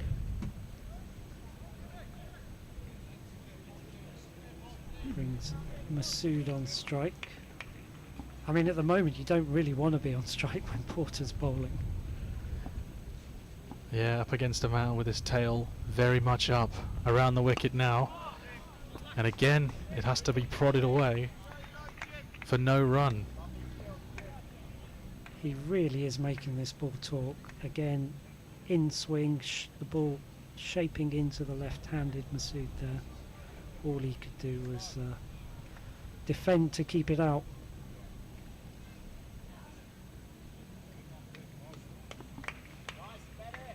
A scintillating spell so far from Jamie Porter.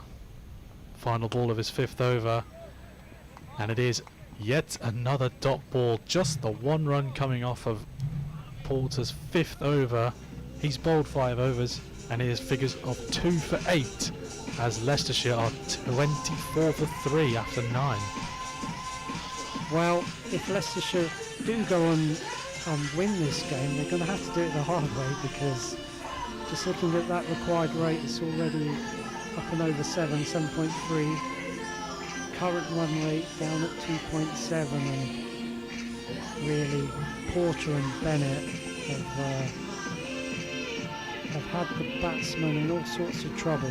It looks like there's a change of bowling now from the pavilion end. It's going to be spin for the first time today. We didn't see any spin at all during the Leicestershire bowling innings, but it's going to be Simon Harmer to bowl from the pavilion end. And just looking at the comparative run rates at this stage,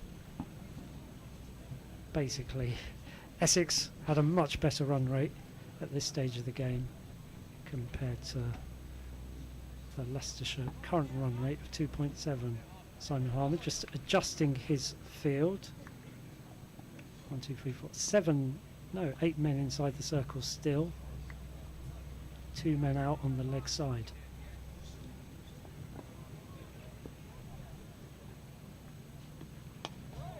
As this first ball is flipped round the corner. New bowler from pavilion end. Single It's taken. Simon Harmer. I was looking at that run rate graph, and it looked like it was like a drop off a cliff of some sort. Like it spiked up so early, and then the green line just absolutely plummeted as the overs have gone on. It's not a good look from a Leicestershire point of view. Indeed. Bit like my bank balance as the month progresses. Definite correlation there, I'd say. Ditto on that one. Farmer comes in again. Right arm off spin, and this is clubbed through the offside. A much needed boundary there from Shan Masood. Yeah, he timed that one brilliantly. Waited for the ball to come to him, played it late, thrashes it through the offside, and a pressure release of sorts for Leicestershire. Yeah, he moves on to 12 from 19 balls faced. That's Harmer. Right arm around. This is played back to him by Masood. Acrobatic fielding by Harmer himself stops the single. Very good grab with the one hand there. Yep, still very dexterous even at his age. And this is a quick single into the offside. Immediate shout of yes from Shan Masood. Hanscom was jetting off from the non-striker's end there. He wanted that single just as much as Shah Masood. Well, yeah, you feel they've got to run well between the wickets to chase these runs down.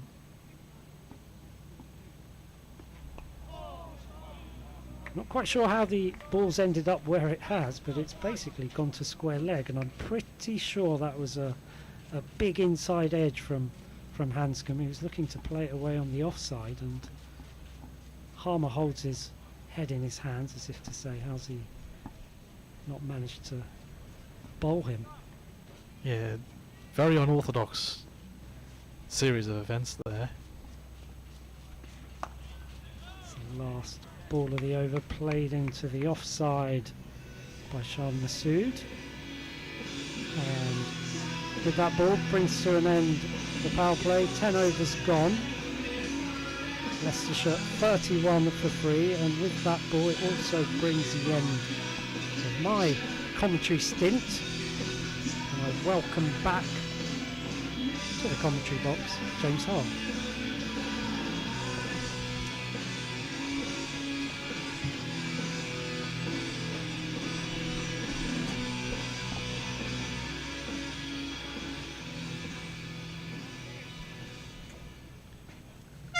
Continuing from the Bennett end, a man who's been on fire so far, Jamie Porter, but that is a lovely timed shot from Peter Hanscom. The outfield is quick enough and it will make its way to the boundary rope.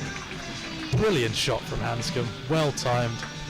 And with that, I welcome Mr. James Hurl back to the commentary booth once he's set up completely. Welcome back. I leave this booth for 10 overs and what's gone on? I've missed all the action, but I've obviously brought the luck back. Hanscom creamed one there through for 4. Slip in place now for Hanscom.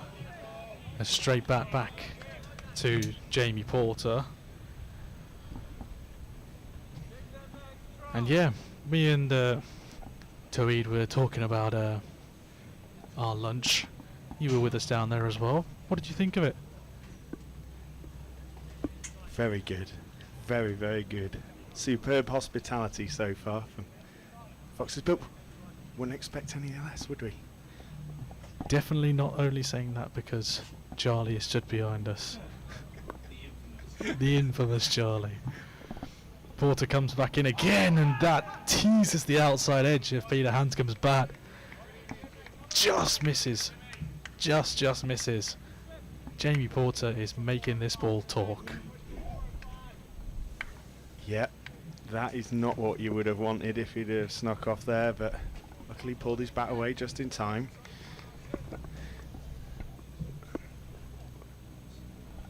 Ashish says the pitch has changed, keeping low. Well, at talking about our little break, as Hanscom dabs one into the offside. Yeah, on our little break I did manage to collar Roman Walker for a quick chat as I departed, and he said, yeah, he said he thought that the pitch was a little bit slower than he expected it to be, which would kind of explain why there was a few miscues and a few of those bottom edges and things like that, and also maybe explaining why they're finding it a little bit harder to get away here.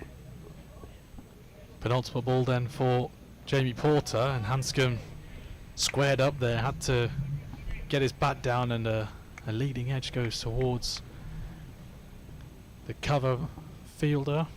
And again, another dot ball. This is an excellent spell of bowling from Jamie Porter, and I think the Essex fans in our live chat are lapping this up, aren't they? Yeah, I'm just trying to get through it all. We've had fantastic interaction on the YouTube comments today. Thank you all if you've been in touch, and still hopefully plenty of time for you to get in touch here as Hanscom just pushes one down to mid-on, and that brings an end to the 11th over. Leicestershire 35 for 3. So, just in case anyone's missed the first 11 overs, can we have a little recap?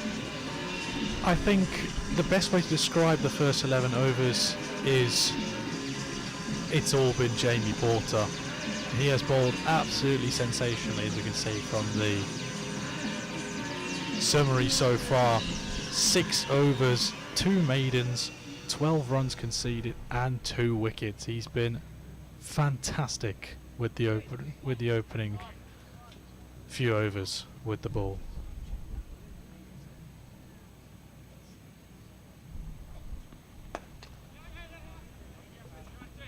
shoot. Masood gives himself a bit of room and backs away, and then just cuts that down to deep extra cover. Well fielded there by Charlie Bennett. I have to say also, we saw him at lunch, and he's got a youthful face, but the physique of someone a lot older. Seems to be how they're making them nowadays. They all seem to be freaks of nature from all parts of the all parts of the world.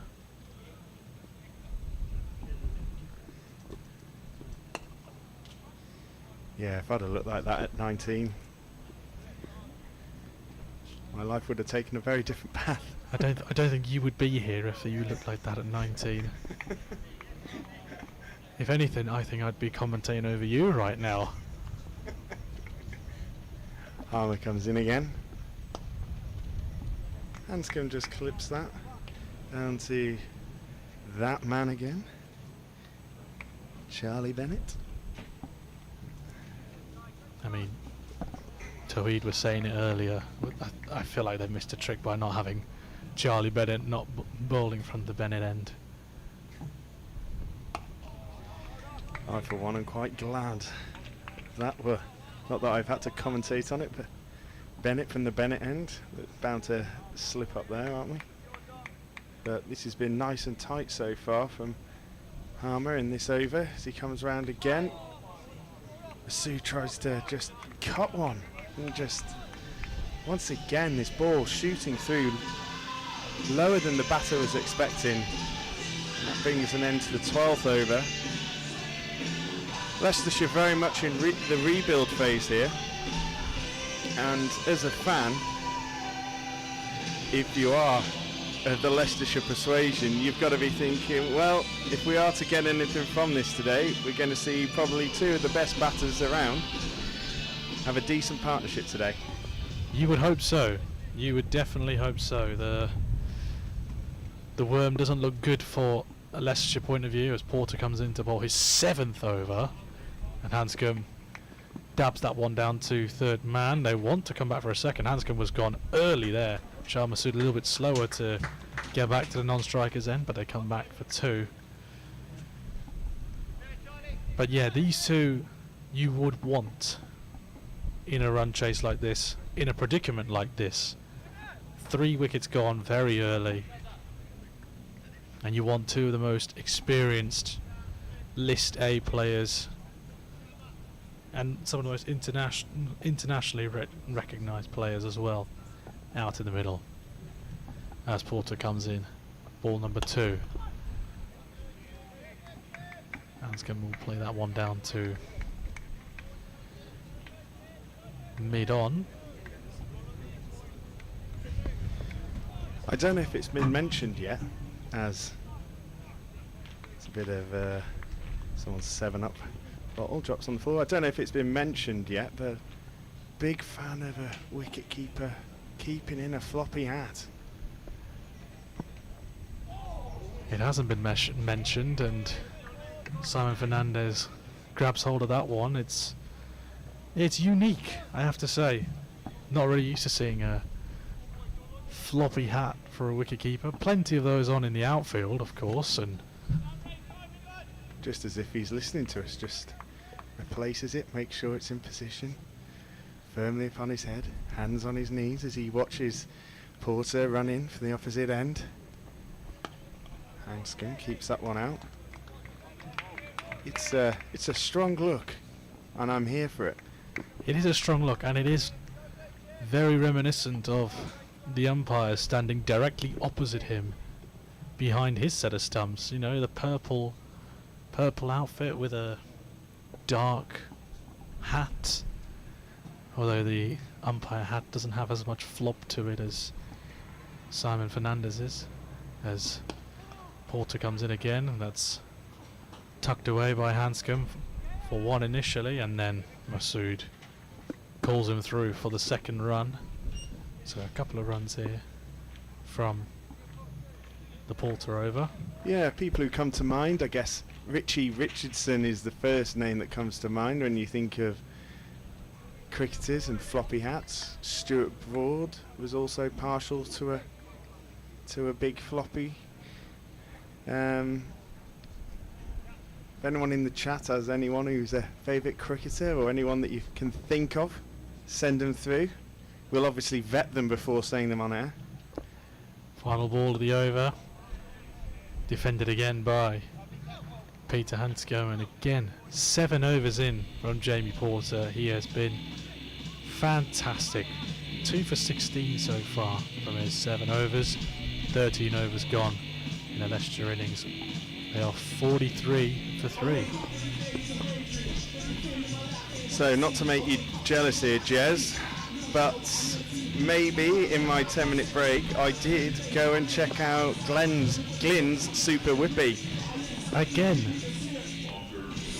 I did think about bringing you something back, but I thought by the time I brought it back it'd be a bit melted. But I can say superb. I also got into the tent and watched some of the table cricket, and also met Jenny Douglas, who's selling some cricket books for kids, the Tess Walker Cricket Detective.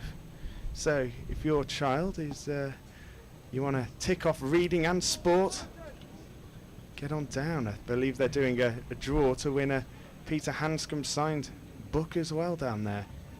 Lots going down in the marquee just to the left as we are looking at it from the Bennett end, as that one just lifts and goes through and past Hanscom, and he trots down for 1. Or was it 2?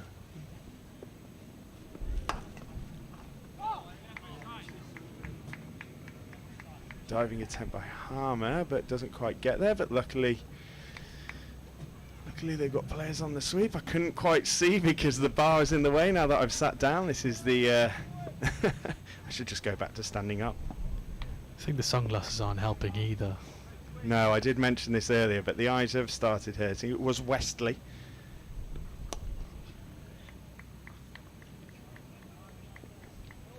But yeah, I think Leicestershire now, it's just a case of accumulate and see how far you can take it with these two. See if these two can get a bit of a partnership, see where you can get, and then try and build from there. I mean, Leicestershire have still got Ben Cox, Ben Mike, Scriven in the pavilion. There's Essex boys appeal. By having none of it. Armour's got a long off, sweeper out in cover, wide long on, and a deep square leg.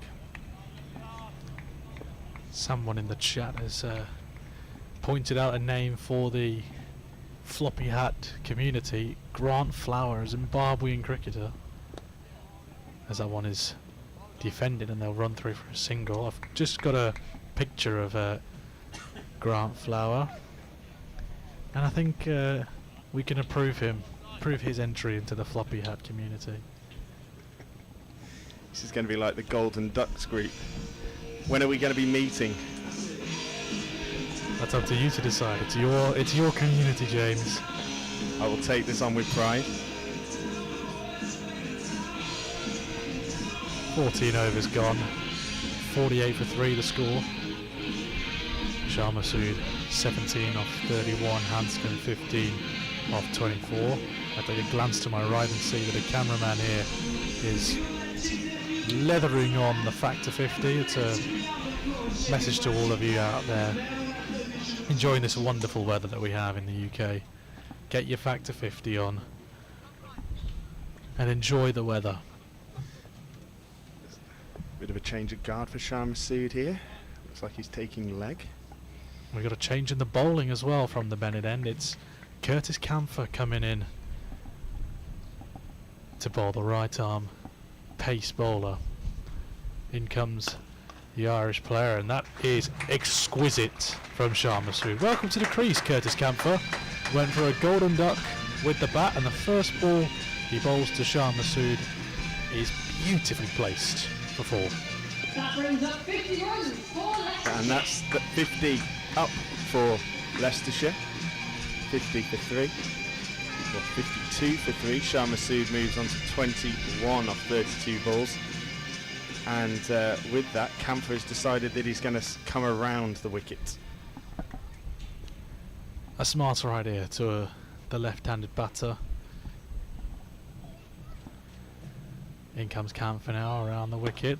More towards the pads. That one goes to the mid-on fielder.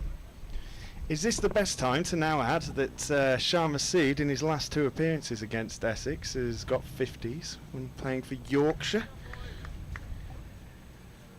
Oh boy, the commentator's curse has struck quite often in this game. I feel like I jinxed Budinger earlier at lunch when I said a similar stat. You said that at lunch, but not on air, so you get the benefit of doubt on that one, as Masood defends that one into the ground. And aren't I glad that he defended and kept that one out? Otherwise I'd have felt like the whole of Leicestershire would have been walking up these steps and would have been coming for my head then. I don't think it's just Leicestershire, my friend. I think the entire nation that Shah Masood represents will be at your doorstep, blaming you for his misfortunes. I can tell you that much. Around the wicket again comes Curtis Camphor, and that's tucked away onto the leg side. They push hard for 1. They'll push hard for a second. Shah Masood running to the danger end. Good running. He'll get home comfortably. Yeah, very good running between those two.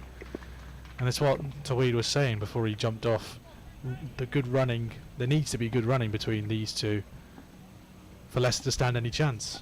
From a Leicestershire perspective as well, the good thing is you can't just afford just to go full defensive mode. And it's good to see that Masood and Hanscom are looking like they're starting to take it not into 5th, not into 4th, but maybe 3rd gear now, just slowly ratcheting it up. Masood can't squeeze that one into a gap though. Dot ball from Camphor.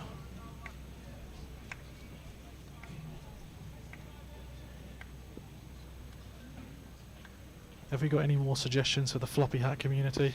Someone has suggested someone who isn't a cricketer, Paddington. Don't think we can. Did he play any county 2s, Paddington?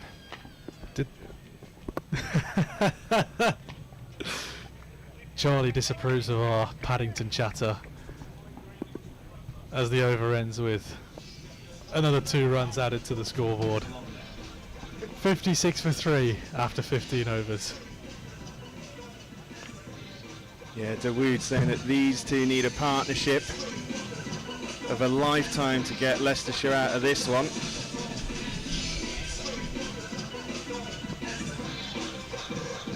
So at the end of the 15th over, it's 56 for 3. Shah Masood has ticked on to 25 off 37. Hanscom 15 off 24 is how it's going to go. And as we can see from the run rate on your screen, it has started to rise upwards again and slightly closer to that Essex run rate, which is surprisingly consistent. Yeah, they got to work pretty early in that partnership between Critchley and Westley was vital to that innings flowing the way it did. As Harmer comes back in, cut away by Masood, but well fielded at backward point.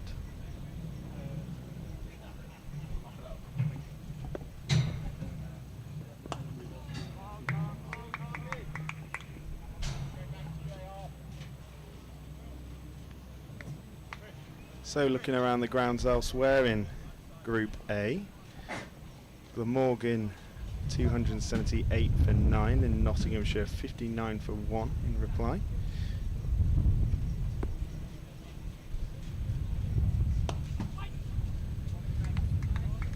Worcestershire were 237 for 8, and Gloucestershire are 56 for 2 in reply in that game. In Group B, Yorkshire have already won against Middlesex.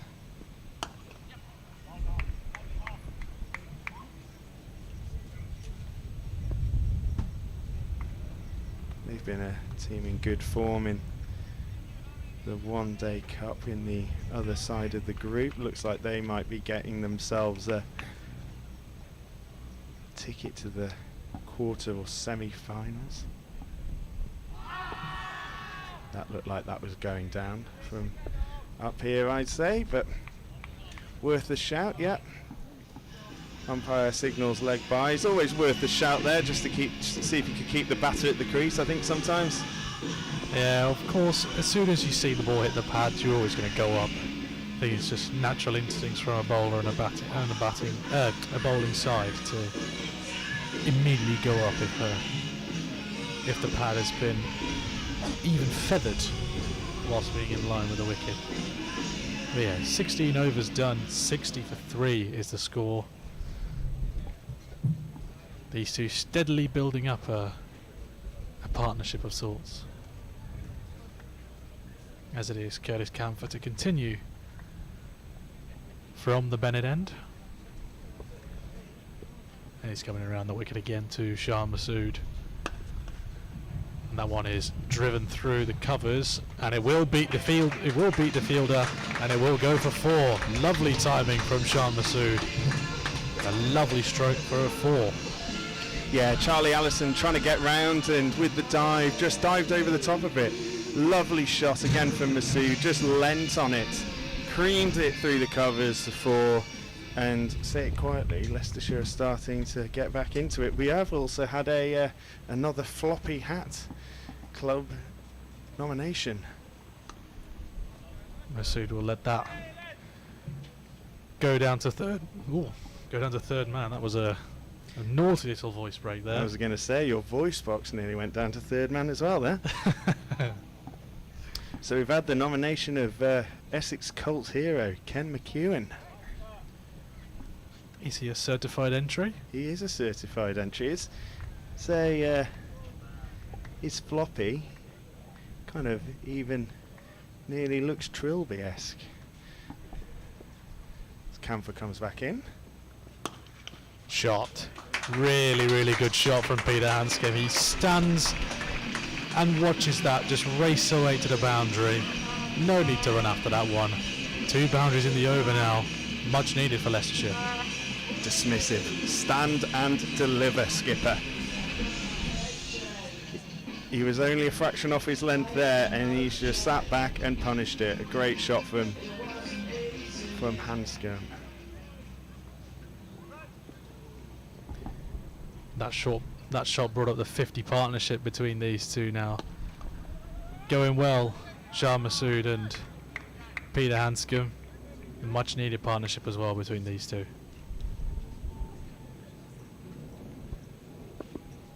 Yeah, just what Leicestershire needed as they take on to 69 for 3.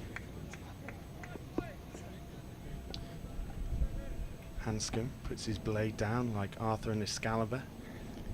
As Camphor comes in, tries to whip it off his pads, but I think, was that bat into pad? Yeah, I wasn't quite sure what that came off of, but Yeah, no leg byes given, so I think he's obviously hit that into his pads, but gets through for 1. runs nonetheless, which is what the Foxes need. And it brings Shah Masood back on strike.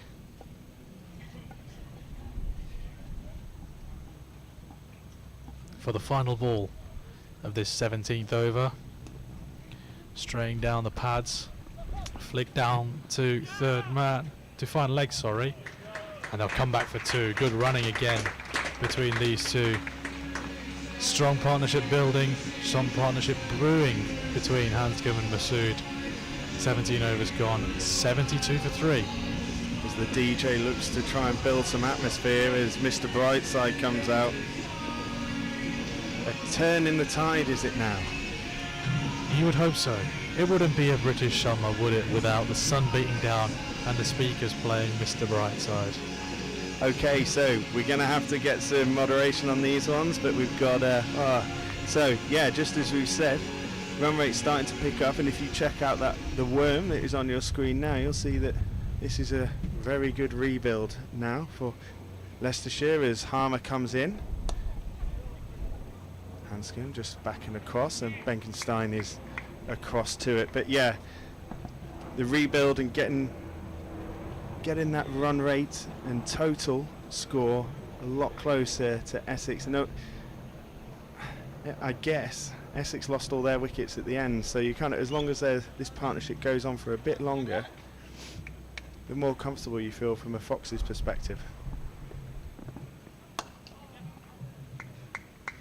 And with these two just rotating the strike simply, just knocking the ball into the gaps, playing the balls to the field, not trying to be adventurous yet. They might need to step up a gear at some point, but for now, important not to throw away the wicket. Good use of the feet there by Hanscom as he skips down the ground and just knocks it down to long on for one as Westley fields and throws it in. We've got Tony, who said that Richie Richardson. That's a wipeout for me there. We've got Mike Brearley from Moss Barlow. We've got Peeper says David East, and Malk Starr bringing up Jack Russell. I guess Jack Russell was, nowadays you'd probably say, is more of a bucket hat kind of.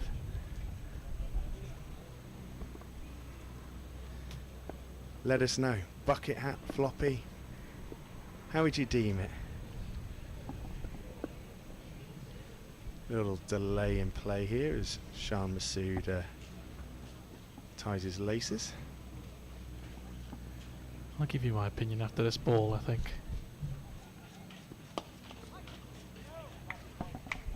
I was hoping Hanscom would hit that down the ground so I could talk over it for a bit, but the dot ball it is. It's an interesting hat. It does look more bucket than floppy hat.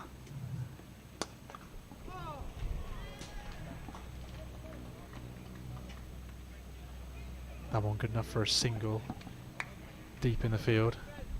Brings to the end the 18th over.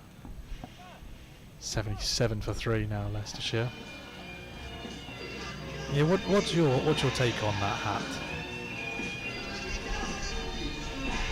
Yeah, you see, I think nowadays it's more. I guess it's more of a fisherman's hat, isn't it? I guess maybe.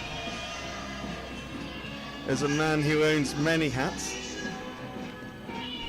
I should be more across this. But any thoughts in the chat? Feel free to put them in. Sandesh says Essex need to get some wickets. Maybe that is an Essex fan down there. Let us know where in the country or where in the world you're watching and listening to us today. We'll try and give you a shout out today on Fox's TV. We'll do you a trade there if you subscribe. We'll constantly talk about your comments every time it pops up. That will be James that will be talking over your comments, by the way. That won't be everyone else in the commentary box. That is a James Hurl exclusive. So if you want your comment to be read out by James, do subscribe and get a comment in. We've got our first one already. An Essex fan in Somerset. John Andrews says, as an Essex exile in Somerset, I'm very pleased to see Essex doing well. But he isn't a fan of the music. Well, hopefully a little bit of the Derek and the Dominoes and Layla is more up your street there, John. Can't say I'm too well averse with this. Jamal Richards into bowl from the Bennett end. Another young pacer to add to Charlie Bennett in the Essex ranks. New bowler for Essex from the Bennett end, it's Jamal Richards. This season, Jamal Richards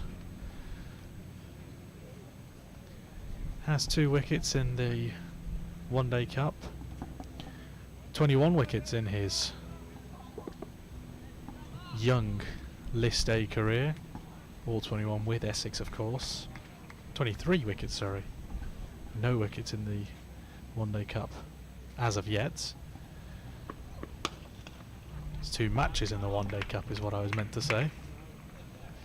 Yeah, I guess this is someone that Tahid, having previously met and spoken to, he'll have a vested interest in seeing how Richards does. He also, like Camphor, has bowled a couple on over the wicket and has decided to come around to Masood.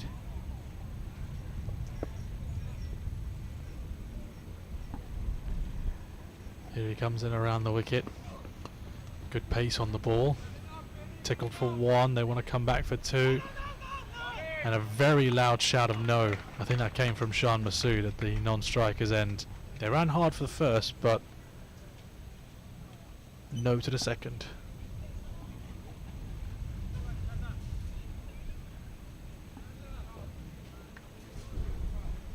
Yeah, run rate now 4.3, rate required 7.7, 8.3 overs in.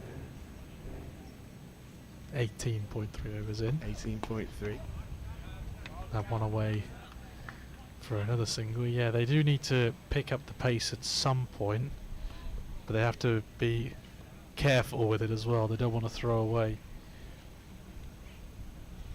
wickets, because the batting isn't as deep as it was on Wednesday against Nottingham. Obviously, you know, Ben Mike can hit the ball around the park. Hopefully we won't need to get to that. Hopefully we'll need to get that low, as Masood digs that one out the ground. Good line and length so far from Jamal Richards. Yeah, it looked like that was just slightly a fraction slower.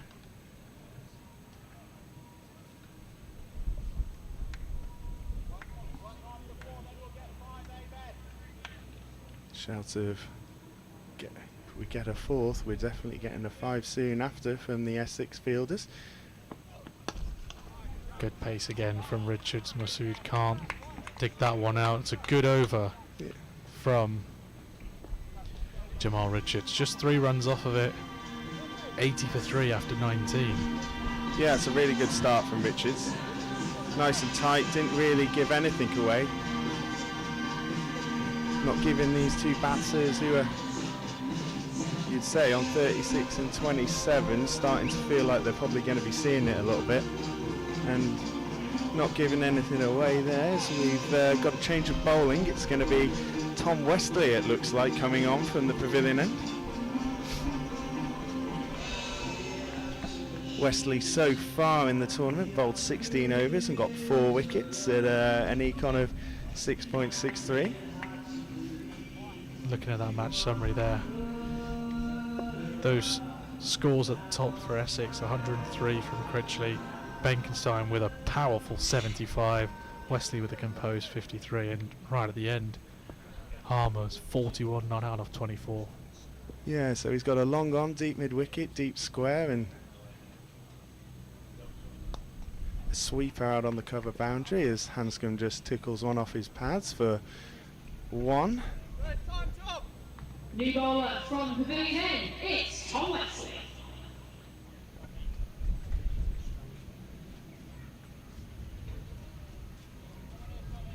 I'm enjoying the way the announcer announces the new bowler.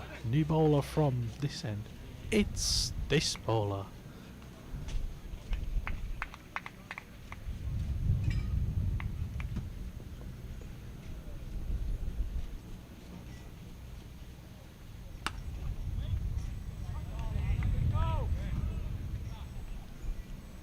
Just slightly full and on the pads there, may have just got away with one there slightly, Westley.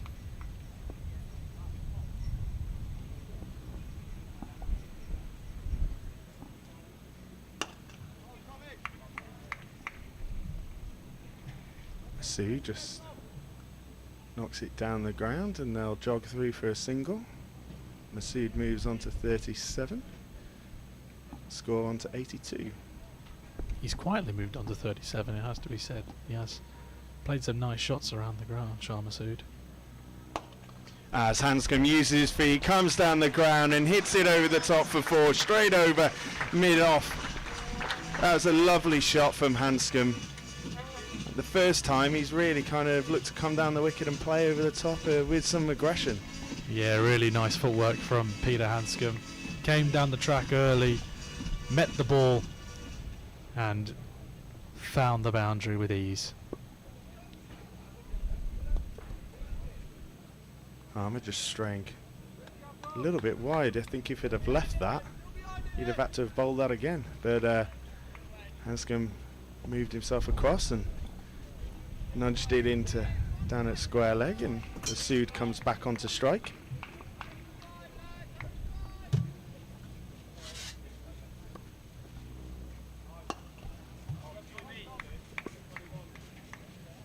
And Massoud knocks another one down to long off as they again just keep the run rate ticking over. And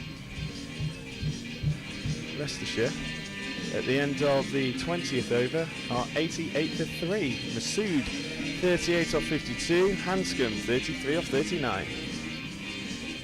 And that will be me done for now, I should say, as my commentary's taken over. I'm going to hand the microphone back to the wise man himself, Tariq Qureshi. All yours, sir. Yeah, so as you can see by the graphic on the screen, Holland fell for 12 off 18, LBW Porter. Budinger was bowled by Porter, that's a big wicket. As Richards continues from the top end, Budinger fell for 1 off 6, Hill 1 off 5 bowled Bennett caught Harmer. But it's been a bit of a rebuild since you've been away, Tahid, and welcome back. Thank you. Yeah, much needed rebuild for Leicestershire as well. They were 16 for 3 after 5.1 overs, so these two really have dug them out of a hole. Your boy Richards comes back in. All this talk of floppy hats, I called him Richardson then nearly, but yeah, that's he's had a tidy start. He has, yeah. I'm glad he's getting a bowl today, because actually when they were playing Surrey just the other day, he didn't get to bat or bowl. So yeah, good that he's on and bowling okay. He comes in again, grunts, and there's a run-out opportunity. And Massoud gets in, scampered through for a single there. Looked like there might be a chance at one point, but comfortably home it looked like in the end.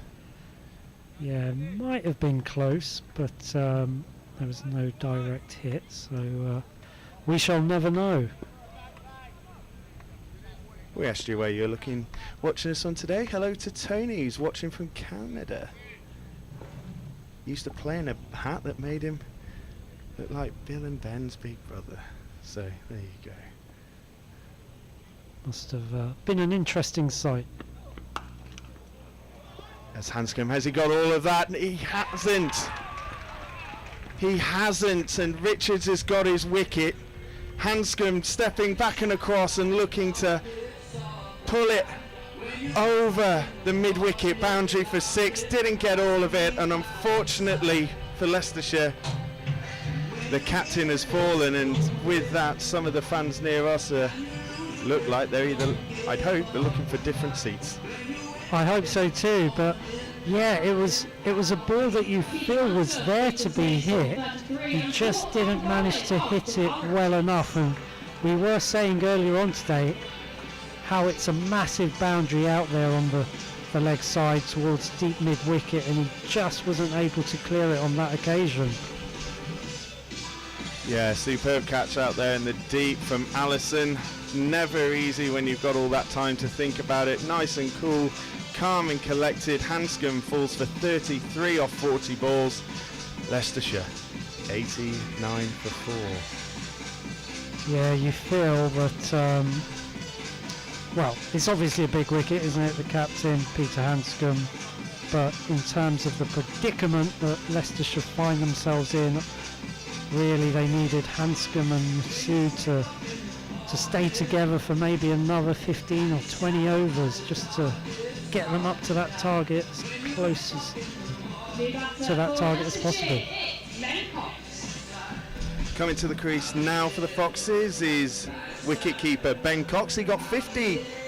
Well, a 50 in his last game, and he's averaging 55 in the competition. He's got 2,203 List A runs with a high score of 122 not out, and he has got one List A ton behind him, and Leicestershire will be hoping that he's got a second in him today. Yeah, you feel that he'll definitely need to make a significant contribution today if Leicestershire are to get anywhere near this target. Jamal Richards, though, has a wicket in his second over. It's going to be Cox on strike.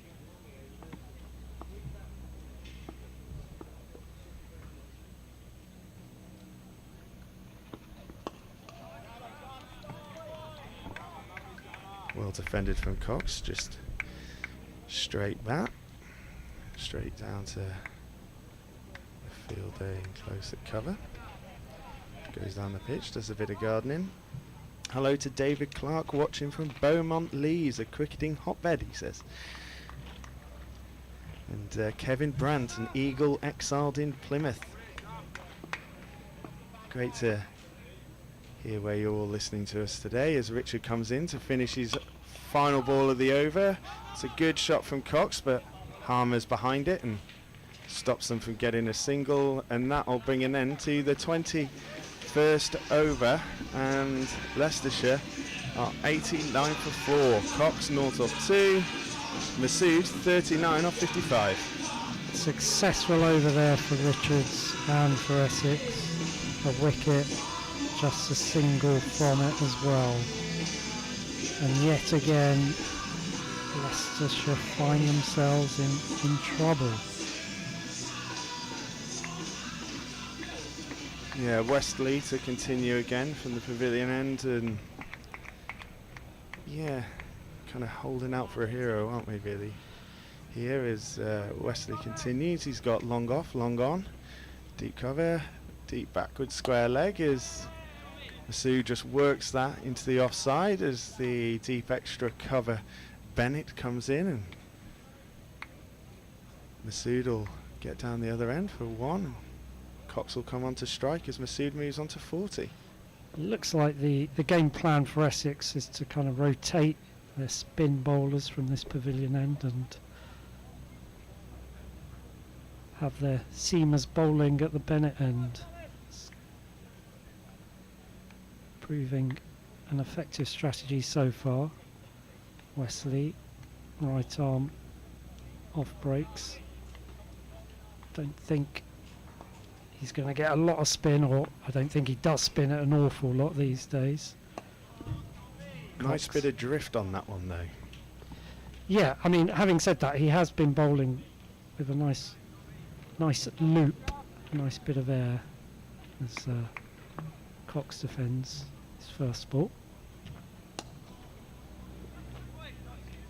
He gets off the mark with a slight fumble in the outfield, means that Cox comes back for 2. I think that's Allison out there in the sweeper boundary on the offside.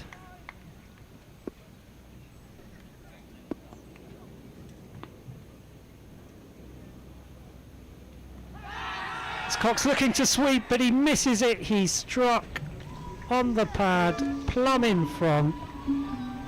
Westley goes up, the umpire's finger goes up, and the Essex fielders are ecstatic as Leicestershire lose another wicket.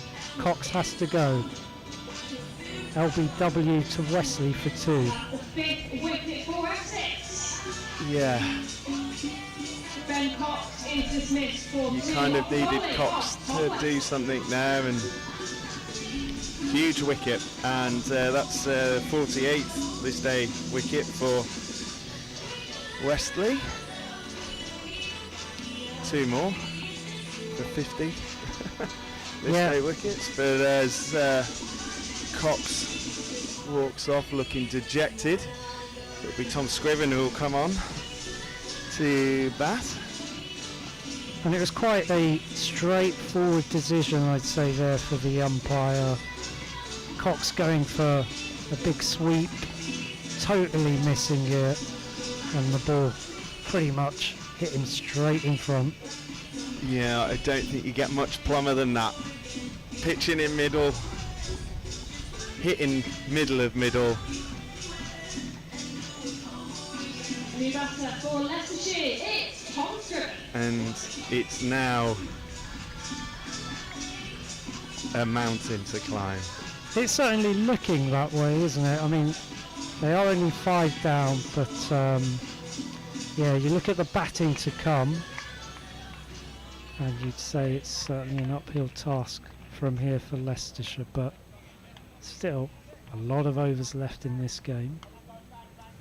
Only just in the 22nd over. Shouts of "come on lads, let's go bang bang bang" and get it done with from the Essex fielders as Westley comes in again. Similar line and length to the last ball. Scriven onto the front foot, just taps it back. Russell Stevenson said, has anyone said Carl Hooper or the great Max Walker? They haven't. Scriven walks across his stumps and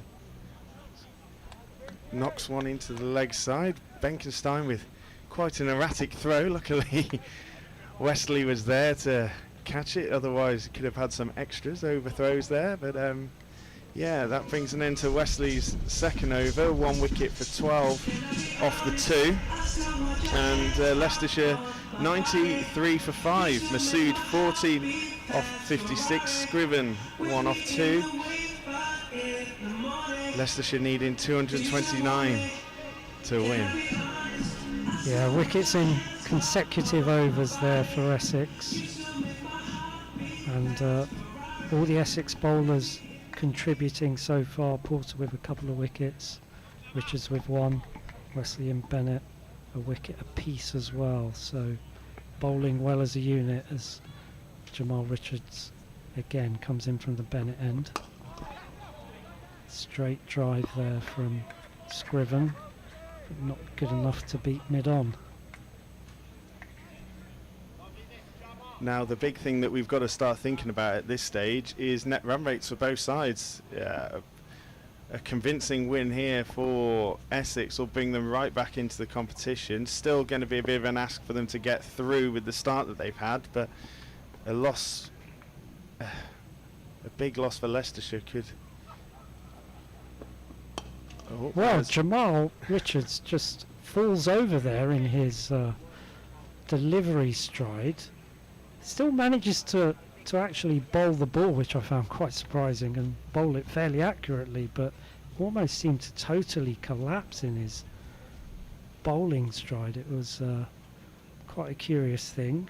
Doesn't seem to have done himself any damage, and they managed to take a single from that ball as well, which brings Masood on to strike.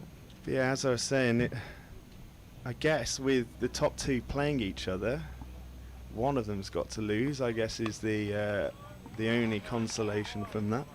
Indeed, unless it ends in a tie.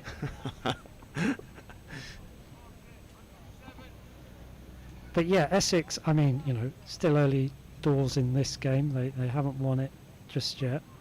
But if they do go on to win, then you feel that, you know, the headwinds are with them. That big win against Surrey and potentially another win here, and they could go on a bit of a roll, which is what these competitions are all about.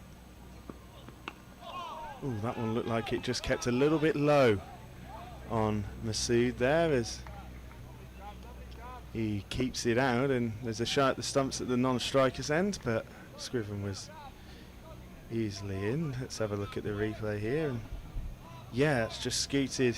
That's just scooted through. That is not what you want, and luckily Masood is seeing it like a beach ball at the moment, and kept that out quite nicely as Richards comes in for the penultimate ball of the over. Again, skiddy action. Masood tucks it off his hip down to mid-on, and he'll rotate the strike, and Scriven will come on to bat.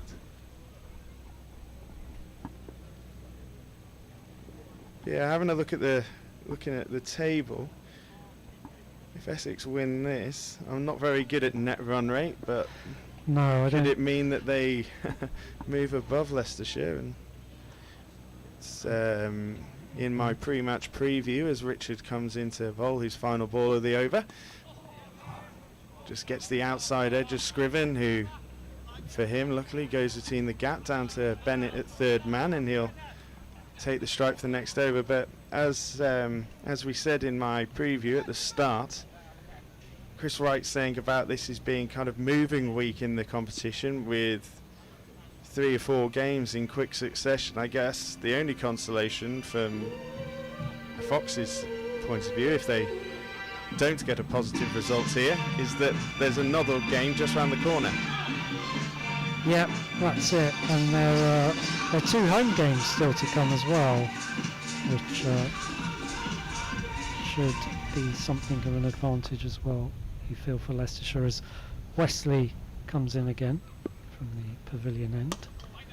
Scriven plays it back to the bowler. I know we were saying a bit earlier, it's a curious competition the way the quarterfinals are set up, as this is swept and swept hard by Scriven. Almost a shot that Cox wanted to play an over or 2 ago, but this time it's a successful sweep from Scriven. The 100 comes up with that sweep as well. It's 100 for 5. And Scriven moves on to 7. Yeah, 100 up after 23.2 balls. Wesley in again to Scriven. Goes back and across and shouts a catch it from the Essex fielders, but Benkenstein, going the wrong way. Not quite. There's Scriven once again goes back and across, but punches it straight back to Westley with that big swash of white across his nose and cheeks, would we say? I think it's fair to call that part of the face, your cheeks, yeah. I failed my AS biology. A U. Oh, blimey. Yeah, politics, media and English were my subjects. As Westley comes in again, and solid from Masood, who gets a long stride in and defends that. But yeah, it's a strong look from a spinner, definitely, to have the big white across the front, like battle painter. You kind of see it more, don't see it as much anymore, more in the NFL. Yeah, I know the likes of Alan Donald in years gone by were famous for the white streak across the face. But at the end of that over then, it's 101 for 5, 24 overs gone. Yeah, so Leicestershire Foxes requiring the 221 of 26 overs as Richard starts his 4th over here. Scriven back and just plods it out to mid-on, no run.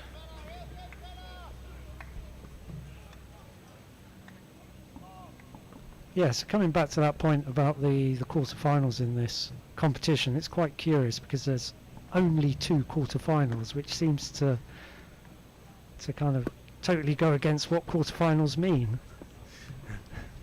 I have had similar thoughts myself.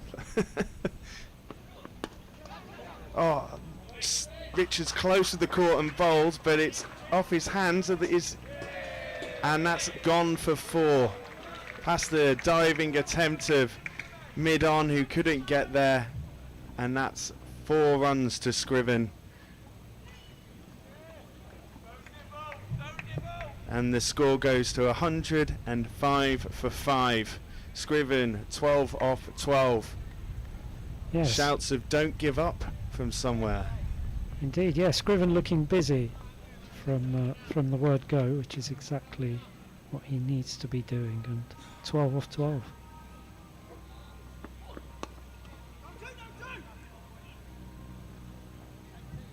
Scriven nicely tucked off his hip again. No shouts of no two from the Essex fielders.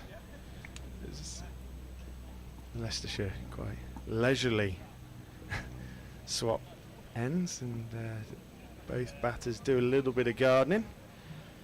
So Masood takes his guard again, moving himself back onto middle by the looks of it.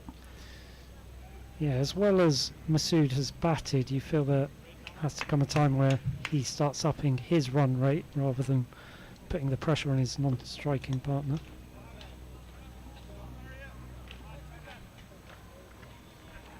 Single there down to fine leg for Masood.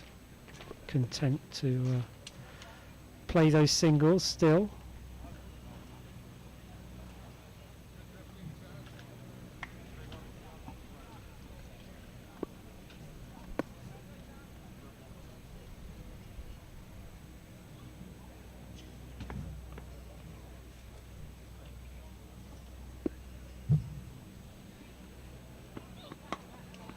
Oh, that's well kept out from Scriven there. Yorker aiming directly at the toes, and he just gets that out and just quite nonchalantly retakes his guard. Twirl of the bat. Bit of process of thought. But yeah, so Leicestershire at home again on Wednesday against Derbyshire, and then this time next week they welcome Worcestershire before a final away fixture against Glamorgan on Tuesday the 26th, as Richards tries to what looked from here like a slower ball and just sends it down leg, and the umpire signals wide.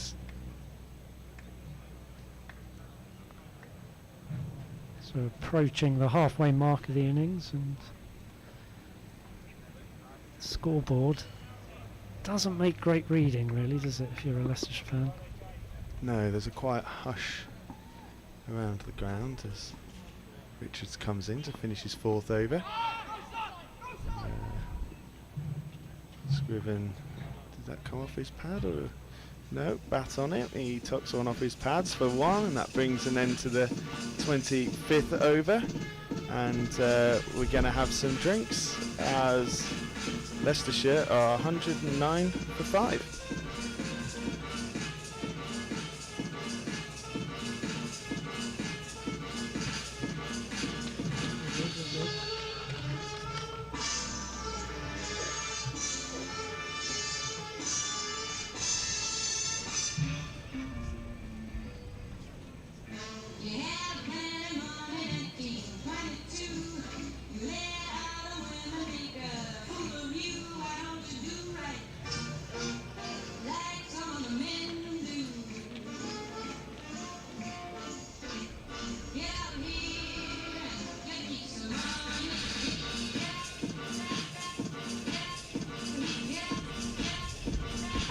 Leicestershire are 109 for 5.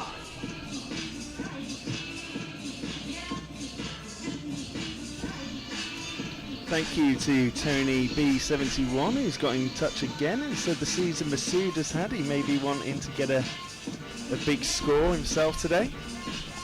So just while we're on this drinks break, I'll run you through some of the other scores that are taking place today, or the scores from the other games that are taking place today in the Metrobank One Day Cup. Lots of games throughout the country. At Cardiff, Glamorgan got to 278 for 9, batting first. Notts in reply 119 for 2 in the 26th over there. Down in Beckenham, Kent batting first, decent score, 315 for 8. Lancashire in reply 187 for 4, 32 overs gone in that game. At Middlesex, at Radlett, it's all over. Middlesex have already lost by 7 wickets, quite a big defeat here. They were bowled out for just 129, Yorkshire getting there comfortably for the loss of 3 wickets inside 27 overs. At Northants 295 for 8 batting first. Sussex in reply going very well. A big opening stand there, 194 for none, and it's 31.5 overs gone in that Sussex reply. At Taunton, Somerset 309 for 8 batting first. Warwickshire chasing 161 for 4, 29 overs gone there. And then finally at Worcestershire made 237 for 8 off their 50 overs, and Gloucestershire in reply 132 for 2, and that's in the 28th over. So you're fully up to date with all the other scores around the country. Yeah, Imam Ul Haq with runs again for Yorkshire, and Matt Milne also having a very good season for Yorkshire so far. 4 wickets for him as we reach the halfway stage. Leicestershire needing 213 runs to win off the 25 overs remaining. As Westley continues, and top edge shout for catch, but just loops over the top of the keeper Fernandez, and safely through. Scriven safely through for a single.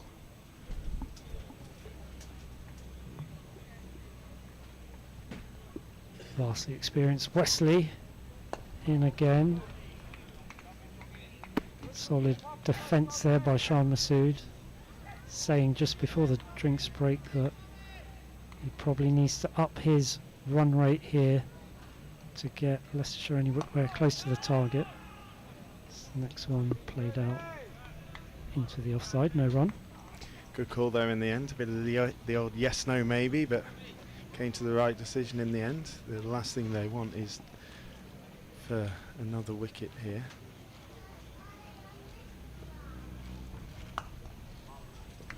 Seed. It's played into the deep cover boundary. Just a single taken. Just looking at that required rate, creeping up towards 9. It's 8.7 currently, with the current run rate at 4.3.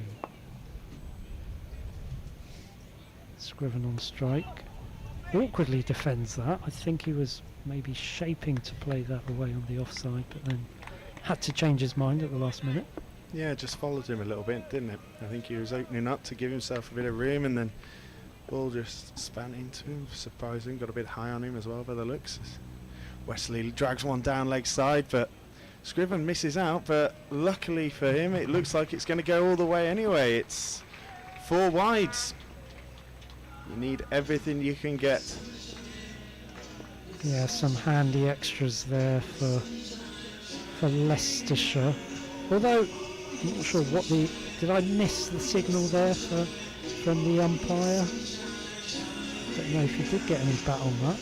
He didn't, he gave it wides. He gave it wide. Yeah, missed it. 116 for 5. Scriven on 15 on strike as Westley comes in for the final ball of his 4th over.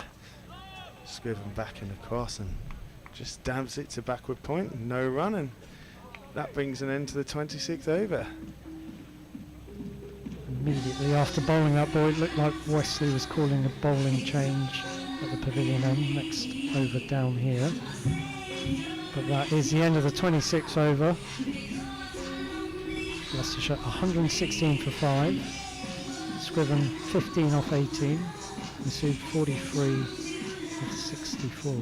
Okay, so we've got a question in the YouTube comments here for you, Tahid. I'll read it out for you. So he goes, Ian Anderson says, so what is Leicestershire's plan from here? Have they already given up, or is it just going through the motions, or are they going to try and sneak to 200 by 40 overs, then switch to T20 mode? I'm not quite sure. I think, well, I mean, the way that Scriven's been playing, you know, they're still looking to get to that target, aren't they? I mean, he's come out with good intent, looking to score pretty much off every ball, and yeah, I guess from this situation, the way I would play it is to play as deep as you can, maybe get to that 40th over and reassess. That's a lovely shot from Shah Massoud, but unfortunately for him, there's a There's a fielder out there. Coming round to sweep it up was Charlie Allison out on the cover boundary. But I He timed guess that quite nicely then. the other thing that they might be doing is just kind of looking at mini milestones, looking at 5 over blocks, little targets after every 5 overs, and continually reassessing. As Richards comes in again from the Bennett end. Scriven defends, back up the pitch, no run. Yeah, something that whenever I go to the cricket with my dad, something I always look at is the DLS par. I think that's always just a good idea of where they are, and at the moment the DLS par is 203, so about 86, would we say? Is anyone better at maths than me? Can work that out, just verify that one as Richards comes in for the 4th ball of his over, short in length, and that's superbly fielded down there by Curtis Camphor, down to his right, and make sure that the Leicestershire batsmen don't come through for a single. Yeah, I think it's safe to say they're way off the DLS. Thankfully for Leicestershire, no sign of rain.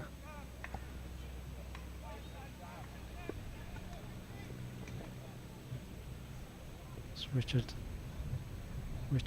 comes in again. Fields off his own bowling. Another dot ball.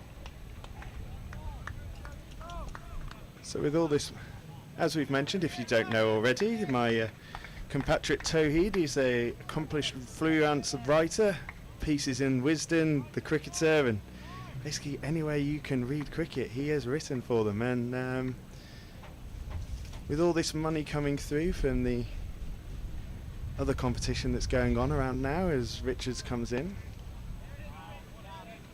do you think this is the right opportunity for English cricket to have a bit of a change of structure with how things are run? You can see obviously that the T20 Blast has had a slight change, but when you say change, it's more like going back to the old system of a year or two ago. Yeah, it's a good question. Just as that over comes to a close with Leicestershire on 117 for 5, I think, yeah, regardless of the money coming in, I think there is always going to be a change in structure at the end of this season. I think the interesting thing is the changes really looks like it's going to be minimal compared to the conversations and discussions that were going on even a month or so ago, where it looked like there would be significant changes to the championship.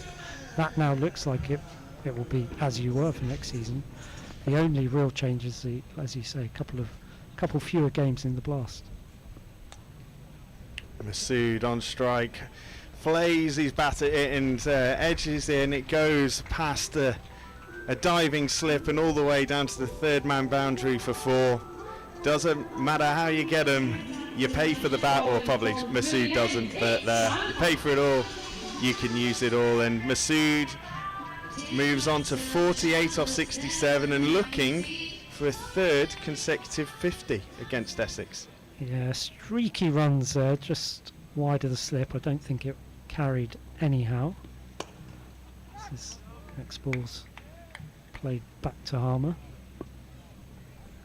And before any of you write in, when I say that, he got his 2 for Yorkshire as Harmer comes in. Nice straight drive down the ground to the long off Westley, who retrieves and throws back into the keeper, who gives it back to Harmer.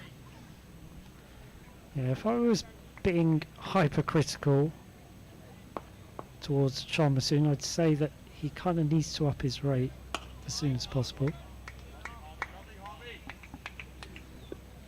So that's played out into the offside by Scriven, no run.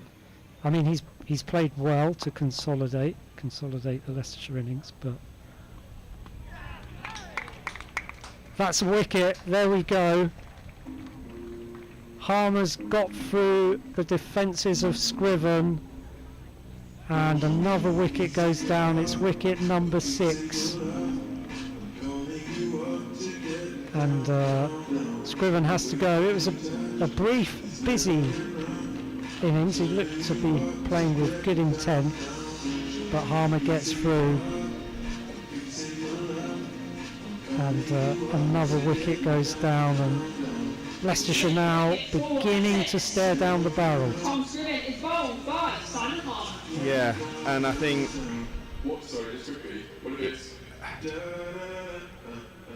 it's been quite hard for Masood if you are to back him when he is, you know, to talk about upping the run rate, but whilst his partners keep falling by the weight side, you find yourself in a bit of a catch-22 as the new bats for Leicestershire comes out. A few side steps, a few heel kicks. It's number 8, Ben Mike. Yeah, it's a fine line, isn't it? I mean, one argument might be that if Masood was scoring at a higher strike rate, then his partners might not have to take so many risks, but it's a fine line, and at the moment it's not quite working for Leicestershire as they're 122 for 6 now. So Ben Mike comes to the crease, 31 runs in 2 innings so far in this season's edition of the Metro Bank One Day Cup, averaging 16, but he is hitting them at an average of 140, so we'll see if he carries on in that form. And you never know, if he does, might take a little bit of weight off the shoulders of Shah Masood as Harmer prepares himself. Mike takes his guard. Harmer with long on, deep mid-wicket, deep square leg, and that sweeper out on the cover boundary as Mike takes his guard and bends his knees, prepares. Solid. Onto the front foot and shouts of no run. And that brings the over to an end. 28 overs gone now.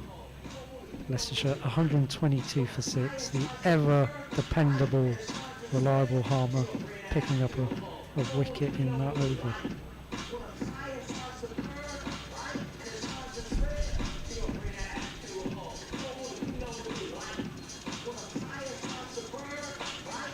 Yeah, so 122 for 6 at the end of the 28th over. Masood 49. Mike yet to score for the one ball that he's faced. And it looks like we're going to be getting spin from both ends now as Luke Benkenstein is about to come on from the Bennett end.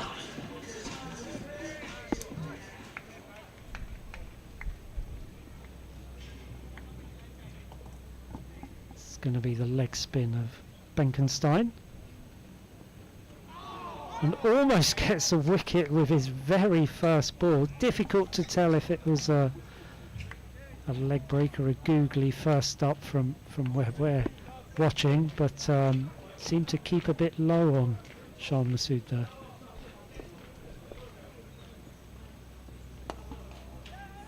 This next ball's played to mid-off, which means that Masood goes through for a single, gets to his 50. Ripple of applause breaks out around the ground. Punches gloves with Ben Mike. It's 50 off 71 balls for Masood, but really you feel that he's only done half the job here, maybe not even half the job. Plenty of work in front of him if Leicestershire want to get anywhere close to the target. Yeah, a subdued celebration from Masood there as he went to 38th list day 50 and 5,940 list day runs as Mike takes his guard. It's always good fun, isn't it, watching a leg spinner, especially a young leg spinner just kind of learning the trade. Nuts there says we need some Ben Mike fireworks. Do indeed. Not just yet as he defends. I think that's the polar opposite of fireworks, just there in that shot. I can deal with both. I can handle both.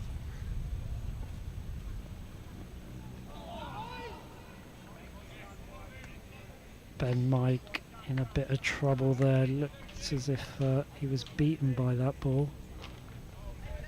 Fernandez whipping the bails off, but no chance of a stumping.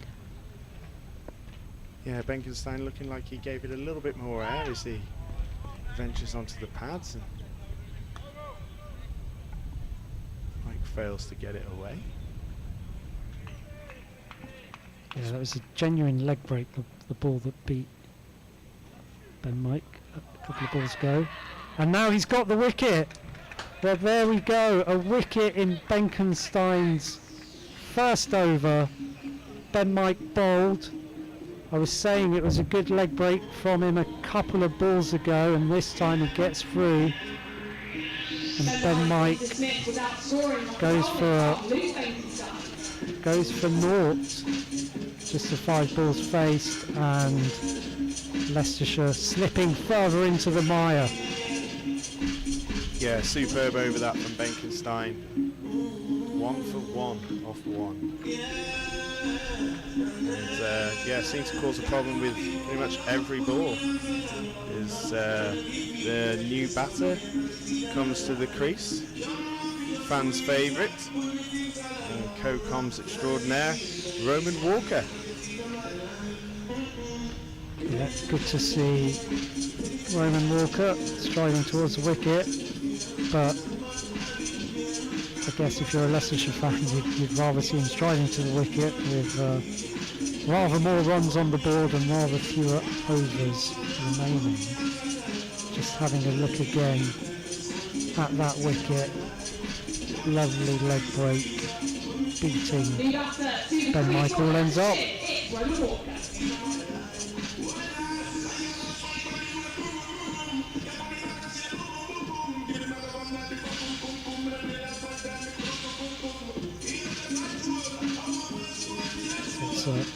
New over from Harmer from the pavilion end, and I kind of feel it's almost approaching that now or never time for Shan Masood to try to engineer something, try to accelerate.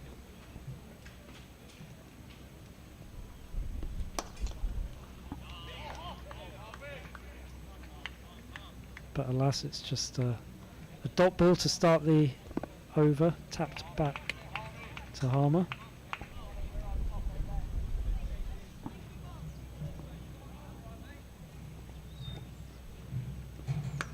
Just short of length, and Masood recognises that, rocks onto the back foot and just punches it through the offside, where Bennett comes round to field for 1.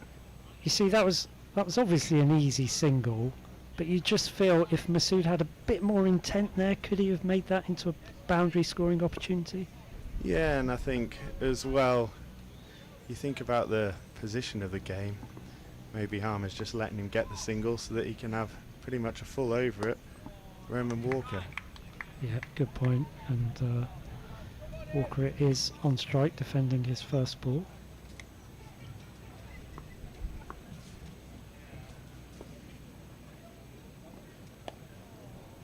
Bit of an inside edge there as he tries to prop forward and defend, but manages to keep it out. But yeah, this isn't pretty to watch, I'd say, for Leicestershire at the moment.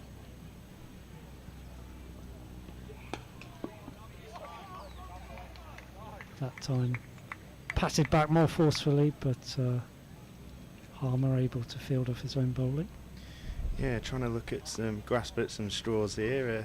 Roman Walker, high score 23, high score 64 in first class cricket, but if you go even further back than that, he does have a best of 119 not out for Oswestry's second 11 against Brood second 11 in the Birmingham and District Division 2. Funnily enough, on that day he played against my sports co-worker Nick Southall. Anyway, on that note, I will say goodbye and bring in the main man, Jesvin.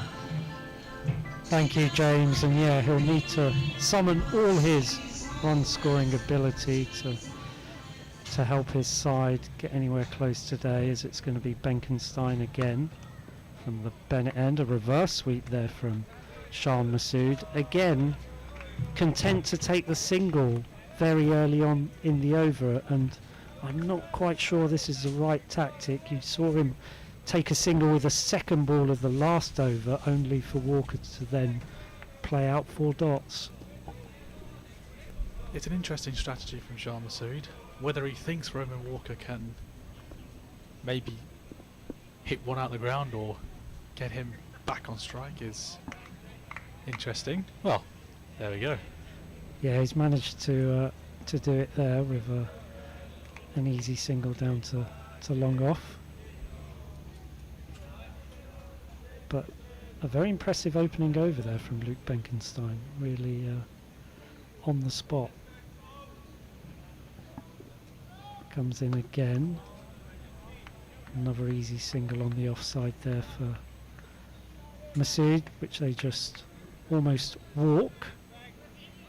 Essex content to give them these singles, and why not really? I mean, they're so far in front of the game in terms of run rate.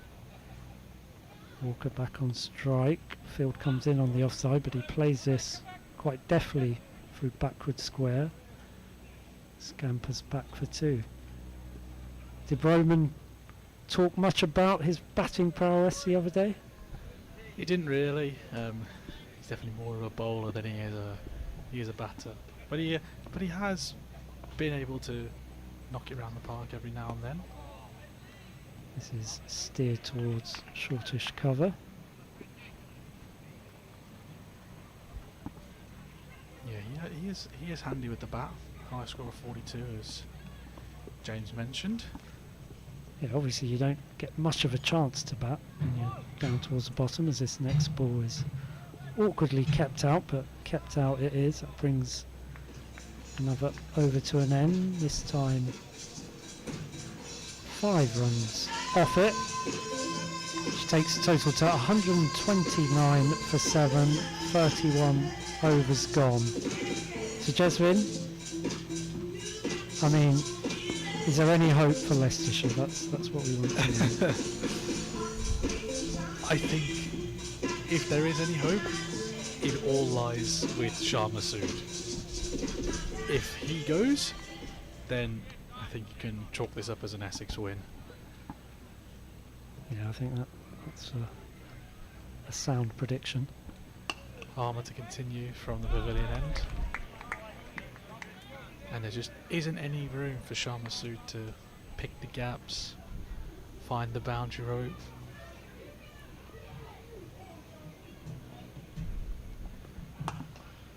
Onto the back foot again, but again, can't find anyone. Yeah. Can't find the boundary rope, sorry. He's been strangely subdued for about the last sort of 20 odd minutes. I know there have been wickets falling at the other end. Now that was a ripper of a delivery from Simon Harmer. Wow! Turn and bounce there from Harmer seemed to come from nowhere as well. It really caught Shah Masood by surprise here. He's got plenty in the locker, the wily old fox. Straight back down the ground.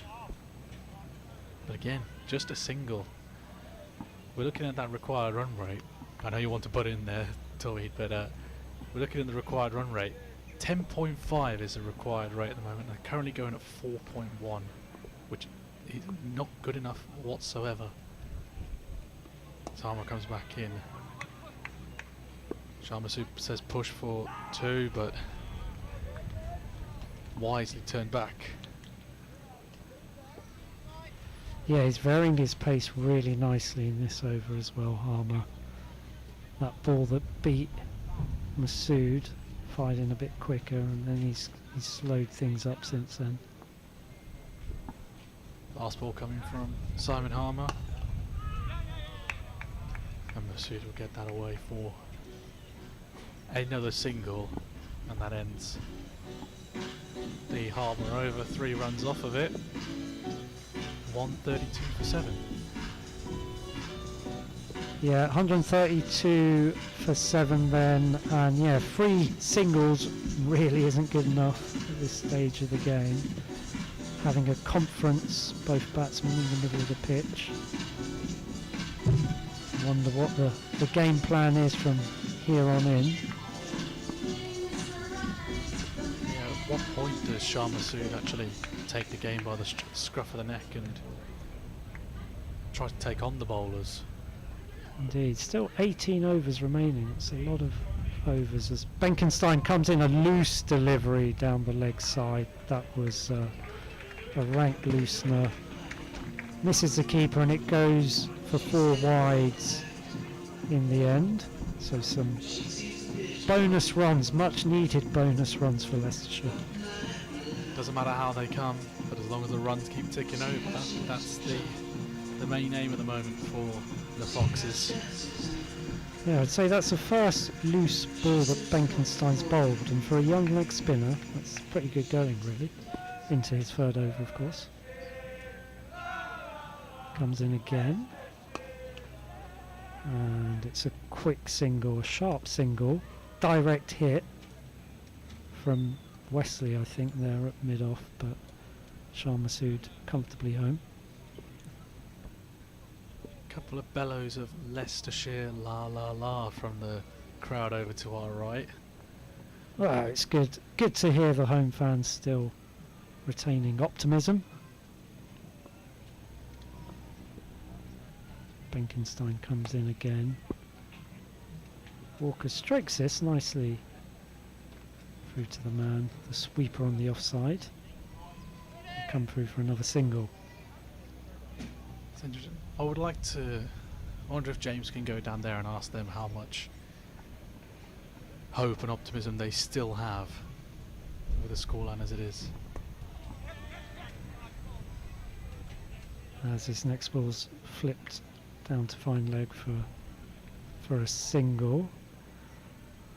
I think James is quite happy to stay in the commentary box by the looks of things.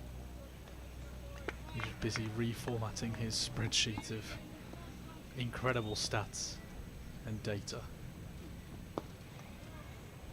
Next ball defended by Walker. Yeah, I mean, don't get me wrong, I like a good spreadsheet myself. I'm all about Excel, I'm all about neat rows and columns. This next ball squirted away on the offside. No run.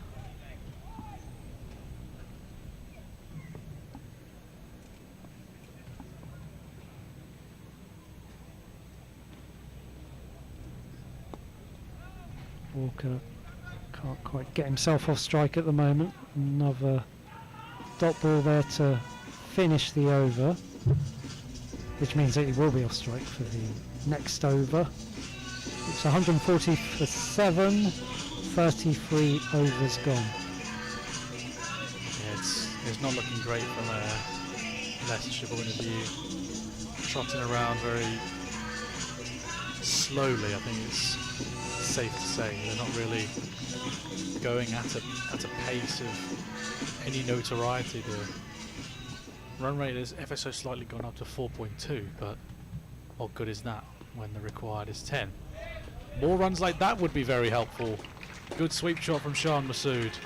A little bit of a loose one there from Harmer. Drifted down to the leg side and Massoud sweeps that away past fine leg. Who's inside the circle, and that is 4 much needed runs. Yeah, strong sweep shot there from Massoud. Using to place that ball in between fielders. On to 61 now, Shah Massoud. And a straight defence again.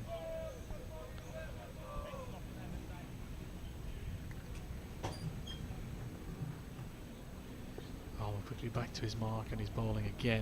Massoud stepped down the track slightly but didn't hit it cleanly. Another dot ball.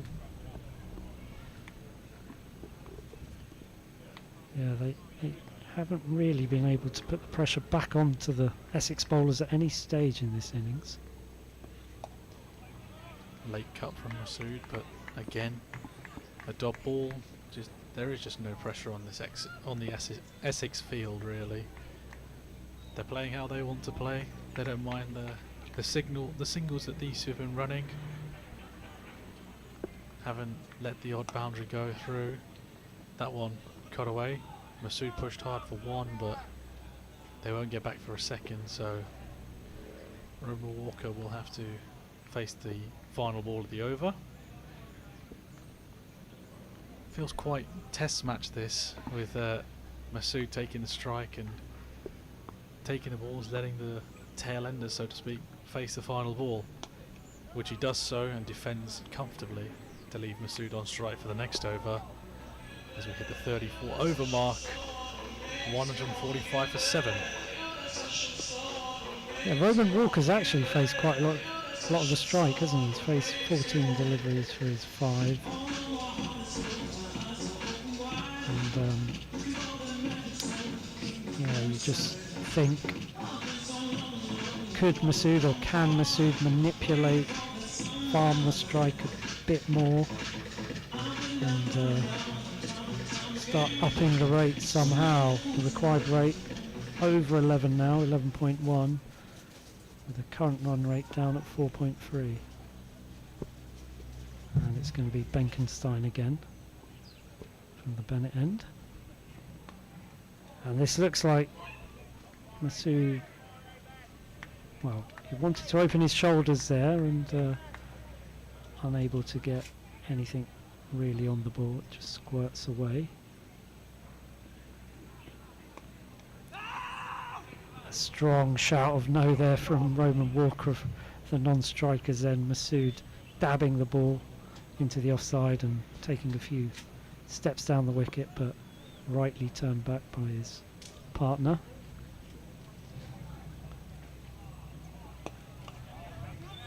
This time it'll be a comfortable single. In fact, it will be 2. Good running there. Yeah, Shah Masood called that very early. As soon as he hit that away, he wanted 2, and he came back for 2. Good running between those two.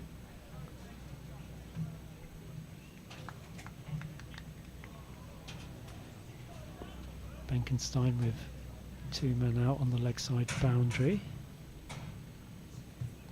3 men out actually on the leg side. And that is swept to the fielder at short fine.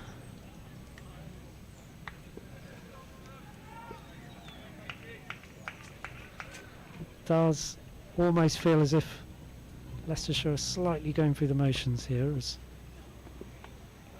this is cut, and cut very fine. It's a chase for the third man fielder. Robin Das isn't able to win the race, and that is a boundary. Much needed boundary. We keep saying they're all much needed really at this stage. They are all much needed, but at what point is it becoming too little too late? Yeah, I know they're still just over 15 overs to go, but they need to get a push on at this point. Need more of those much needed boundaries. They certainly do, as this is directed through the offside, and that's a lovely 4 there from Masood, threading it through the cover region on the offside, and that's 4 runs to finish the over. And a good over there, 10 runs coming from it. Still not up with the required rate though. Not quite, but it is a step towards it. Run rate goes up to 4.4 now, which is, yeah, trending in the right direction, but they need a couple more overs like that to really reel in that target. Indeed, it's 155 for 7 with 35 gone, so we're into the last 15. Still 167 required to win this game. As Armour continues. This is his final over of the day. So far 1 for 36 from his 9 and a bit overs against Roman Walker, and he turns that around for a single to get Masood back on strike. Yeah, and he's bowled exactly how his captain wanted him to bowl, and indeed how he's bowled so many times in the past, not giving much away at all to the batters, keeping it tight, picking up a wicket as well, and potentially going for less than 4 runs 4 runs and over, that is. Another half-hearted drive from Masood. Can't beat the infield. 3 more balls to go. Same shot again from Masood, but very well fielded that time by, can't quite see the shirt, Curtis Camphor. Good fielding there at a short mid-off. Drop and run there. Walker was on it from early. Shout for a run out. And the square leg umpire dismisses the appeal. Yeah, sharp single. They've got to take those risky singles, I suppose, at this stage.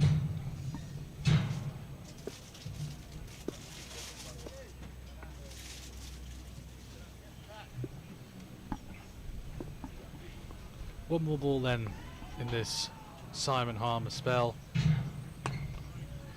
And it is a dot ball to finish out a very, very good spell of bowling from the veteran spinner. 10 overs, 1 for 38.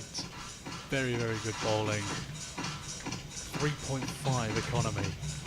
Really good bowling. A veteran bowler doing what he does in these middle overs, restricting the runs, and that leaves Leicestershire at the 36 over mark, 157 for 7. Yeah, excellent stuff from Simon Harmer. Just got back from a spell of paternity leave as well, so Congratulations to the Harmer family. indeed, and no doubt lots of late nights, early mornings, as this first ball from Benkenstein's over is played out into the offside for a single by Masood. I'm sure you can relate to those early mornings, late nights. I can't just yet, but Yeah, I will one day. yes, you're absolutely right. I've got a 2-year-old at home. Shout out to Sammy if he's watching, listening.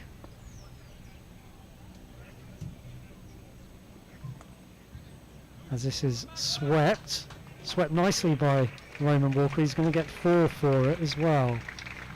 Got down well and got a good amount of bat on that. And I think the fact that there's not been any music played after the 4 suggests the mood round here. Surely not a mood of resignation already as Benkenstein comes in again. Played out into the offside. No run. Just a lapse from the DJ, I'd say. Next ball is guided down to short third man. Looking for that single, but not able to take it. If he continues at this rate, Rowan Walker, he could be getting a list A best.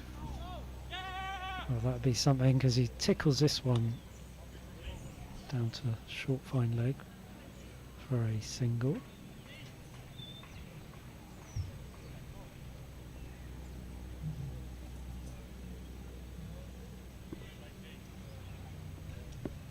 Last ball of Benkenstein's over. Cut away by Masood through the cover region, and that's going to go for 4. And a good over there, 10 runs from it. So a couple of 10-run overs of late has just about kept Leicestershire's nose above water. Ever so slightly at the end of the 37th over. 167 for 7. As a bit of overdrive is being played on the DJ set. Maybe they were listening to us. Give us a little bit of enthusiasm with the music. Come on.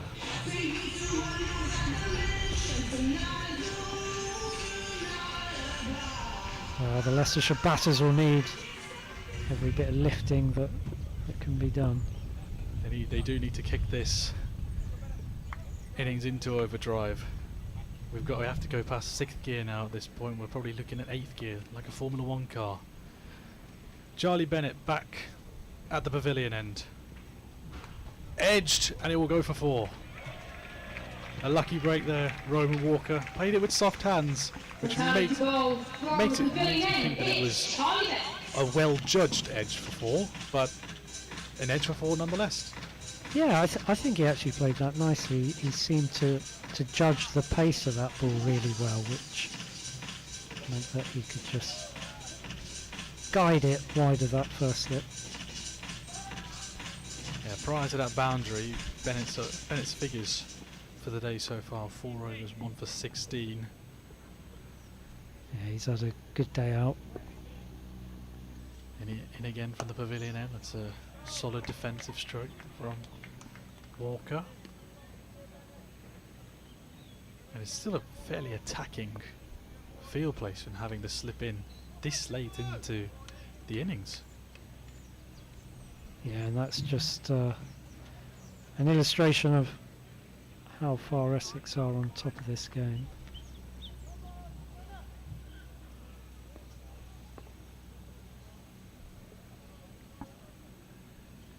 In comes Bennett again.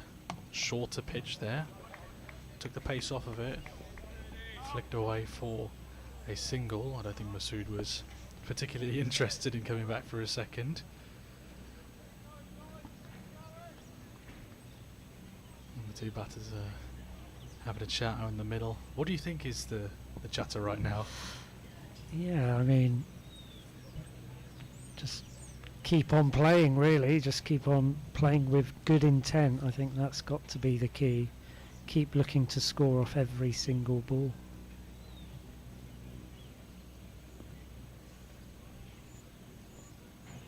Five off the over so far. That one is cut away late by Masood. Another single.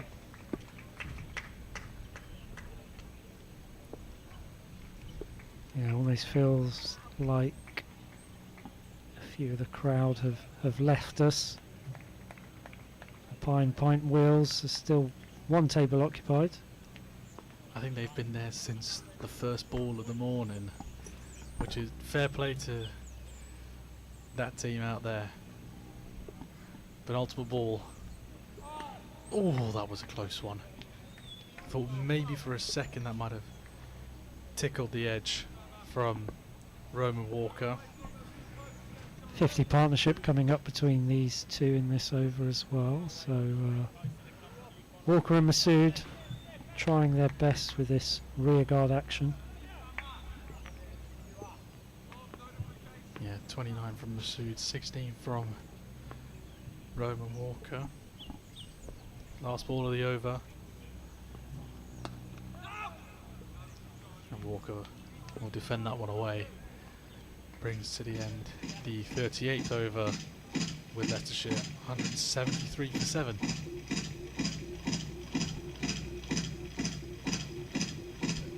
And the two batters meet again, punch gloves, have another chat about what they might want to do in these remaining 12 overs. Still 149 needed to win.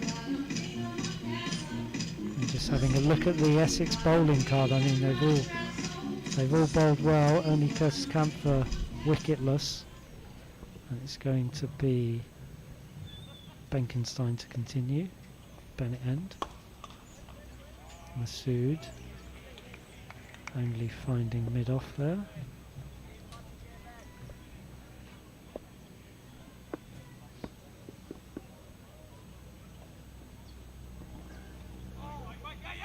That'll be a wide, and they're going to scamper through as well, so 2 wides. Another drag down delivery from Benkenstein, and bonus runs again for Leicestershire. Got to take every run when they can, really. Absolutely. Rate required now, 12.5. Current run rate of 4.6.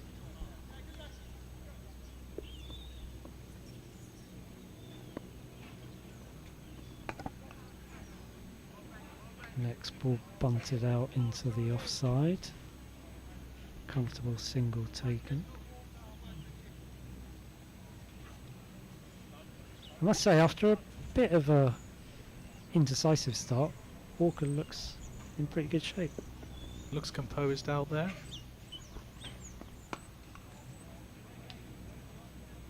Running well when he needs to run, and making the right calls when it's...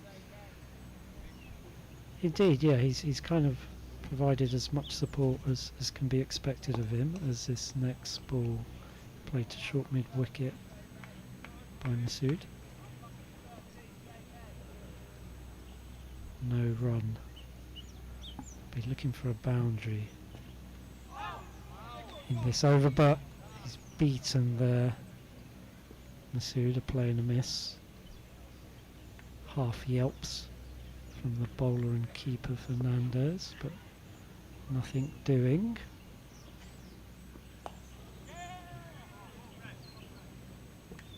Get a single for that sweep shot, which takes the score on. It's 177 for 7 at the end of 39 overs. It takes Shah Masood on to 80 as well. At some point he's got to put the foot down and score a couple of boundaries within the same over. That run rate now over 13. Well, yeah, we were saying that, well, feels like about half an hour ago or so, that felt like now or never. Almost feels like that now or never point has kind of passed, and yeah, I'm not quite sure where we are now, but 11 overs still to go and 145 to win. Bennett back at the pavilion end. Confident stride in. Masood didn't get a clean strike on that. It just gets chipped back to the bowler.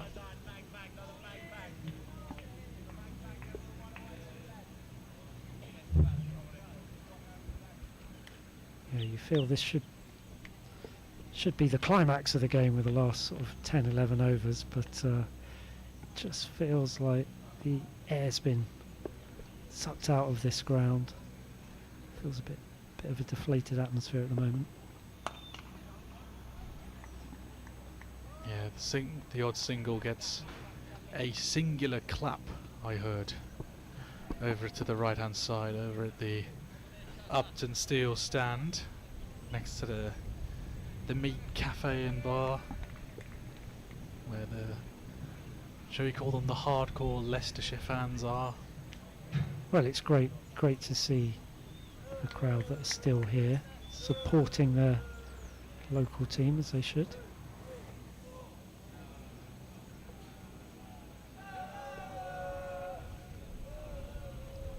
Third ball of the over. It's a short one, and Walker top edged that one, and that will go for 4. An unorthodox way to get a boundary, but we've said it before and we'll say it again. Much needed boundaries. Yeah, I didn't know too much about that. It seemed to hurry on to him a bit quicker than expected, and he almost kind of ducked into the shot, but managing to get enough bat on it to take the ball down to the boundary. I think at this point now the pride just becomes, in terms of net run rate now, if Leicestershire can bat out the 50 overs, of course net run rate isn't going to be as severe a dent as it would have been had they been bowled out a lot earlier. Yeah, you feel net run rate protection is perhaps the priority from here on in.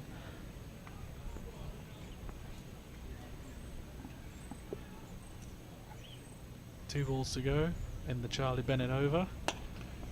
That one a little bit straighter. A little scamper through for another single. I think Simon Harmer had slipped there, thought it was very close to being a run out. But they get through for the single, and Masood on strike for the final ball. And Jesvin, after this ball I'm going to sign off because it's the end of my stint, and indeed the end of my day here in the commentary box. I've loved every moment of it.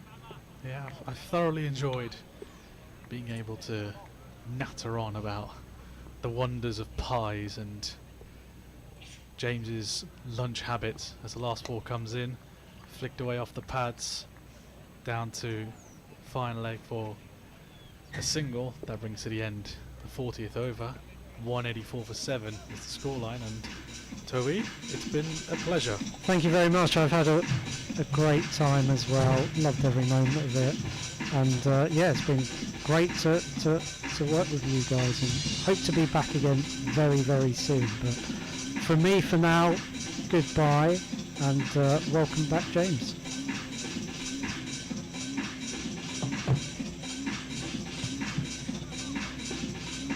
Yeah, 10 more overs to go here at the Upton Steel County Ground.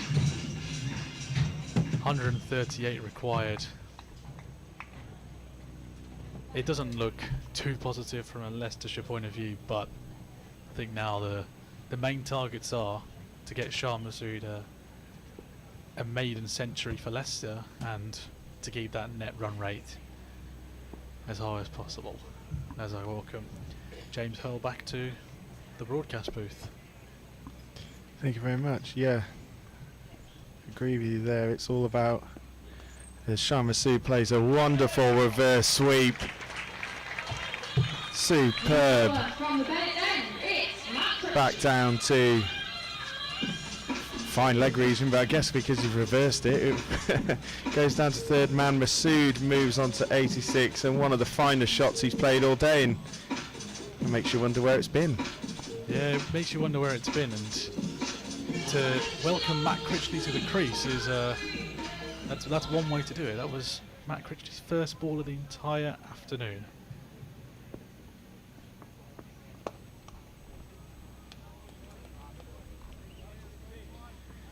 With that, Leicestershire moved to 188 for 7, requiring 134 with 9.5 overs remaining. I mean, even with batters in the hutch, that's going to be some ask. With only 3 wickets remaining, as you said, I think this is all about net run rate preservation, because with games to go, there's a chance that anything could happen, and you don't want to put yourself so far out of contention with the net run rate, because there's a chance that there's going to be a few teams who might finish on the same points.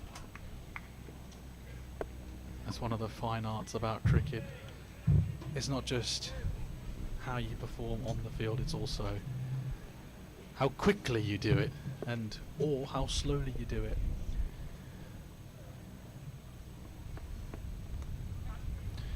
Massoud goes for a more traditional sweep, and that's also going to race all the way for a boundary. That's 4 more to Massoud.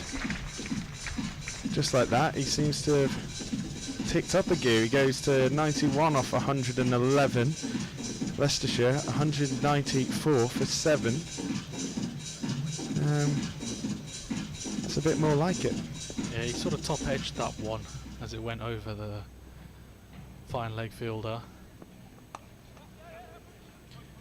So he just steps back and pods on through as a misfield as Bennett dives over one, but luckily for him, Charlie Anderson is round and mopped it up. That brings an end to the 41st over. Leicestershire 195 for 7. Walker with a tidy 23 off 31, and Massoud 92 off 112, and I think we were saying earlier as well, really, it shows what Massoud thinks of Walker to allow him to have as much strike as he's had. Yeah, he is a handy bat. We've discussed this before. Roman himself has said he can knock it about every now and then. What he mentioned, the list A best 42. Charlie Bennett continues from pavilion end. Massoud thought about a single there as he flicked it. There's a limping Robin Das there, I think. Hopefully he's all right. Limping very heavily there. I think I saw him limping earlier, so I think it might be something that he's carrying. But something to keep an eye on. As Bennett comes in for the second ball of his over to Masood. Off the pads. And they'll go through for another single, leg by signalled by Simon Widdup.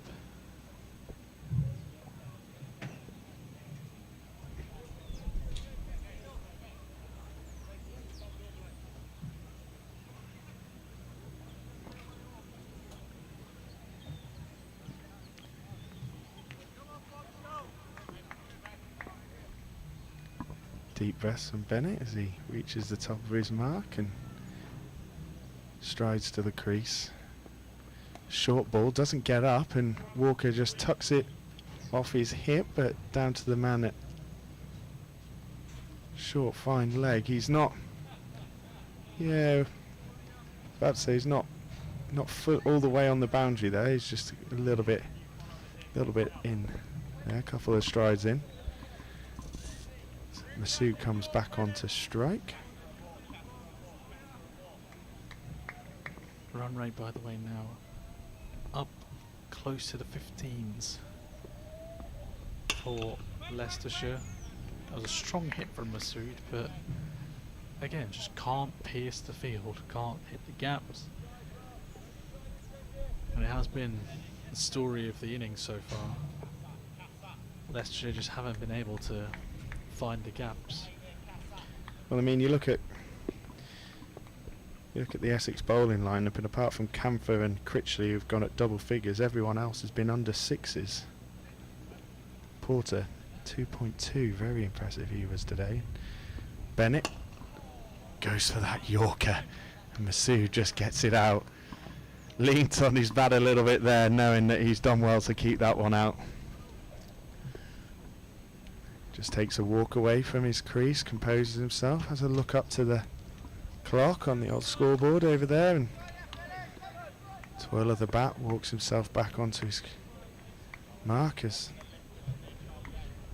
Bennett tosses the ball to himself and starts his leisurely run in and strays down leg, and so he's missed out on that one, and the umpire signals wides.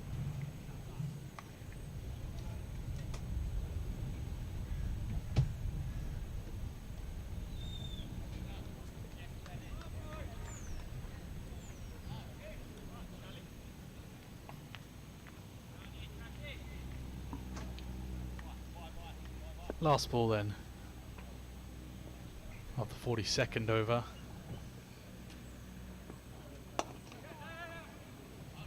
And Masood will just take the single. A gentle stroll to the non-striker's end. 199 for 7.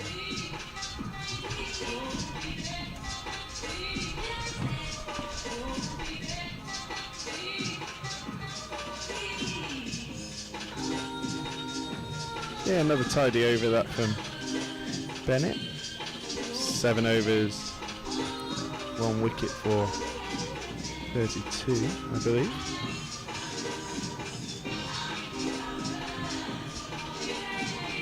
Leicestershire Foxes 199 for 7. Shan Masood 93 off 117.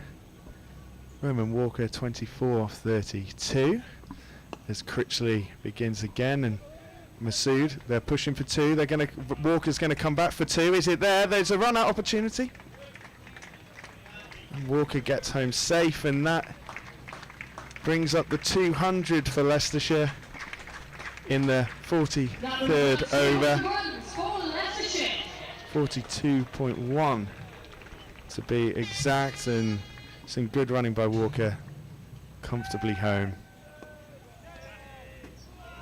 And that one just comes off the face of the bat by Masood as he ticks along again, and he moves up to 96.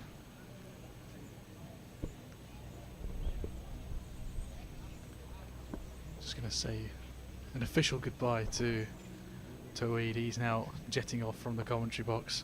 Appreciate your time today and your words of wisdom throughout the day. Have a safe journey home, my friend. It's been a pleasure. It's been really, really good commentating with Tahid today, a man of vast cricketing knowledge, and definitely looking forward to commentating with him more and picking that big brain of his. As Critchley drags one short, the fielders are out there. Did that touch the rope? Did that touch the rope there? Is that... Oh, well, the fans out there are saying that was 4, but the fielders haven't signalled anything. And the shouts of cheats, cheats, cheats is coming from the Upton Steel stand. I mean, I'll have to have a look at that on the replay. It did look very close. Oh, here we go. Replay indeed.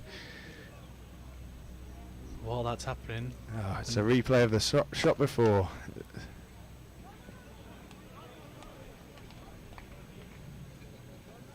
So still blissfully unaware, but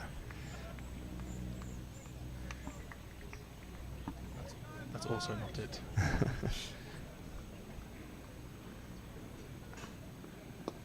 Either way, Leicestershire move on to 206 for 7, and Masood on to 99. And that ends the 43rd over.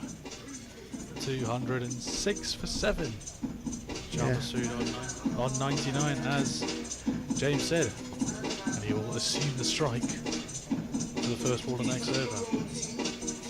Yeah, and one run closer to a 16th. This day, a ton for Shah Masood, and I think one of the big things from my perspective today is how tight and well the Essex players have bowled today, and not given too many freebies, and just shown it's a different track to bat on. And yeah, having a look at the YouTube comments, David Clark seems to agree as well.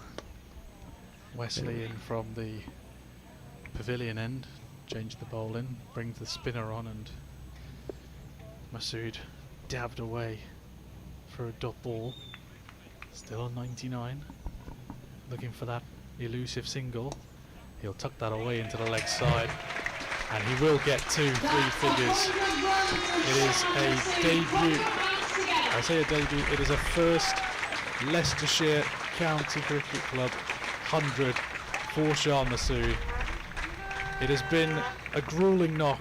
He's been in from a very, very early age of the innings, and he's worked hard for that 100. Yes, well batted Shah Masood. As we mentioned before, that's now 16th list A 100, and he moves on now to 5,990 runs in list A competitions. As Walker steps across, and a bit of a helicopter clip there down to the deep mid wicket. It's fielded out there and brings Masood on strike. So yeah, another 10 runs for Masood, and I believe that brings him up to 6,000 list A runs. Quite an achievement that from Shah Masood. Cuts that one away. Fielder is back there, and the Leicestershire fans jeering him on as they feel that he wasn't completely honest about his boundary work there, Curtis Camphor. The pantomime chants, wasn't it? The pantomime shout. The Irishman becoming the pantomime villain down there, as Walker goes for a big heave into that area, and it's 1 bounce 4. Lovely timing from Roman Walker. Ball set up nicely for him to swing that away over towards Cow corner, and another boundary. Roman Walker, say it quietly, is closing in on a list A best at the moment. I'm saying it quietly. Come on, Roman. We're all behind you here in this box. Last ball of the over. And an early shout for the run. They pushed hard and they get the single, which means Walker will keep the strike. Going into the next over, 44 done, 214 for 7.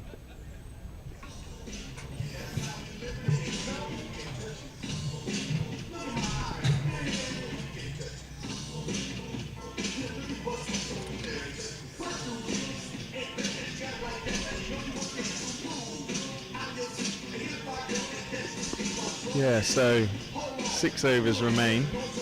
Leicestershire needing an improbable 108 to win, but as we've said, it's more than just the game to play for. It's more about getting yourself into those quarterfinals or semi-finals and not letting the net run rate run away from you. That's a line to talk about. And this partnership is now 91 between Masood and Walker. Masood 50 and Walker 31. Previous best partnership we had today was also Masood and Hanscom. We got 73. Masood also got shot. What a brilliant shot that was. You didn't see that, James, but Rowan Walker's played a brilliant switch hit shot, which would be over fine leg. Well, no, it would be over third man, but as a switch hit, it's gone over the fine leg boundary for 1 bounce 4. I'm going to get to see it, so live reaction. What a shot! What a shot! Rowan Walker, clip that for the highlights package.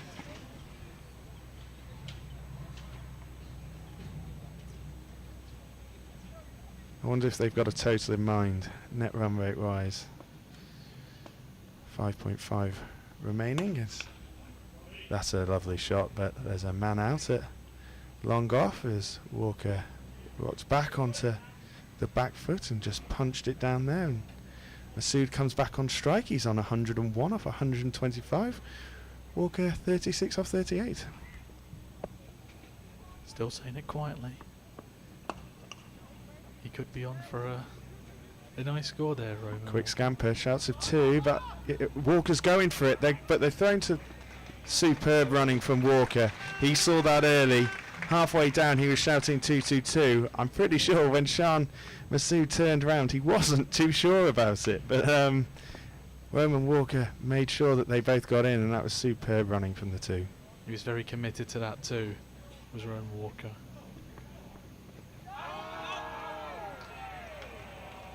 And that is that for Sean Masood. LBW.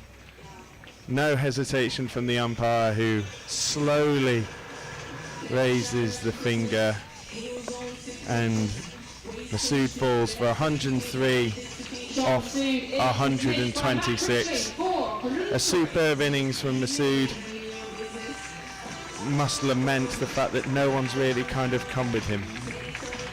Yeah, it's been a strong fight from Sean Masood, albeit a solo fight in this innings. He can leave with the solace that he's got his maiden Leicestershire 100 in the list A game, but it is 103 and out for Sean Masood. Leicestershire 221 for 8. Yeah, and the fans who are still here letting their appreciation known for Masood as outstrides Sam Wood.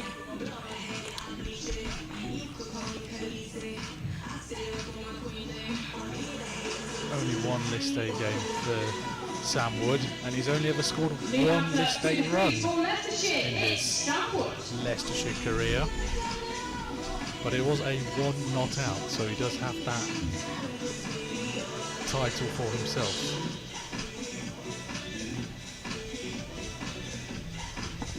Well, the only way is up. Leicestershire 221 for 8.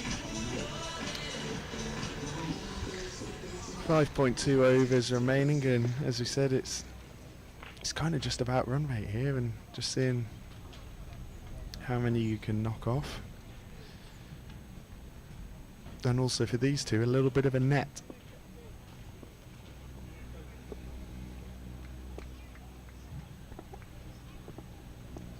Critchley comes into Wood.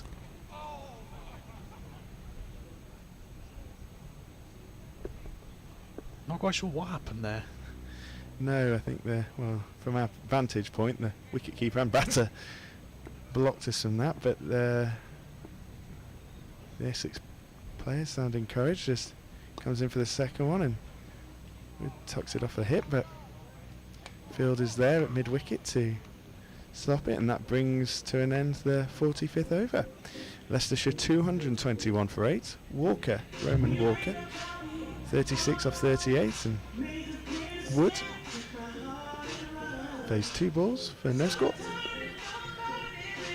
Yeah, well, despite how the result looks to be trending, it has been a lovely day here at Family Day at the Upton Steel County Ground. A lot of fun in and around the stadium today for fans of all ages, and we hope all of you who were here for Family Day had a great day out with your family and friends. As Tom Westley will continue, right arm off spin. Roman Walker getting another single.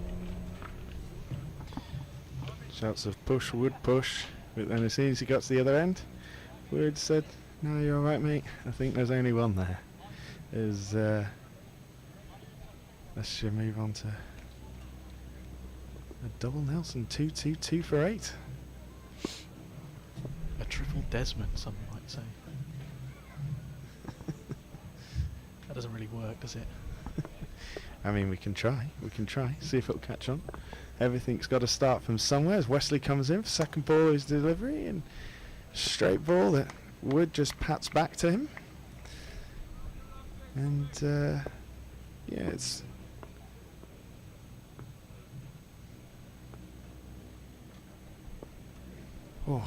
Westley just beating the outside edge there, getting one to grip off the pitch, and yeah, just past the outside edge of Wood, who'd pushed forwards with a forward defensive.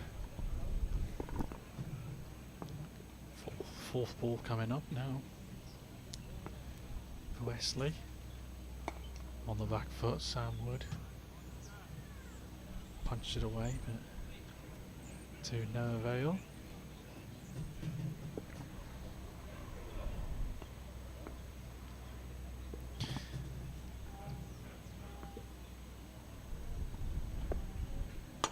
Wood again goes straight back at the bowler. I think next door are slightly losing their mind. Yeah, hopefully not picking that up on the comms, but yeah, Westley comes in to finish his 6th over to Wood, who steps back and slashes that through the covers and picks up 1. Leicestershire move on to 223 for 8 after 46 overs. Elsewhere in the Metro Bank One Day Cup, Group A, Nottinghamshire Outlaws have got a 7-wicket victory over Glamorgan. Haynes with 124 and Hamid 58, leading the way for Nottinghamshire. Gloucestershire have got a 6-wicket victory over the Worcestershire Rapids. Runs shared between Price, Charlesworth and Taylor, all getting 50s for Gloucester, and with the ball 2 wickets apiece for Ahmed, Miles and Van Buren. In Group B, Kent Spitfires won by 22 runs against Lancashire. Yorkshire with a big 7-wicket win, and Sussex with a 2nd-wicket win as well, as Critchley begins his 4th over. And Wood just knocks it up to long gone and just jogs down to the other end, and the game has taken on the pace of an over 60s game. A new List A record for Sam Wood, by the way. That's his highest score ever in List A cricket. Oh, great shot from Roman Walker. He's absolutely pummeled that back at the bowler. Instead it's just gone straight into middle stump at the other end. Fortunately there was no touch on it from anyone wearing purple, so no runs, no damage. Yeah, the only other game that I didn't mention, Warwickshire need 20 runs off 4 overs with 4 wickets remaining against Somerseters. Walker flashes at one, and there's a fielder out in the deep who stops it, and Walker will just pick up the 1 as he moves on to 38 off 41.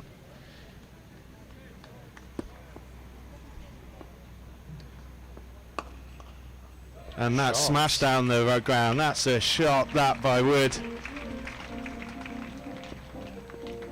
More of that, please, and that'll give him a bit of confidence. Great shot. Down the ground.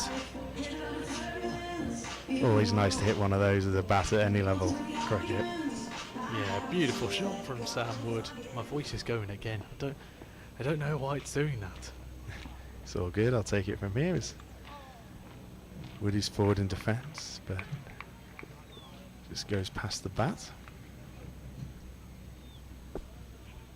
Yeah, he's going back to that Sam Wood shot. He timed that very well. Felt like watching a seasoned pro with that technique and placement. Goes for it again, but not quite as timed. It's a bit fuller in length than Critchley there, and they'll trot through for one. That brings an end to the 47th over. Leicestershire 230 for 8. Walker 38 off 41. Wood 7 off 11. 92 to win off 3 overs. That's It's nearly impossible. But quite a task. it's nearly impossible, but the buzzword ever since Leicestershire went 5 down has been about that wonderful thing, net run rate. I don't know how to work it out. If you do, you're a better man than I am. But yeah, somewhere there's a finishing with some wickets in hand and getting closer to the target's got to help it. Yeah, 92 to win. That's a required run rate of 30.7 at the moment. Looks a bit far out of the reach, I think is the right word to say. But you never know.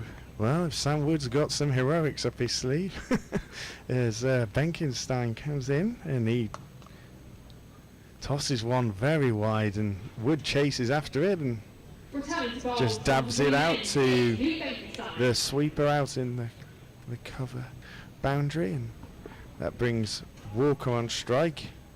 He doesn't want to see a 30 run over, tossing one up outside off stump.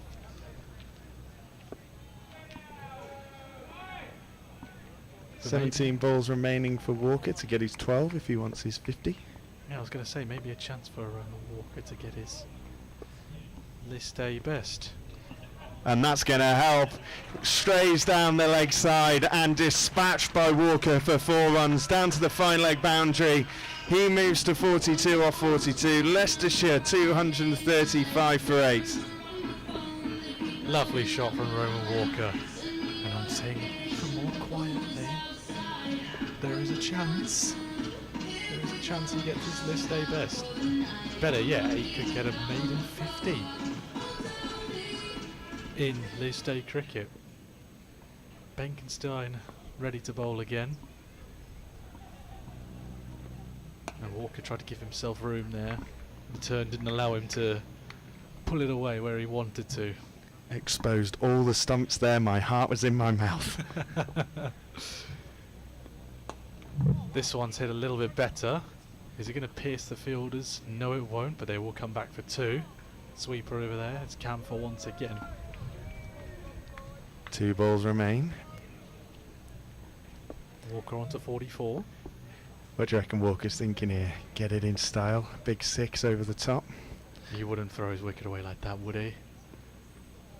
As he tries a reverse sweep Oh. and ends up doing some wonderful splits to make sure that he didn't get stumped. And yeah, you and me both, Roman. I felt that from up here. He's stretching off those hamstrings after that one. And Benkenstein comes in for the final ball of his over. He tosses it up in the air. Walker goes. It goes high in the air. Westley's underneath it and he grabs it. Walker falls short of his 50. And that's the 9th wicket to fall for Leicestershire. Heartbreak for the commentary boxers. Walker falls just 6 short of 50. But a good catch, and Benkenstein tossed it up. Knew the situation was like, go on. Tempted him with one, and Walker couldn't resist. Well batted though, Roman Walker. Very well batted, and A well-deserved round of applause as he leaves the field from the remainder of the crowd here at the Upton Steel County ground. It was there for the taking. It was there to be hit. He just didn't hit it cleanly. We were sat in the commentary box watching it go high, watching the fielder settling underneath it, and unfortunately he had safe hands there. Tom Westley, the skipper. And now Leicestershire 9 down at the end of the 48th over. Yep, and Chris Wright, the new and final bat to come out of the Leicestershire hutch, comes on with 2 overs to spare. Wood 8 not out of 12. New batter for Leicestershire. 85 behind with 2 overs to go. Obviously not going to get it, but you want to try and get as close as you can from these final 2 and try and finish without losing all your wickets. But yeah, Critchley to come back on from the Bennett end. Sam Wood takes his guard and he tries a big heave. The fielders all go up for it, and in the meantime the ball's going to trickle down all the way to the 4. Let's see what the umpire signals here. He signalled leg by, so he must have thought that it wasn't going to be hitting. Let's have a look at that on the replay. I mean, yeah, that looked kind of plumb to me. That looked, well, maybe Lucky high, maybe doing too much. I think you've got to think maybe. There's Critchley, strays wide onto the pads of Wood. He just knocks it down to short fine leg and no run scored. Leicestershire 241 as Wood goes straight down the ground again in the air. 2 bounces all the way into 4. That's another straight 4 for Wood. And it's been an impressive cameo from Wood here at the end. Very, very strong cameo. He hit the ball nicely around the park. He's been worth his admission into the squad. A couple of wickets with the ball and some handy shots with the bat. Yeah, a bit more zip there in that one from Critchley. Gave the first one, the last one, a bit of flight just to try and entice him. Hit back over the top of his head. So next one, little dart coming in as Wright takes his mark.